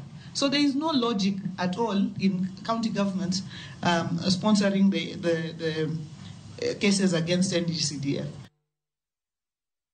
Oken ngar ng'at achiel manie sirikal wacho ni en badhiri. Pesa no en pesa ma kosekadh gi bunge to biro straight away e counties mondo counties otigo. Raila nyo wacho maber ahinya onge tiende ni wajumbe dhi ni giloso yore. To katiba wacho maber ahinya ni yore mag gweng'. Yore mag gweng' onego tim gi jo county. Kendo jo county onego mi pesa matimo go yore. Gik makamago. Aya. Kanye kama entiere angena chako kodi mheshimiwa Karoli Omondi dada ne mak paro ma nyang nyongo wacho mutieko kanyo no anga dugo iri kar kanyo buche mantiere doho maponono kwedo weche gi mago mag NGCDF en gimoro ma iwacho no sekonyo oganda mathoth are kuchopo higa manyiedo mar 7 ka oganda ok bibedo kore kapok okete katiba chal mare dhi bedo nade achako di wakili wasero kamano we correct gimoro ka gima court wacho court ok pingi development. Court pingo administration of that fund. Kingio the petition manobedo filed around 2016 by Gikonyo to gi Opwot. Gimane gi ng'iyo malongo e petition no en ni okinyal bedo ni jatugo in refa to in coach. Koro ntiere principles adek ma constitution mane ng'iyo a petition no mabende judges mane winjo petition no rightfully decided on the same. Number 1 and devolution. Principles of devolution kata loch mag gwenge. Number 2 niluongo ni separation of power. And number 3 niluongo ni prudence, use of finance kata pesa. King'iyo article 10 of the constitution ohango ratiro kabisa ni kawa bedo gi development, one of the national values oningo beda sustainable development. Koro kadonje separation of power kacha. Separation of power wacho ni members of parliament oningo tim tich mar representation. Members of parliament oningo tim tich mar oversight. Members of parliament oningo tim tich mar loso chike bende. Tineno ka koro members of parliament gi kin ineno NGCDF Act Mara 2013, manobedo amended 2015, mochako bedo. 2015 was the new act, mochako bedo amended in 2023. Yudoka, the members of parliament, they play a very vital role. Executive, big oversight, teach matigino timo. For example, waka kwa nyisi ni mjumbe, waka pesa mar NGCDF, ogerogo classes. Kata omio there's a contractor mogero class to contractor ni ogero class maraj. It is recommended kata it is en gima sheria wacho ni there should be an oversight on that fund. To kopo ni inimiditi mo oversight on that fund to inbe mani implement that fund obedo gima kela nyera. Kono gima duong moningo wangi ni constitution kata gima mora maber kitimo nyako time kotero record katiba. Aya wacha kwa ngia ne duplicity. Ingio ka schedule 4 of the constitution ohango kabisa gikmoningo national government or team gikmoningo county government or team. Among those functions moningo county government or team in section 8 of the NGCDF Act oket gikaka some of the functions ma NGCDF oningo team. For example, kineno weche maga seedlings, kineno weche maga emergency funds yudoka itime county gi national government to yudoka wabunge bede time. Koro it begs the question ni koponi wadwaro tiyo gi pesa yo maber, why can't we have a common pool manyalo timo gigi instead of having so many duplicities matimo the same job with the same results and with no accountability. Of course, pesa mar CDF, for example, emergency mar county kata mar national government cha nitiere kaka onyalo bedo audited by the auditor general to kata control of budget nyalo ng'iye but ng'iyo emergency fund mar the national NGCDF en gima tek ng'iyo kabisa kapotigo anyako for kuom ranyisi chien kocha noneno gima notimore Sindo manobedo kod aula manoywe ute kabisa ineno ka mjumbe no dhi NGCDF no respond to the same thing governor or respond to the same thing kasi chaki yudo ka national government bendo respond to the same thing koro yudo ka duplicity of response ni miyo oyot kwalo pesa nikech okibing'eyo ni mjumbe otiyo gi pesa di how much was allocated how would you even go to audit the same yudo ka gin pesa matindo tichiwo gi mang'eny gin pesa mang'eny tichiwo gi mochot makoro kata essence gicha ok nyal ne koro mano e gima the court no decide ni mondo wabed gi prudent use of funds nyaka wane a clear cut policy kuma pesa mar CDF donje to I mean no basically pesa mar CDF kaka pesa sirikal tiyo koro NGCDF berndi but okoningo bed managed kata members of parliament should not even have an iota of it ero kama na nyaka vino sidaro ketwak koto record NGCDF which duto mosebedo kar kae moko gan yaro ko obedi kata kiko bedi kato bange jo mage monego bed ni kode kadiponi ogole okere ni jo county okete kure jo penya ngene dichiwo paro mantiere kar kata moko gigo ma governor so wacho Cleo ero kamano mokwongo bibedo matek kabisa golo NGCDF e lwet wabunge kata lwetgi nitie kanyo kata lwetgi onge to dhi bedo matek kabisa ma historia mar CDF ni ndiko ni ng'amiluongo ni member of parliament national assembly representative ni onge gi touch e gimiluongo ni national government constituency development fund to king'iyo mae king'iyo history mar fund ma waloseni NGCDF kata CDF oingo kata mana the life of devolution ma waloseni kech since sapani 2003 kuonde ka wana gi CDF ma ji winjo wach CDF ji neno kaka CDF tiyo kata tiyo maber kata tiyo marach mana kaka governor ma Homa Bay wacho ni japiny kacha en tek ne ng'eyo ni pesa mobiro ni en mar ng'a en mar mjumbe en mar women rep en mar governor en mar ng'ano en mar dona kose en mar grant moa kuom ng'a omiyo en interest mar japiny en ni tich tire gima nyalo bedo matek kabisa en ni ng'eyo chike ma wakadho masiro tich mitiyo kaka koro mar CDF ni wang'e ni wabunge ema dhi kadho chikegi to king'iyo trajectory kata mana gik ma wakili lose mag cases mantiere court gin gigo ma wajumbe pile pile temo mar mondo gi fix gi ka court owacho kama to gidok e bunge kacha to gitemo mondo gi amend gima mondo giket NGCDF obede yo makare kaluwore gi kaka ne court owacho omiyo king'iyo history mar CDF from 2003 idhi nyaka amendments manotim 2005 kama kuro mana parliamentary committee on CDF mobet piny to wacho ni court no wacho ni gimoro ma timore omeodwa ni mondo waloke mag 2013 giketo no gik milongo ni structures and operations ema sani kelo lweny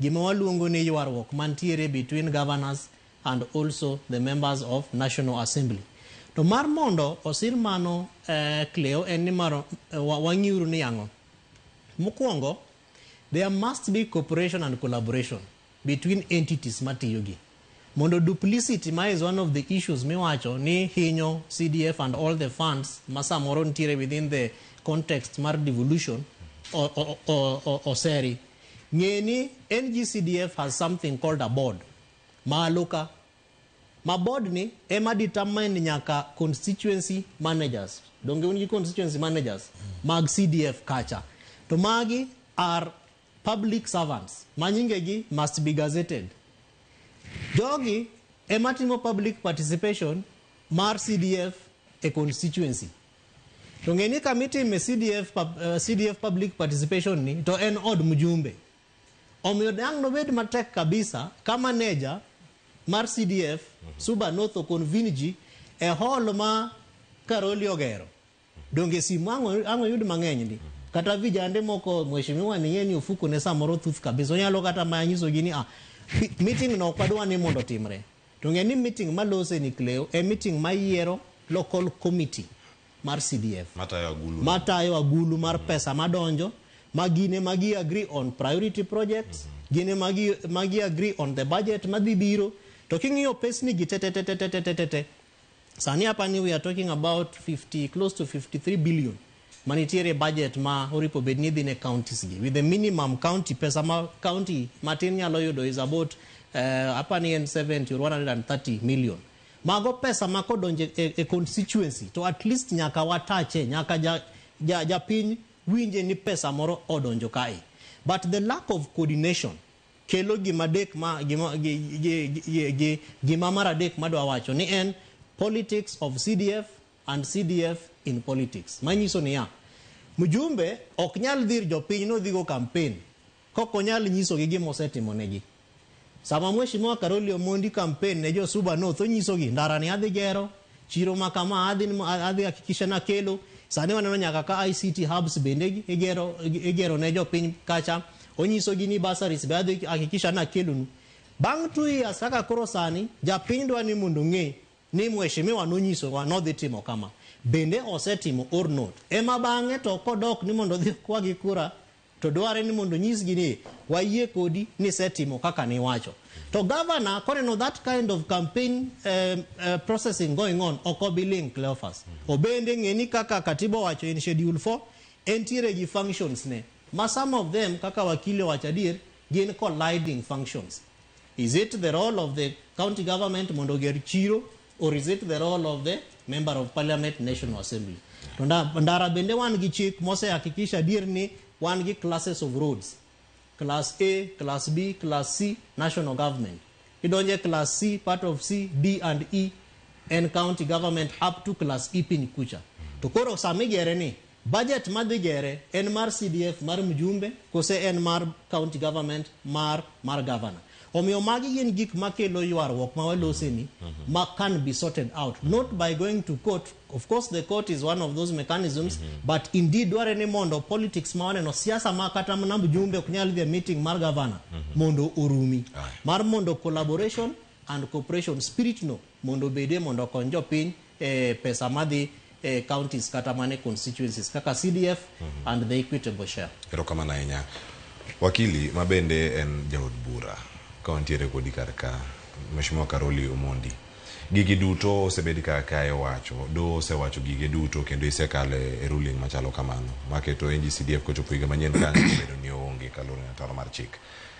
Itime ang'o gigi duto mano miyo gigi ochopo ka jaod bura tima ang'o e komiti ka jaod bura nigi lwedo mane CDF e kor gweng' kaka mentiere ta inya ka mentiere ni gine une patron mano mar NGCDF udonjo nade iye ka koso nego wawe komiti cha oran mana ka mentiere karkacha mondo mi gimo osebedo ka konyo oganda maber ni kiko lal nono.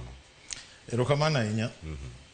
Mokwongo an pok naluongora ni an patron ma CDF ma Suba South be picha ne pok binene project gima timre en kama we achak wacho wachni kama onge kuma NGCDF dhiye kata ngaf ok wabiyie ni gima konyo japiny inego mana se wacho wabunge te ok wabiyie CDF bro bedo gima timre ni kiwe wach CDF to nyaka ing'e ni wuoye mane nitie CDF ma 2003 2006 nitie ma 2015 nitie ma 2022 nitie ma 2023 court no ngado bura e ma 2015 koro nyaka ing'e ni CDF mane miwuoye mane ang'o matimore mopogore ka ng'eto ndio timore wi CDF achiel mantiere karaka nikech kano ng'eti ne en mar NGCDF e kora dwa explain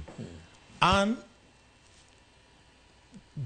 kana kuongo neno wach CDF ni kano kele gi mbunge cha mane ya like ne Nyandarua donge ne gino no mora kabisa to ndalogo pesa benetin ting'eni jogi kano chako wuoth ni jine kia kaka gini bro bedo ena ni mjumbe no ne nigi paro no to wajumbe no unge lwedo donge kata kanu andiko katiba manyien 2010 Kibaki ne dwa ni devolution kiket counties to ket devolution e constituencies paro gi osebet ka gin gik malokore koro CDF mokwongo kaka no ndike nitie gik mano entiere kanyo mane ok becho Anasebet katiyo gi Wanjiru gi konyo mano kuongo dhi e court mondo lock CDF. Nikech nitiere gik mananeno ni richo e structure. Koro adwa wacho weche adek e wach CDF. Namba 1 en ni to mbunge ang'o midwa ni functions mag mbunge role ne en ang'o kae. Inyisowa ni mbunge timo representation, mbunge timo oversight, kaeto mbunge timo legislation. Ok ang'e ni ji adi ma understand representation. Representation en ine ma in duond jopiny. Manyiso ni oyieni kata kanyalo dhi tawacho ni school makama, cho onge, ogernegi, mana timo representation. Representation ok ni chunge rally ni wuoyo. Representation ine duond jopiny.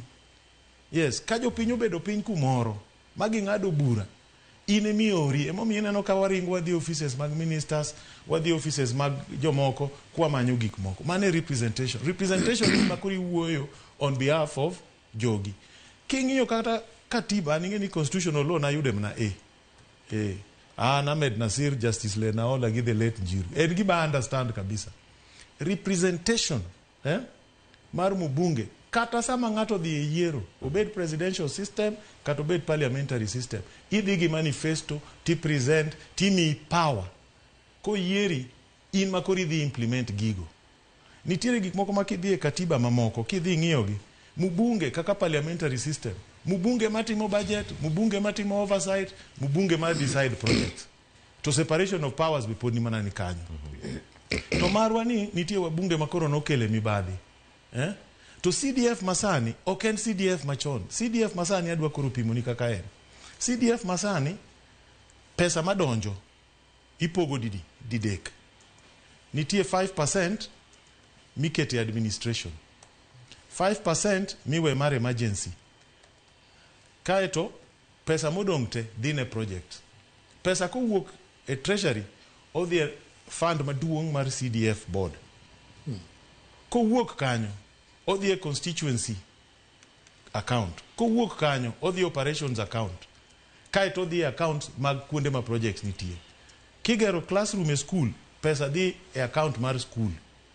To school kanyo nitie committee. Mochung' ne project no. Gine magi ng'iyo project, gine magi puodho ni oger maber, gine magi go tik no chul, makagi dagi tok chul. Piny, mano king'iyo mage principles of devolution kata governance, ma wan gi article 6, article 10, gi article 174 mar katiba wa. Kech koro ter maendeleo piny. Mbunge ok donje gigo. Sama jo piny yiero maendeleo magi dhi timo, mbunge nyaka bedie. Kech ene magi yiero. Koro ka gibedo piny, iyudo ka iga kochakore, skunde ndiko barupe, nikech nitie functions moko yienwa tiyo gi pes CDF, kaluwore gi kaka devolution. Chone watimo sport, ogol sport, nikech sport omi counties. Okoro kwa team sport. Health, nitiere sections mag health, mane wagero chon. Kiyudo wabunge machon nogero ga health centers. Sani ok wager. Mago magang'owa, county government. To japiny to kia, eno dwa health service, eno kong'eyo, to koyien watimo sport, okoyien watimo health. Nitie yore miwinja nyang' wacho ka, wadgi Mary, ng'ama miyo luor ahinya. Nitie yore mag county, classification nitie kaka roles, nitie mag county, nitie mag national government. Mag national government, nitie mane Kura, nitie mane Kera, nitie mane Kenha. Kata Lamu migero Suba, king'iyo classification mare. Ng'ama gere oke classification ma intie. Entiere another agency. To nkech pesa no yudore in another agency, koro rieko ema ntie. Wawacho ni kama pesa ntie ne kuma wakete. Weche mag yo, counties kata MCAs, koya oga yo thurwa kocha. Bang' higni moko abich yudo ka lumo chako imogi. To koka man, kagisa yao gini, to gibiro nani bwana, konya watim classification, koro maintenance uwoga ng'owa Nairobi. Nikech county kaji okong'e ni pesa bro duogo kendo karang'o. Koro mago to little issues, but gima adwa temo wacho ka wuon. Mashima, debed ni little issues mantie kagi, motive infrastructure, ntie weche mag education bursaries mantie karka, health projects kato ntiere oko. Dikete kama chalnade ki wacho ne jaod bura, onego bedi loso chike, loso eleo jopiny, main representation, to timo oversight. utimo oversight e yo machal nade e kinde ma une muda timo implementation mag projects machalo kamagi. Dipo ni une mutimo implementation kuso kama separation of powers ki ok donje. Onge implementation e CDF project ma mbunge timo. One Suba South, nyeni a Suba South, we can confirm. CDF na yudo kimiyo ji 3,000 atere 10,000. Nigolo $1,015,000 atere $1,40,000. Tanyiso jopiny ilando ikaw $1,40,000 cha tipoge by ward. Ward ni nigi registered voters adi. Kose poge kanyo tichak ipoge by polling station.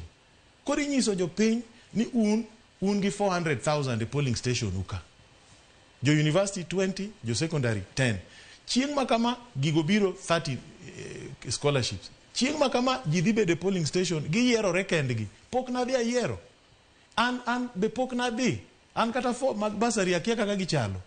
An kase thita se nyiso gini kete uru 40. Nikech mano tija an e representative margi. Kech oyienwa up to 35% mar CDF nyalo dhi education. Kori poge ntie kaka ipoge per sectors. Kose poge to jopiny dhi yiero beneficiaries. Chone gi kia, chone ng'ata chielo mi 100,000, ng'ata chielo mi 3,000. Sani kidhi ji yudo the same, makata ng'amochung' na e campaign kumoro ni Kichare, miluongo ni Ochele. Ochele nyogo na sime, ni ng'eni wang' ni nyoko miya. Ene mochung', ene campaign manager na. Mag polling station. Apenye ni last time ni yudo niye. Onyisa ni mato noko miya koro konya kiside. Anyise na bro oro ni from my own pocket. Yes. To jomoko no yudo niye, be ng'ato yuak ni onge gima bunge time gigo. Classrooms, jopiny ndiko barua. Gindiko ni one classroom wadwaro kama. One wadwaro administration block. Joma dhi bedo piny, DCM chair, gi constituency CDF manager, gi yiero project. Antija, kata basari, atimo mana symbolic, ni chieng' ma checks bedo distributed, tadhi atimo. Kata president bedo timo gik makamago. Symbolic. Ana symbolic. Yeah, makidhi Suba, penji jo Suba kata kaniti. Ndara nidhi los. Yes, anatima symbolic. Jo Suba kudo thuolo magosi muna mate piny ka ng'amo goye kantie thuolo mar me wuocho kuno mathoth mantiere karka. Ko mathoth bende mabiduogo karka akaw ywe masani ka duogo penjo ntiere madonjo karka e mbui marwa mar Facebook kaachiel koda ka SMS line. Ang duogo kod paro ma Governor ma Kisumu wacho pok awinjo pach Kevin Osiedo kaachiel koda ka wakili Peter Wasaga. Kato bang'e ka waduogo ang wawinj simu ka wuok achiel penjo mantiere godo e weche mag NG-CDF. Penjo bende waketo ni kacha e mbui marwa mar Facebook. Kik idhi mabor wakaw mana ywe masani.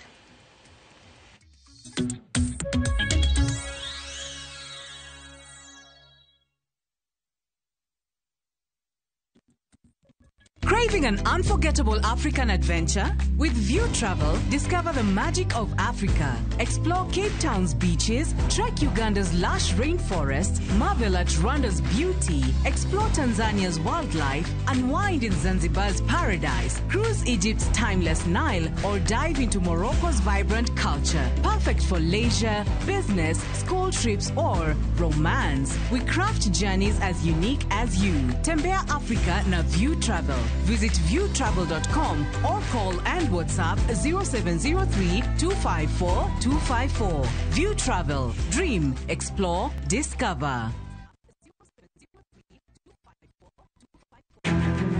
Wakelo ni chenro mar ohala kod lony gi dongruok mopogore opogore. Ohand kinyosi nigi pesa kitimo gima dwarore. Weche makende moa kuom jogo makelo lokruok e ngima dhano. Ohala ber nikech ohala puonji managerial skills. Lek ma in go iriembe mineni gigo chopo. Chakre gi jogo mane ochako ohala manyien. Kalure gi kaka nachako gi kuma achope. Ohala ni en ohala maber. Nyaka jotelo molony e timo ohala. Akwajo jodala wate odogi ohala. Ne pek mane gikalie. Pod waonge uhuru mar ohala. Loch mane giyudo.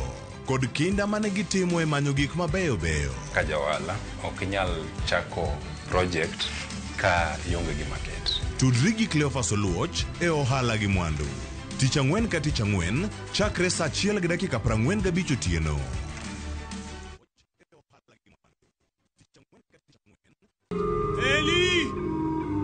Eli!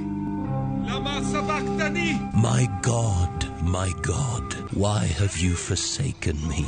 Jesus cried out while he was on the cross. That impostor said he would rise from the dead after 3 days. And on the third day he rose. He's not there. Go and tell my disciples I am risen. The Master has risen. I saw him. I saw him with my own eyes. Watch the complete story on Viusasa. The Lord is coming. The Lord will return.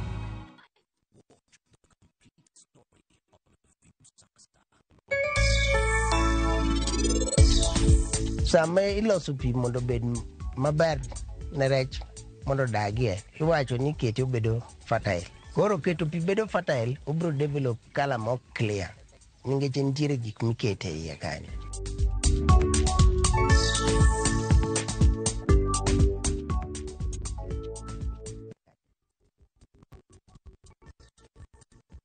Naye Mungu alituokoa kutoka kwa nguvu za giza, akatuhamisha na kutuingiza katika ufalme wa mwana wake mpendwa, ambaye katika yeye tuna ukombozi, yani msamaha wa dhambi. Amina. Dial *811*414# to get msamaha wa dhambi as your skiza tune.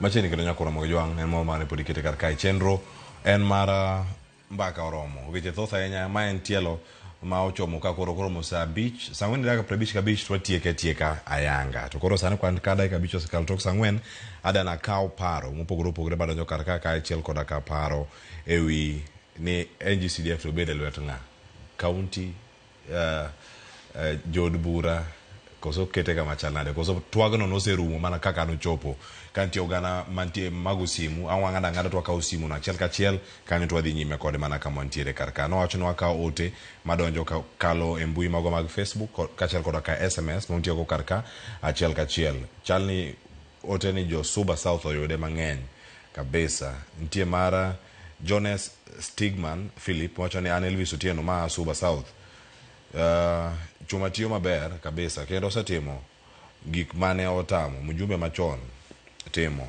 omiyo wakwayo CS ma treasury oketne dechwa pesa owere gi fitina mag siasa e kor gweng mano ote mar Jones Stigman Philip ntie fitina mag siasa be Suba onega mix sukare onega ket ja Suba North moro kata ja Kisumu West kata ja Kisumu Central moro be ayo ni ndara machoma usoma be nitire tabu mathoth ntiere kar kae Miero Ouma Hamanus wacha ni penjna mjumbe ni ogik nade makoro MP se makoro kao contract magedo madongo aya kiani mano mjumbe mari ena achiel kende studio kawuono koro aduok man aya wakao moko mangi makia age duoka bange tiwinjo mano penjo mara ous ilo ni Ouma weekly foguto wacha nange kwamba kae kendo ongerengo mitadua network antiere karka riga noguto wacha ni most honorable Karoli Omondi mano MP mara Karoli Sitio kendo anaye kode golo Suba South kamabor kendo tiyo kod CDF maber kabisa CDF nyaka bed elwet wajumbe Andriga Nogutu Karoli ber sana chaka gima jogi bende gintiere karka adwa ng'amada kona kar chung'od bura mare kata kopore gi Suba South CDF tiyo yo machal nadi kama ntiere ka in gi yote makamano igono simu karka namba ntiere wang' jowi mari kanyo timi waparo na achiel kachiel mana penjo mopenj karka ang'eni kapok wa lale en kama onego bedi ng'ama mako gini ng'ama mako wirwath nikech koro chalo gimilaro en twak mano dinga nobedo godo jumbe ariyo kata adek mokalo mano kane ntiere iko mar jarit mare George Oduor e kaunti ma Siaya wakili wa Saga. Erokamano ing'eyo ni nachako kawacho ni court nok dhao gi development court ne dhao gi administration of that development fund nikech adieri mar wach ni CDF to setimo gik mang'eny ahinya kendo ntiere lokruok mang'eny made okobedo kane wan kod siasa manigoyo chon ni siasa mbaya maisha mbaya and gima the same thing ema bende devolution otimo koro kwadugi administration ka questions morning wa penj mana penjo mokwongo en ni attachment mar member of parliament to the CDF fund. En gima kata ka wabunge ogoyo otemo use whichever words to en gima ka ginyal ringo ka giae because they have politicized this fund kendo mae pesa magitiyo godo not necessarily tiyo kode directly but projects ma pesa ne otimo e magitiyo godo mar godebe mondo edha oyiergi kata mar kelo osiepegi mar bedo ni gine magitelo ne kitino. A good example without prejudice winjo ka mjumbe wacho ni kanen kan obiro MP no yudo ka CDF nen about 3,000 to no songe mbele. From that you can see the personalization of CDF fund by the members of parliament. It looks as though it is their money. Mine pesa mar taxpayers. Kain pesa mar taxpayers kaka NGCDF mar 2023 no watch amendment of which ne ruling mar gikonyo ni be podo declare unconstitutional. Katika ni somo synopsis bar that ruling ne wacho ni NGCDF Act 2015 and as amended in 2022 is declared unconstitutional kendo omie mana lapse omie mana period lifeline nyaka next year tarik 30 June. Koro gima nyaka wa puodhre kata gima nyaka wangi sani ni how are we going to have the members of the public mondo mio understand ni pesa ni oken pesa mar mjumbe ni pesa ni en pesa gi ni pesa ni kata gin bende ginyalo bedo gi a say over it. Pesa ni kata koponi ongiew buses oken buses mag mjumbe kata koponi oger classes oken classes mag mjumbe ma is taxpayers money. Kingio schedule 4 of the constitution bende ohango gik moningo county government or team gi national government. Okinyal expect ni governor manage a fund madhi perform national government functions. Mano again it will go against the tenets of the constitution. The devolved government or timatima timbe tijegi mo ketgi katiba. The national government bendo timatima teach moningo gitime katiba. Because what ought to be done is the national government should strengthen, even if it is a matter of coming up with a referendum, oningo strengthen the body ma manage CDF fund ni ma obed recognized.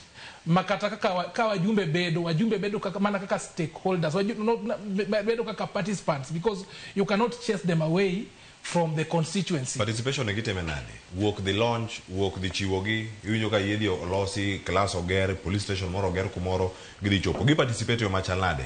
Participation, inyalo participate in so many ways. But participation mokuongo, en ni ginyalo mana suggest kaka members of the constituency. Ginyalo wacho niya, I don't feel kaka se with the constituency ni aneno koni gi koni, I feel ni school manyabomo kata school ma Kenya Saga nigi dwaro moloyo school machala kama. Koro the CDF committee umie priority. To koponi launching timore, the launching should be done by the committee. Mbunge ko obira kaka koro a member ma is honorable from the constituency, mibro mie na fast mondo wachi ni yes CDF otimo kama but not necessarily taking credit e pesa mar jopiny. Kanya kama moda lose kendo ka wantiere kaido kama na yokiliwa saga. Kevin Osendo, mbunge obiadi kaka participant, obi kaka jakanyo kar chungo bura. En gima nyalore koso jo bura gin gibiro ga bet giwinj pat jopiny. Bedo nyatimore the other way around. Makoro en mobet ochiwo paro ne komiti kama gintiere achiel kachiel. Participatory ni onego time o machal nade. Tiyo margi machiegni kod komiti koso bedo oko, bedo jokanyo mar mondo mi omenda ni kata kentie obuge motegno. Cleophas mano penjo maber ahinya. Kisomo chik kata sheria ma walose ni. Unge kama kata mana mbunge fichae. However, historia ma wasebedo godo kaka ne wachako wacho ni 2003, 2005, 2013, 2018, 2022, 2024, 2025 ema walose kawuono ni. Historiano osemiyo mjumbe teko e CDF. Mabro bedo matek kabisa mondo kata mana participation ma walose ni ogol mjumbe as a member of parliament, National Assembly representative. Omiyo mokwongo nyaka wang'ini to participation ma waloseni odhi participate e ang'o nikech chik to osenyiso maber kaka projects bedo solicited for. Ere kaka ikawo pach jopiny e projects ma CDF dhi gero obed mag school ma bende chik bende owacho adier ni nitiere mana specific things ma pesa miluongo ni CDF ni nyalo timo. To king'iyo kaka waluonge Cleo, NG manyiso ni en national government, ok en CG county government, manyiso ni ma en gima malo ka. To the representative of the national government on development issues, particularly a history ma waloseni, many times en ga member of parliament, National Assembly. Omiyo dware ni mondo wang'ini to sama wachako wacho wach participation ni, will it really be possible ni mjumbe kata mbunge igolo e participation? Waka na wacho mokwongo, participation ma waloseni already has a mechanism, en gi structure mar kaka itime.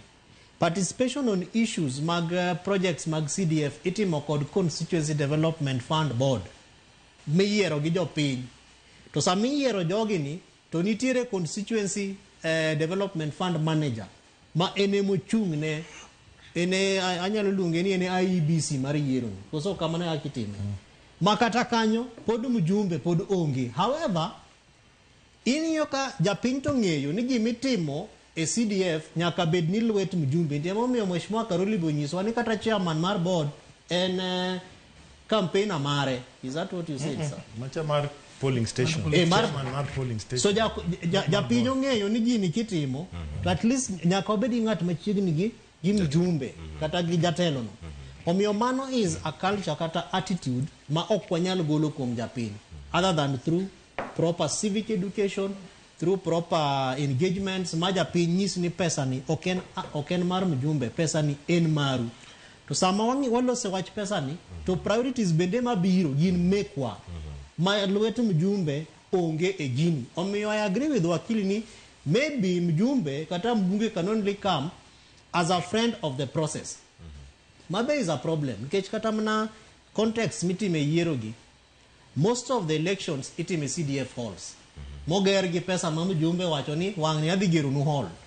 Koro kose ger hall kacha, and there are so many halls ma be pod igero kata in many constituencies. Kose ger hall ni to japiny imagine ni mjumbe ogero nwa hall, not knowing ni pesa mogero hall en our taxpayers through kiti milongo ni Constituency Development Fund.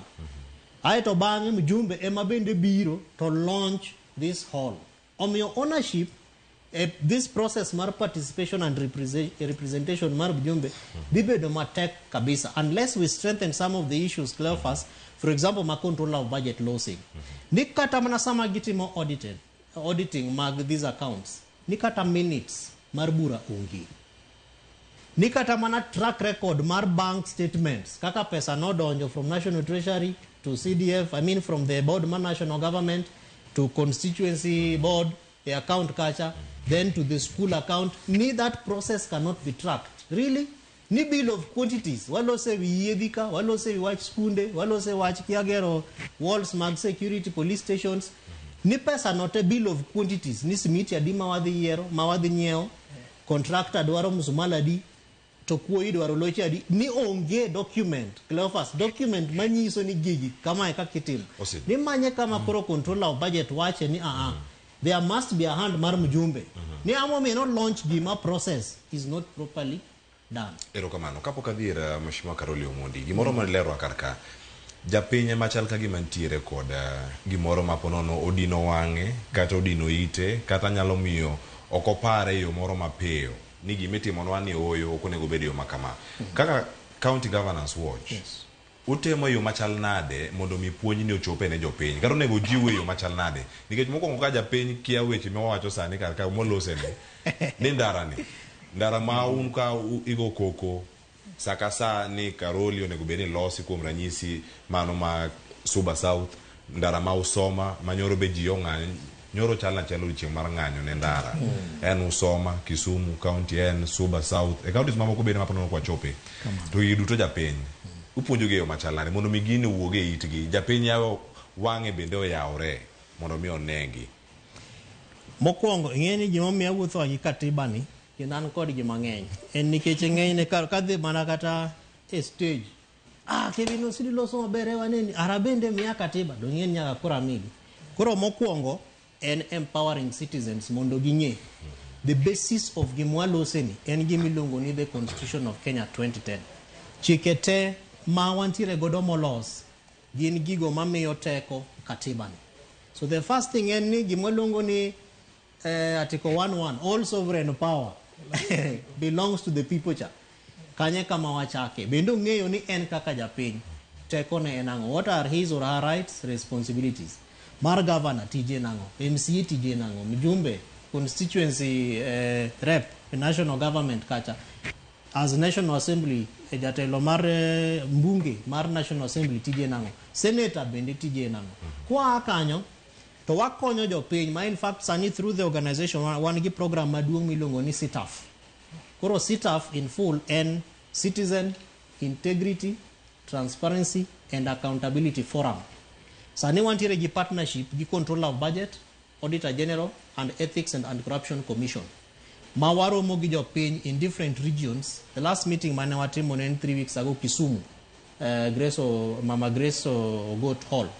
Kamane wa invite these key institutions. Kechingeni kata sama walose wa CDF ni the biggest proponents and opposers gin mana these constitutional commissions. Kech Controller of Budget emo wacho ni gini ok nyal dhi kaka dhini. Auditor General wacho ni nitie gik moko mabende waneno ka to court wacho ni gini is illegal. Koro ere kaka wakonyo japiny mondo o connect all these issues. Koro wa invite these institutional officers mondo gibi kacha nyaka county government nyaka county assembly. Kane wan Kisumu ne wan gi clerk mano e county assembly of Kisumu be no biro kacha. Obe mondo explain tich magitiyo and how they can be able to engage with these citizens. Beyond that, just from understanding of tijegi nyaka tich mar mjumbe enango gik ma wacho ni representation, legislation and also oversight. Then kawa kanyo Controller of Budget, Auditor General gigolo report madongo dongo. Remember igolo every 6 months. Joma consume these reports largely are public investments and public accounts committees mag parliament. To ai bange report gi bipiny kacha tiwinjo ni mjumbe ochamo pesa kata gavana ochamo pesa. Koro ere kaka japiny nyalo understand report madongo gi mano bende wakonyo gi. Ntiere gi milongo ni auditing, to auditing ni time kama to you as a citizen TG en kama to kido kanitiere anomaly inyalo ndiko barua mamheshimiwa Karoli Loseni, inyalo timo petition kata inyalo request for information from the county assembly kata from the office of the MP at the constituency level. Ero kama na nyelere yo makare en kide madamiyo mheshimiwa Karoli umodi thuolo ntie penjo mathoth anya madonjo karka to pod gimedo donjo gi thoth anya mantiere karka kenyalo paro ote no ma odonjo kanyo mokwongo penjo na mjumbe ni gin gik ni ogik nade makoro MPs ema koro kao contract magedo madongo dongo mantiere karkanyo mano ote achiel mantiere karkanyo machielo angine ang'wal thuolo maneno gi yamo kango seketi gi achiel kachiel kanyo. Okay, adwana wach kama indi. Okapa ni jopiny ano okanya wacho ni jopiny kia gima timore. Asebet ka ane siasa ni ndalo mang'eny japiny en ng'ama riek kabisa. Ng'amine no moko dhi sikul kata masombe no chot gi kumoro tineno kodaka daka kanyo timo gigene. An jogo ka wuoyo kata ero ga chiko ga ita kabisa. Jopiny ong'e gima timore.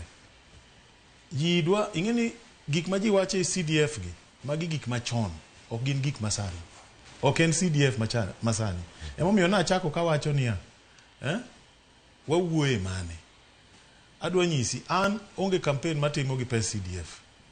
Kane poka bedo mjumbe na di Sindo Girls atima Rambe wang'iewo bas. Adhi Tonga Boys ang'iewo negi bas matero negi. Koka juoga tima Rambe gi Ahmed Nasir wachulo go bas. Adhi God Bura watima Rambe mang'iewo bas.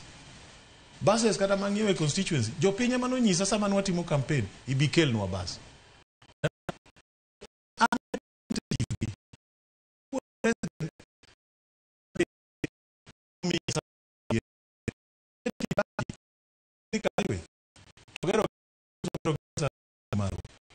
Legacy mare nyaka wa accept ka representation en ang'o ing'eni ji nyaka wa understand dito sami wacho ni ng'ato is a representative.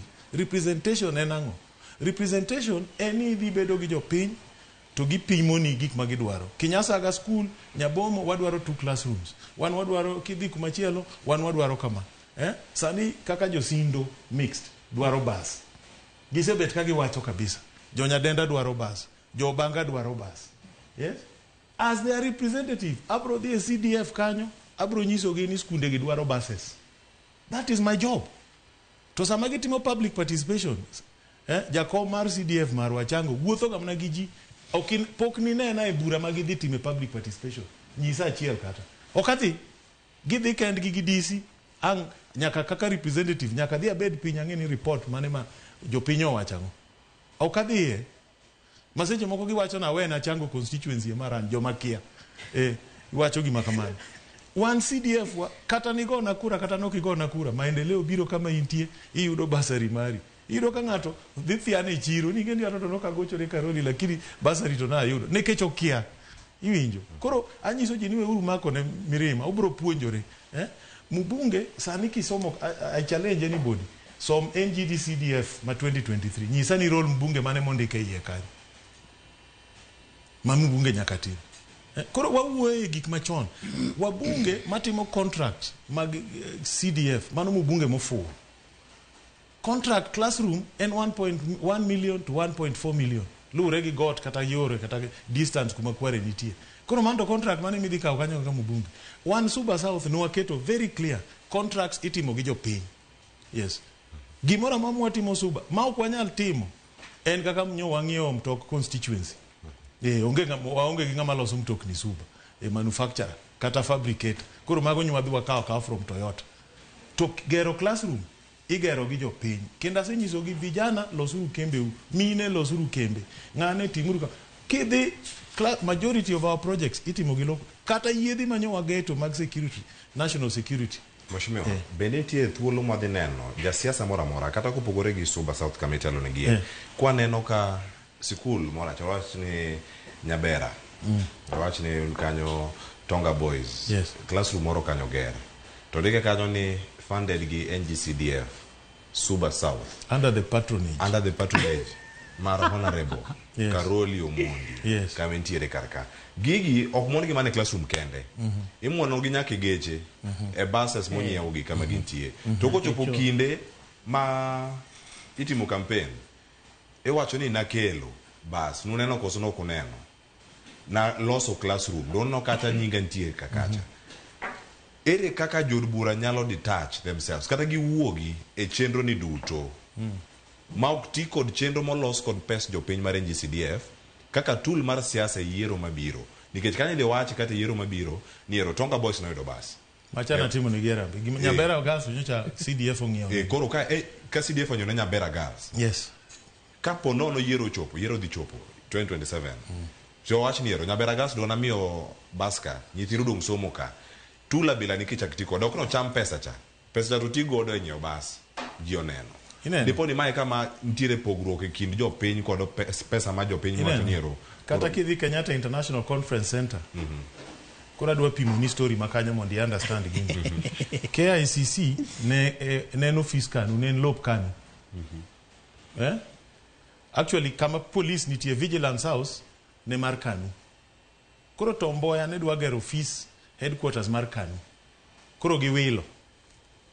Odwek vigilance kucho to giduogo koni. Pesa mano chako gero KICC kama ne jo kanu bro rome nen private pesa. To kane pesa ochot sirikal wacho ni gikawe nikech World Bank ne dhi timo meetings ka. Koro sirikal ema notieke. To pesa kanu ing'eni ema ochako gere private money. Kae to koro sirikal otieke kidhi kacha iyudo kondik maduong' ni Jomo Kenyatta ema noyawe. En od Jomo Kenyatta. KICC cha. No keno Jomo Kenyatta ntiere no kotiyo kode campaign. Kaka sani ditigi wach mar school gi. No wacho niya wakelo international meetings. The first one outside Western New York. Not in 1972, not in Kenya ka. KICC kanu. To kano chak gere to ne en gir jo kanu. Gimatemo explain ni nitiere role ma politician timo ma ceremonial. Gimatemo nyisi. Ka CDF ong'iewo school buses. Mbunge dhi launch gi kaka ceremonial. To kama mbunge en ng'ama kothe rach, ng'ama pache rach, to dhi obedo dala ne, to nyiso jopiny ni kidwaro basari to nyaka ibi dala na.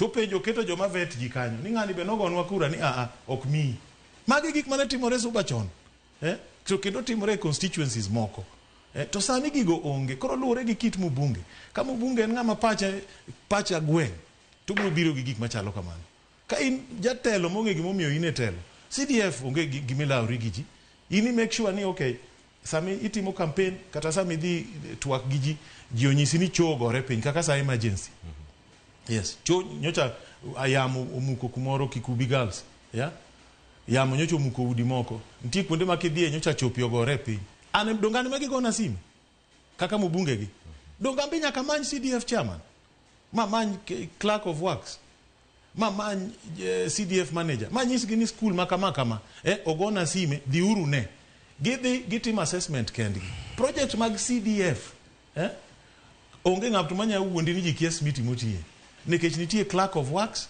nitiere quotation miloso gi Ministry of Public Works. Erokamano. Nitie ote madonjo ma onego akaw kachel koda kaparo moko mantiere karka. Penjo ni duoke yo machal nade.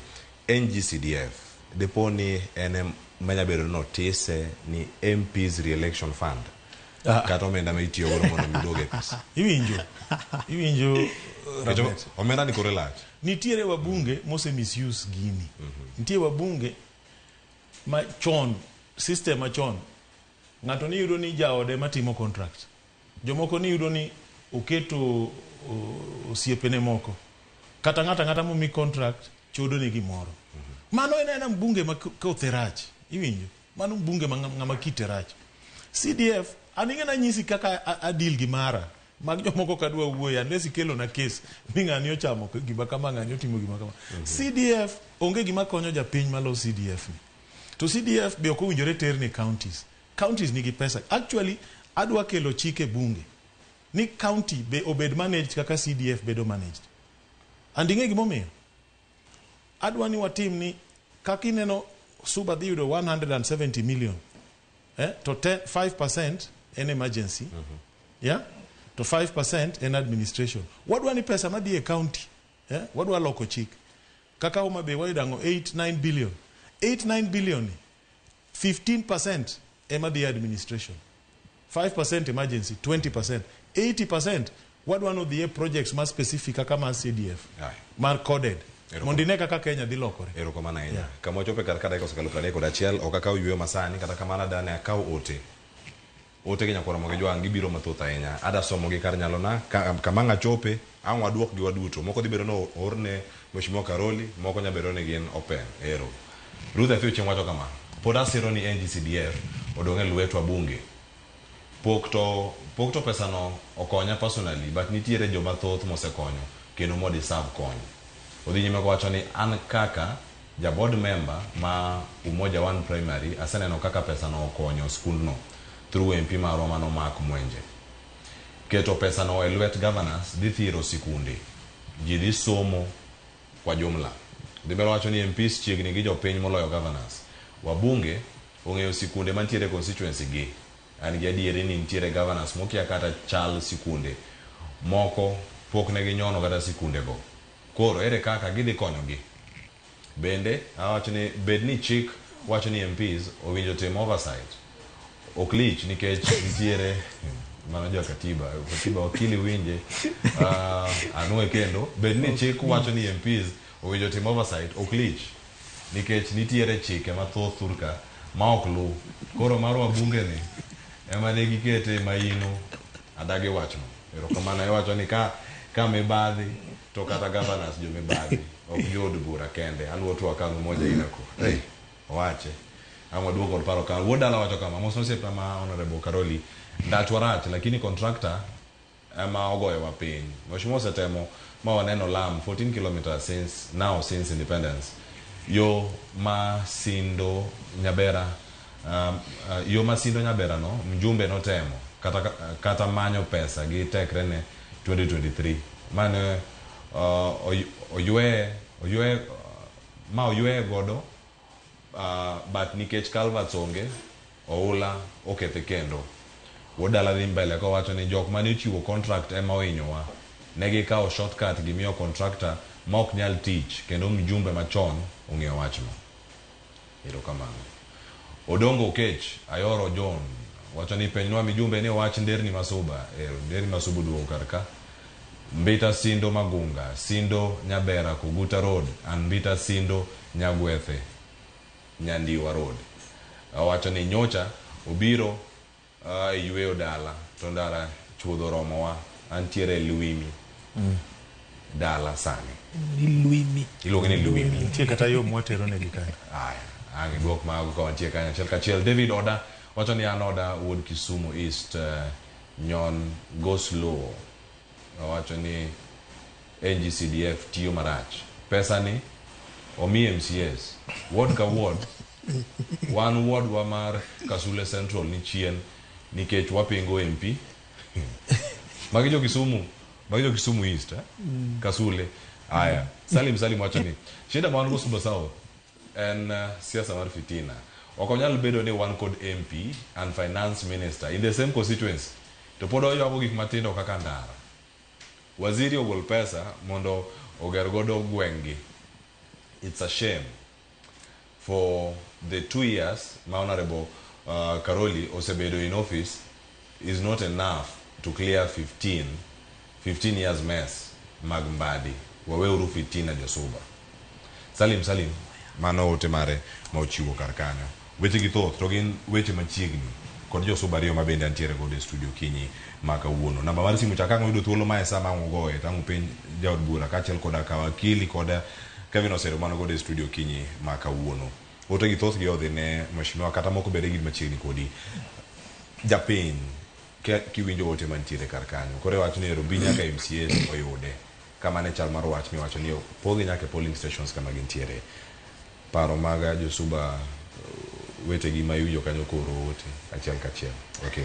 Ingeni leo fazadi kabisa nikech nyoro ne ane forum moro to natuma chiegni sana gi mheshimiwa mar finance wacho ni support ng'anyo ndara nyaka losi wapenj mbunge be kawuono kwan gode setka wacho ni o support ng'anyo koro maybe Josuba odong mana koda nikech osiro ng'anyo. Ingeni kaka jatelo what do you need to do kaka jatelo une wengewa mwanyalo gore kuomgi ka minister osebalo mjumbe bende osebalo koro ere kumwadhi ringe it means ni koro wanyalo go watewa ng'anyo wanyalo mana go koko ne mana maybe the president. But I think it's high time ma we use the goodwill masani wan godoni mondo our member of parliament Malura Hinya kachiel kod finance minister one kaka nyalo bridge the gap. Wasebedo ekoyo for a very long time kaka neno jawinjo wacho kanyo ni for the first time wabedo gi 14 kilometer road maya Magunga to donjo Nyabera to chopo Sindo to dhi nyaka Mbita to kaka neno kata kineno oboke manyandiko ndara ma is very essential ne jo Sindo sana kata ne jo Suba en ndara maya Sindo dhi Nyabera dhi nyaka Koguta madhi nyaka Homa Bay nikech trucks for example maya Victory Farms ma is a leading contributor kata a leading tax contributor in Homa Bay County mago rech mana maya Sindo to kanyo bondiko ji machamo mana 600,000 jok moko chamo nyaka 1 million tiyudo ka rech maya kanyo temi supply the whole nation waonge ndara to kwa onge ndara kama mjumbe gi joge wacho ni gi support ng'anyo matene ni agin gisegolore kanyo kage osidi winjo wachno gisegolore kanyo kage nyal onge gima ginyalo konyo wagodo.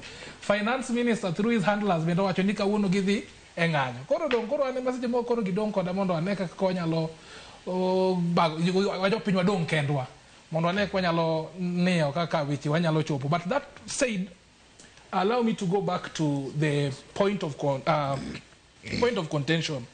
Gima duong kani the court ose rule and the court ose rule ni NGCDF as amended in 2022-2023 is unconstitutional and the court no wacho the grounds mantiere kanyo kaka separation of power, devolution to give prudence use of funds.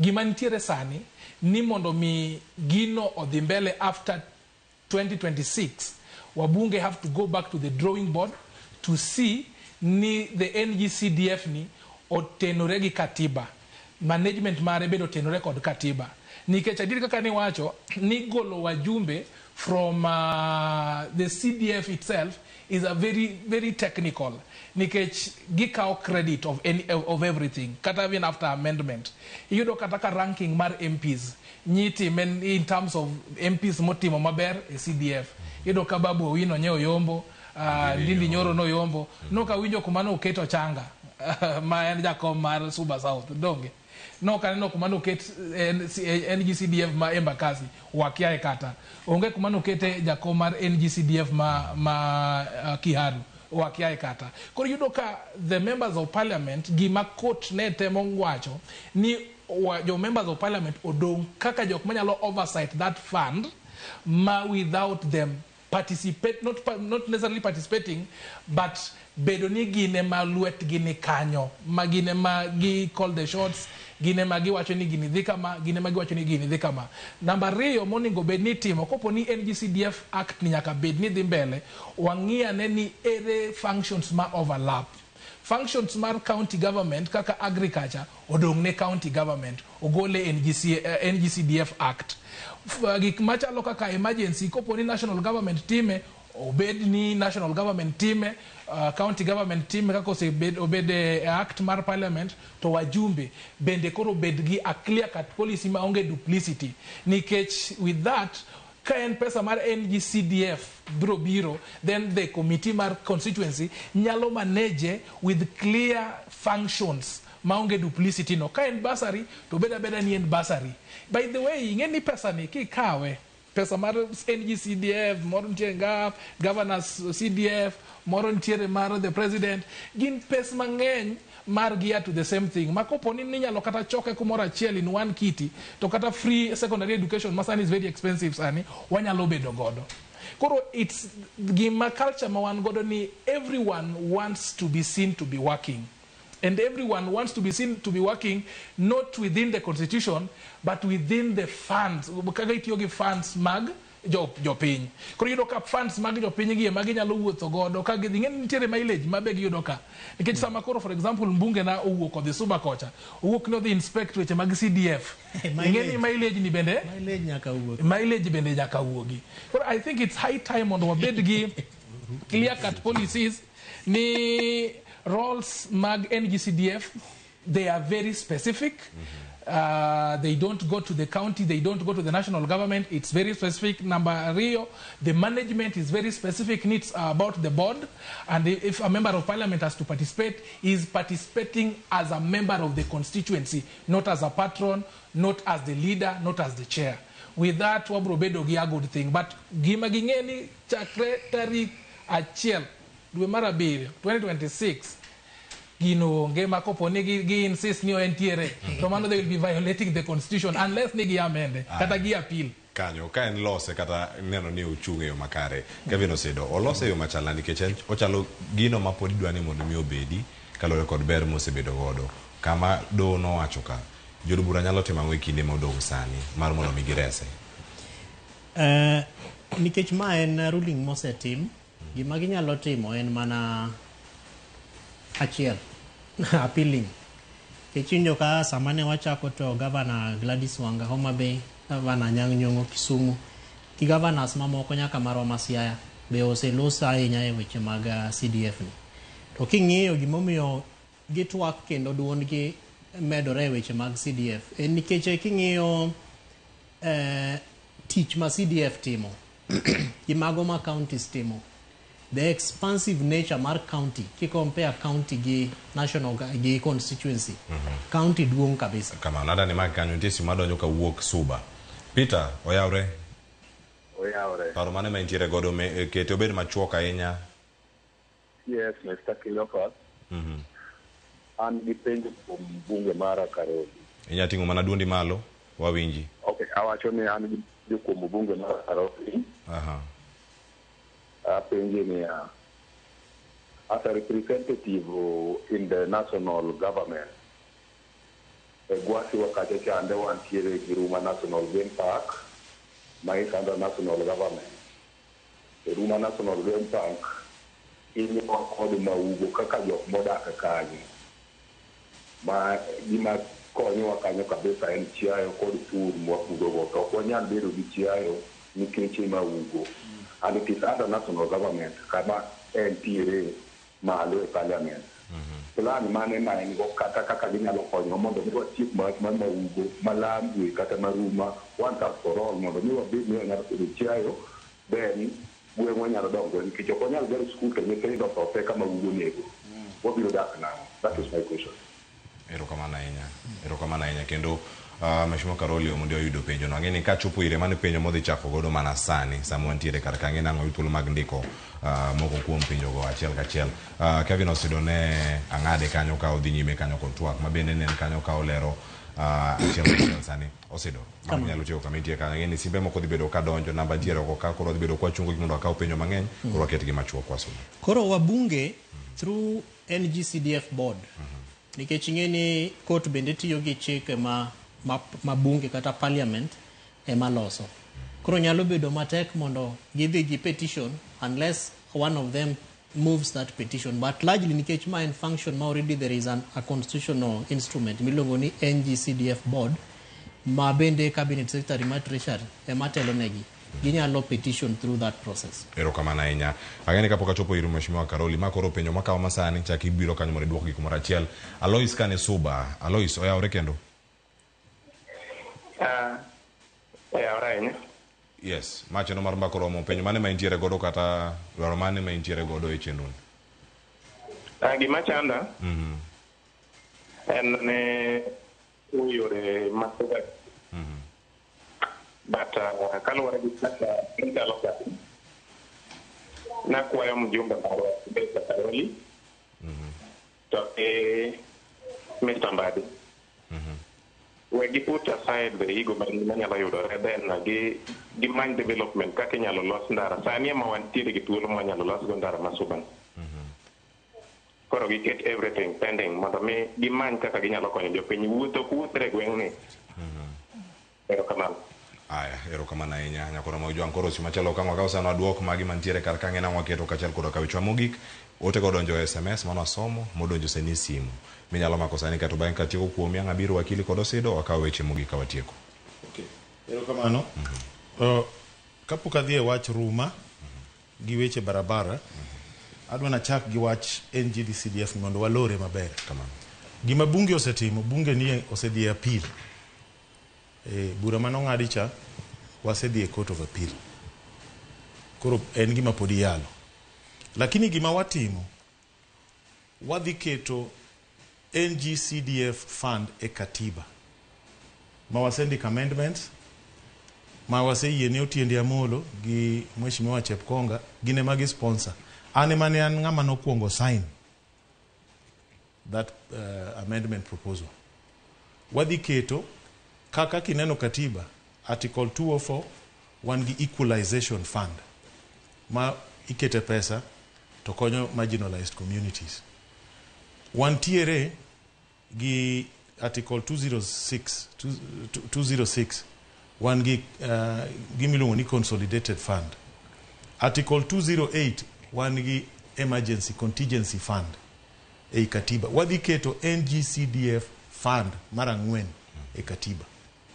Kose bedo kanyo wadhi ndiko chik makoro iranego nikech ang'o nikech article 6 mar katiba wacho ni power must be devolved.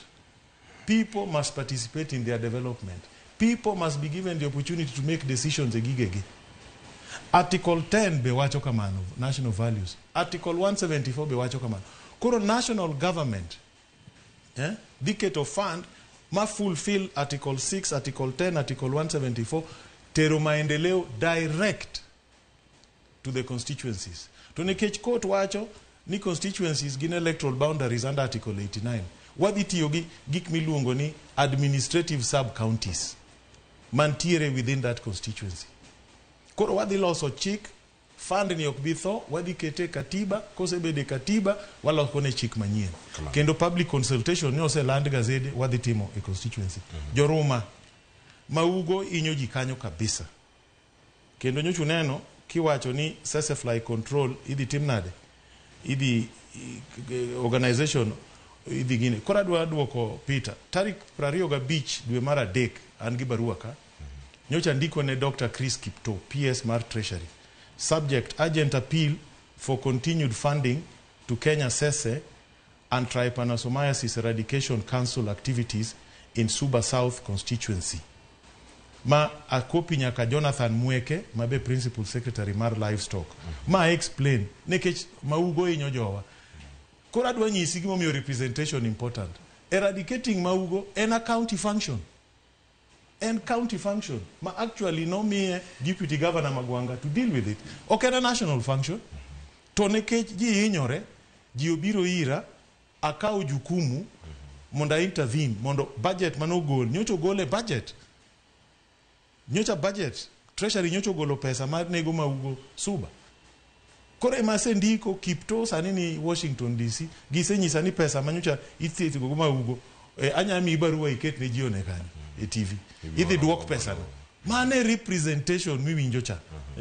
Weche barabara, nyocha wabedo piny gi president. Ma nyise ni president, yo igero mos, yo kdhi matek. Ogone chirchir sime. Onyiso chirchir ni tang'o matimre. Anyise ni nwawinjore gi chirchir, nwawinjore gi director Kena, nwawinjore gi engineer Ogogo. Ni oger culverts 14. Ma dweche 8 mosekadho. Pok gitimo gino. Wadwa culverts 14 ma gine mondo ger. Yo mamwalo Nyagwethe, mawuok Sindo, kadhi nyaka Karungu through Nyagwethe. President nyonyisa, osenyis Mbadi mondo ndik barua ne World Bank. Mondo World Bank obi oger yono. Ene mobro gero lam between Koguta and Nyabera. To yo mamwalo manyo Nyagwethe. Eto to nyocha na yudo ne pesa manyocho ywe. Gigo nyocho kutimre. Ose ywe dirio nyaka na bed mbungu. Ngato nyanyisa ni igna paga bich karo no ywe ndalo mag. Mheshimiwa, ini joba adani mulimu alore ka in gi mogik pida medo kar kanyo mede gi penjo ni pesa nindo Suba bejo Suba neno ber nitie gik madhi biro maber ing'e ni nitie gima nyiso gaji kineno nyathiu ka ni kumoro nyaka ibug tiende kata bed ni seche moko ineno ka ok ti maber ok igo nyathiu ka nitie kumoro kechana sebede sirikal igni mang'eny ang'eyo an kata ka donje bunge manyo inana donjo ni ng'ama na kuonga dhire nyiso ni Mbadi ine mwadhi keti majority leader but bed ng'ama thuon di chung adhi matimo ni campaign gi rebels mani neno ka donge mani rebels ka mo anwadhi keti majority leader to ringo wewa owacho ni en koro dhi bedo chairman mar park kanye mari rebellion nochakore gik mineno matimore kata kanya dhi ka president ok negi timo rallies ka negi pinga sani jite ok nimna kuma chuma nokuongo tele dhi sani ngato wacha kora adwa nyisi kama ana onge gi problem gi ngata adwa nyiso joma ng'anyo nikech barabara gimed ng'anyo gino miya duol kech sani ka ng'auro ne president pictures ma wazindo kaka nyase oro ne ni ma yorwa mwatimo kodi tok timre ang'o momiyo kore momiya support jo ng'anyo lakini kik jomoko kete nying Mbadi e wach ng'anyo nikech Mbadi ok ja siasa Mbadi ok nyal support ng'anyo sani mano ng'ama dwa ketho ne Mbadi tich ok inyal bedo minister tiwacho ni jogene no dhi otimo ng'anyo against government mano kwa biye mago joma dwa ketho ne Mbadi tich kwa biye ng'anyo ane ma support ane ma support no ten en kota ibisane no minister maketo ng'anyo against government watieko gika mor kido thuolo mar biro ibiro thuolo mar mondo winyane ote ka chal koda kaparo